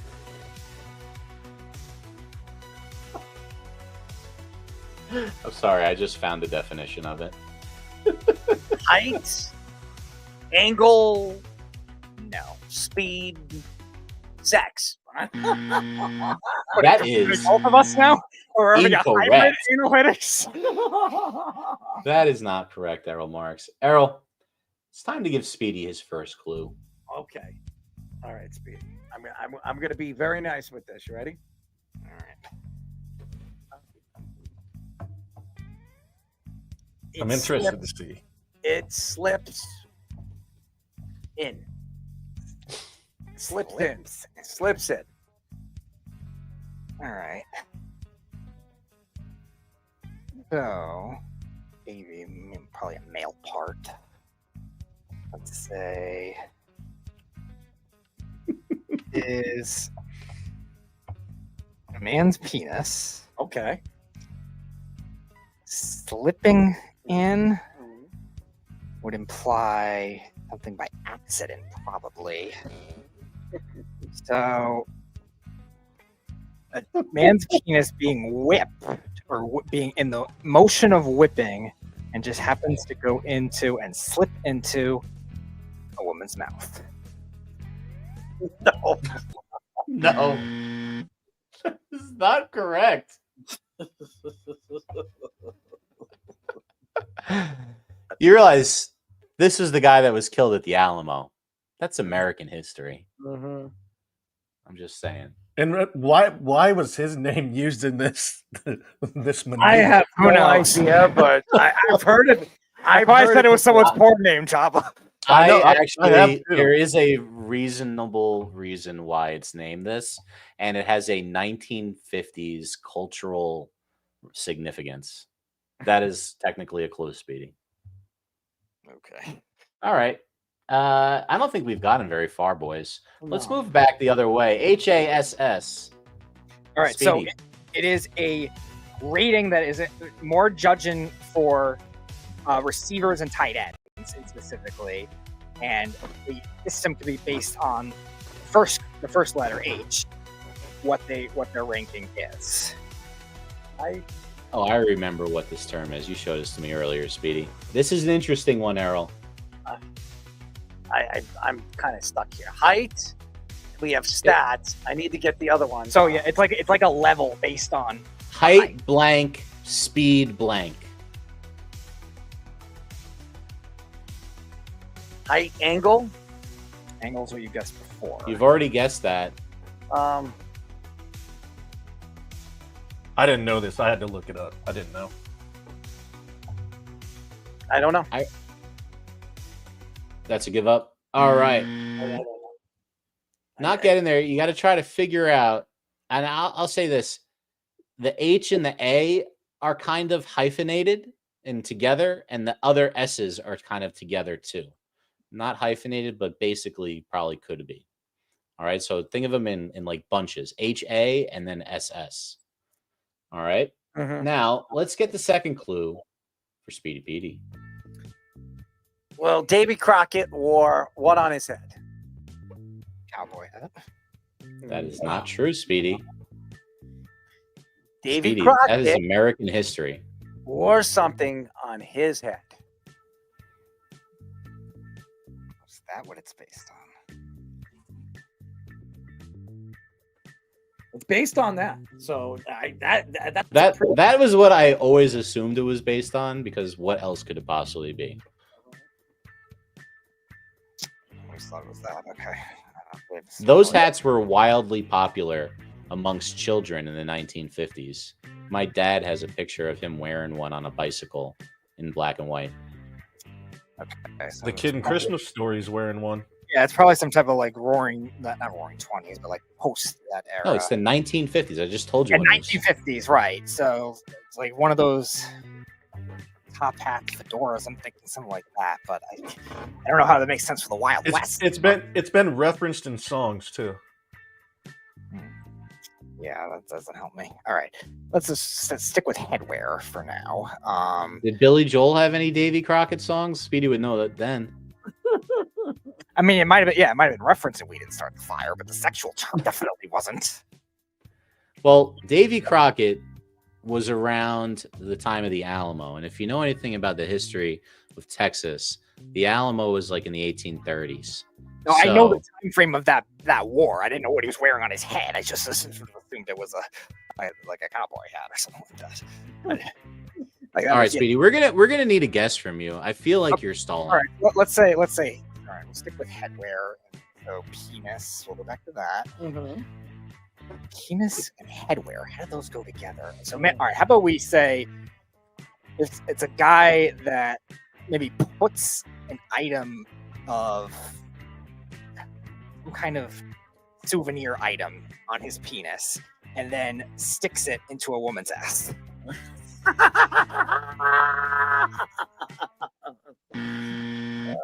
my god. No, Speedy. That's not correct. Man. We got one round left, folks. No one is particularly close. I guess Errol's a little closer than Speedy. Speedy, last clue for Errol. All right, so the term for A. So if you have something that can change based on certain factors that have to do with like a ballpark in baseball or a situation in any other sport, you would say that you can blank this stat for these particular circumstances, which in this case is height. So it's like a level. It's like a ranking system. You can slightly maneuver this stat. That's the A term. It's a decent definition, decent clue. Not assess. I would argue it's pretty much the same thing as assess, though. Slightly different. Yeah, it's a little bit different, but yeah, it's the same general principle. Well, what's the other S? Speed right. What? Yeah, so the other S is a basic thing in sports that it's just based on a number of basically an objective of a game. It's what Beavis always wanted to do. Yes. Score, correct. The score is right. Well, height, blank, speed score. Speed score. You were close when you said stat before, but it wasn't exactly. It was actually a little more general. I don't know. Not assess. I don't know. Let's start with an A. I have no idea. Assessment would be the only thing that really. All right. So we can't give it to you. It's height adjusted speed score. Okay. So Speedy, basically, as far as I understand it, if two guys are running a 40 and one guy's like 6'4" and the other one's 5'8", There's going to be different scores.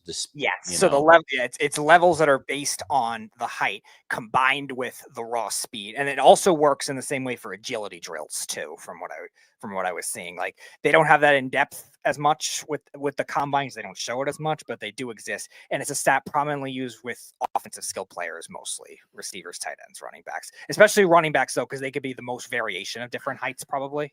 How wonderful. Well, what about like the linemen that are running like 4.8s and they're 6'6"?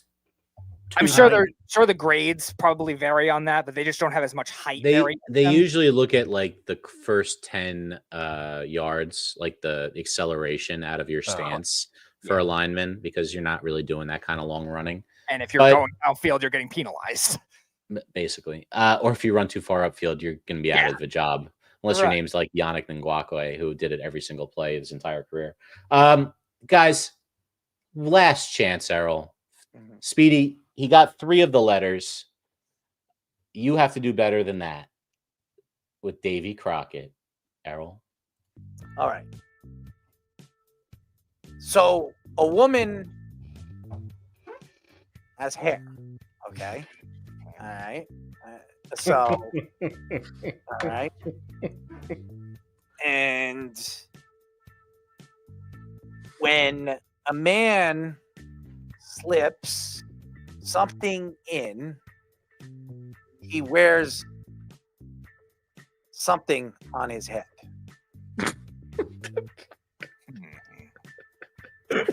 He's going to have no chance at this.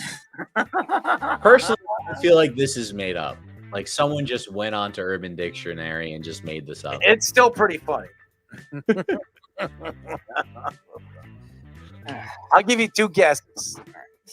So a woman's hair is worn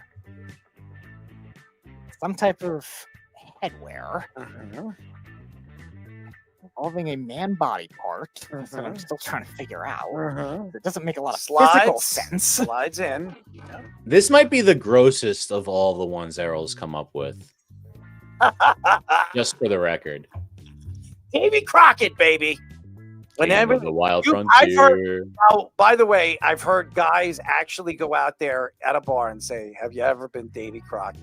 And I didn't know until I actually read about it about a year ago, and I was like, "That's disgusting." What, killed at the Alamo fighting for American and Texan freedom? Because I would be Davy Crockett. No, I'm not talking about that. When you have a conversation, have you ever been Davy Crockett? Speedy, we've given you some time to dwell upon it. It's time to come out with the slip answer. Is what's throwing me now, because it feels like it's something that has to be in the upper body, and you slip usually on your feet. But all right, let's go back to the. Let's go to a. Look at Goody's face. All right, I'm gonna try. Let's attempt a sideways angle on this. Sideways angle. Right, sideways. So you're slipping. Now hold on, before you make this 3D. Fur. Goody, you're muted. Fur on somebody's head. Okay. You guys always do that. You're doing it missionary style. Not on the headwear. I'm trying to figure out the direction. You're slipping, which is lower body, and then a headwear and hair implies upper body. DMX was slipping too. All right, let's go with. We'll go with the sideways angle. So you're sliding. Let's say a guy's acute or obtuse. Lower trajectory. So I guess that's acute. That is acute. That's interesting. You feel that way. Yeah, we're gonna go with so the head, the guy's head with wearing whatever headwear that is. That's furry. Okay. From who? Where? From the woman. Where? From the woman. Okay. The woman's furry headwear. Yeah, the woman's furry headwear. Okay. And going into her mouth. From the guy's. The slipping. Is it still a penis? It seems physically impossible. But I never know with this game. It feels physically impossible. It's like that game Mousetrap, you know? Like, yeah, I'm still gonna go with it because I don't know what else would make. I mean, sense. if you hear what kind of hair, I think a mouse can live in it. that's a clue. That's a clue. A mouse could live in it. That part was not the clue. Yeah, we'll stick with the mouth. We'll go with that. Okay, so tell us one more time. So, all right. Yeah, from the top, Speedy. So, the woman's furry headwear, whatever that may be, is being used to prop with the man's penis going into a woman's mouth using her hair. One more guess. One more guess. I'm gonna give you another clue. Okay. All right. A woman's hair. Okay. Now. The woman's hair. Okay. All right. Now, private. It's a private area that goes. Now you have to pick what private area, and it slips right in. Okay. So, all right, I'm gonna go. And it feels good. I'm gonna go back. I'm gonna go back to the lower body. Okay, there you go. Let's do it to the lower body. Go ahead. All right, so penis drives into vagina. Okay. And with the furry hair come in. I don't know. Let's hear it. Let's say it's with one of those like. What's wrong? Like, where does that go in? With a fashion statement. Fashion statement. Oh my gosh. Fashion statement. I feel like it has to be like you were saying, some kind of like intimate bar thing. That's what it sounds like too. So maybe it's one of those dresses that are exotic. We got to get that tape. I don't know what it. I don't Speedy, know. I'm It's just gonna. It sounds like a belt, and but it's Mercy, Speedy, mercy. Yeah, the fur thing is throwing me because I fur dress doesn't seem right. And all right. Are you ready to hear this? Are you ready to figure it out? Now I want to be curious on the fur angle because that threw me. Okay. All right. So the fur is from a woman's vagina. Okay, that fur. Okay, that is the hair that comes from a woman's vagina. All right. So it's a sexual maneuver. I'm going to give you the understanding in which you slip the muscle, which is the penis, into a gal's vagina. You know what a vagina is, right? Okay, so where's the? All right, hold on. Where's the? Then it's hold on. Errol, you're not reading it right. What? You're not. That's not what you slip. Well, it could slip that way. Okay, you read it. You tell me what you're reading. I'm reading Urban Dictionary.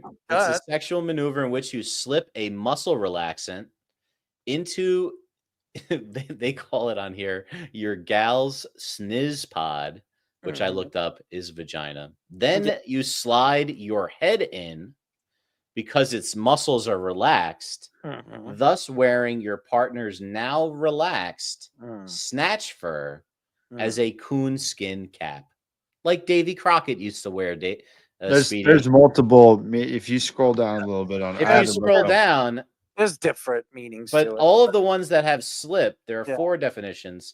The funniest one is Davy Crockett hat, which is all right. So the head also funny. Your head, Speedy, going in a vagina's, and as it goes into the vagina, you're wearing a woman's fur on your head. Basically, it's like pretending a hairy vagina is. What do you think? What does that have to do with slipping then? What does that have to do with slipping? I don't know, Speedy. How do you feel about that word? I don't know.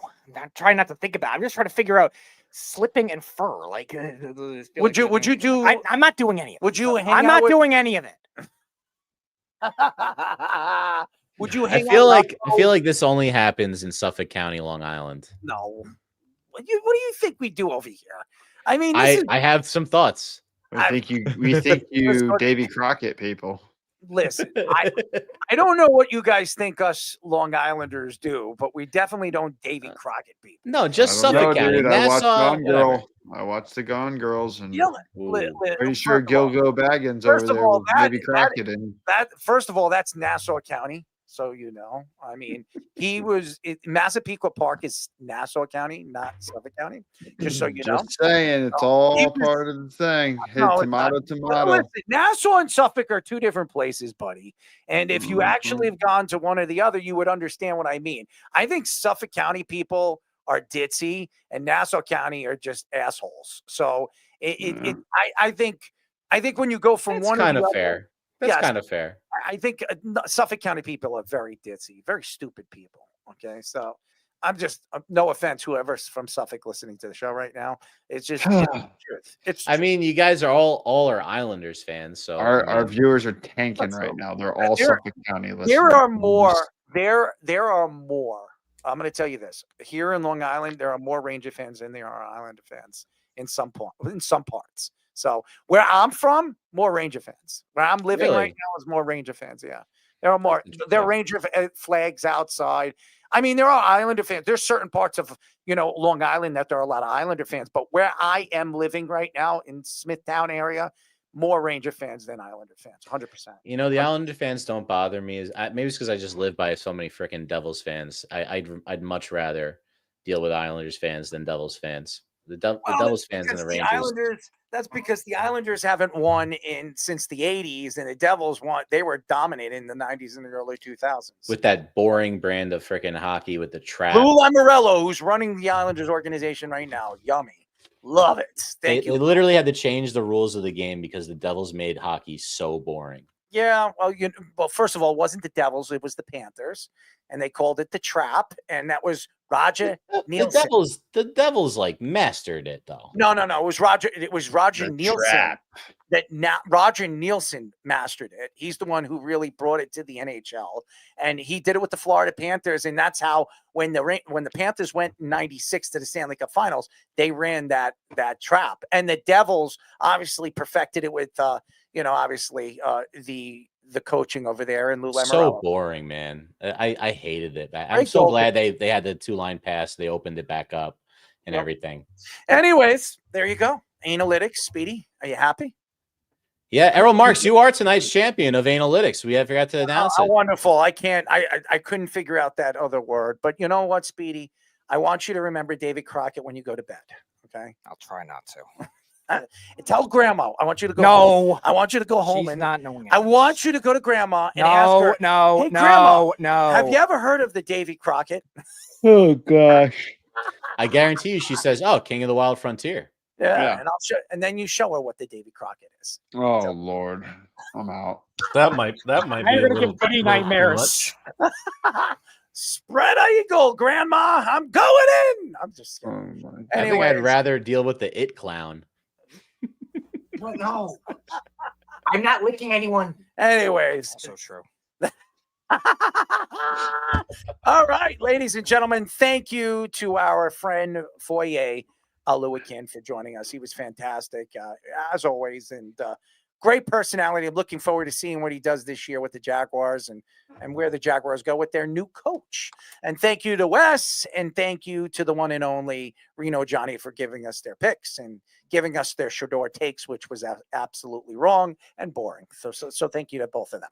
Anyways, thank you to all the fans, by the way. Thank you to everybody that downloads our show on Spotify and Apple. We really appreciate all of you guys for what you guys do and looking out for us. Follow us on Instagram right now. That has over 800 and some followers and ticking. And by the way, for all you guys to know, since the starting of the month, what's today's date, Speedy? 9th. The 9th. Since the 9th, we have over, and I'm going to repeat myself, over 50,000 views so far. So we're on that end where we're going to hit the most that we've had ever on Instagram, on any other platforms. And we could have over 100,000 views before the end of the month, maybe even more than that. So thank you to all the fans checking out our stuff, even though you have something stupid to say half the time. Thank you to TikTok fans as well, almost at 20,000. So thank you to them as well, following us on our social medias. And by the way, our TikTok is averaging between 300,000 views a month. So thank you to the TikTok fans. and the YouTube fans, almost 800, I think we have, and keep ticking, and all the Spotify fans, which we're working. I think, if I'm not mistaken, on the video view. So you guys know, this past week we had over 90 views so far for this week on the video feed. So people sitting there and watching it and averaging between 9 and 10 minutes, which is actually pretty high for the people that are tuning in and actually checking out. 10 minutes watching a feed on, replayed is pretty good. So especially being that it's, not that long on Spotify. So thank you to all the fans over there. And thank you again to all the fans tuning on this on Wednesday. I want to apologize. We're not doing the show on Thursday. We will be back on Tuesday. I will not be here. I'll be in Florida. So you will have Fish and Joba running the show and running the angles of the show moving forward for Tuesday. And I'll be back on Thursday again. And who do we have on Tuesday, Speedy? Nothing yet. Nothing yet. So Speedy's working on something, maybe a hand in his pants, and maybe Davey Crocking everybody. Anyways, that's it.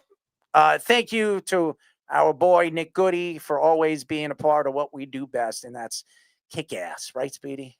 Yes, torpedo bats in people's asses, right? I would hope. All right, ladies and gentlemen, we'll be back on Tuesday. Good night. It's the Worldwide Sports Radio Network.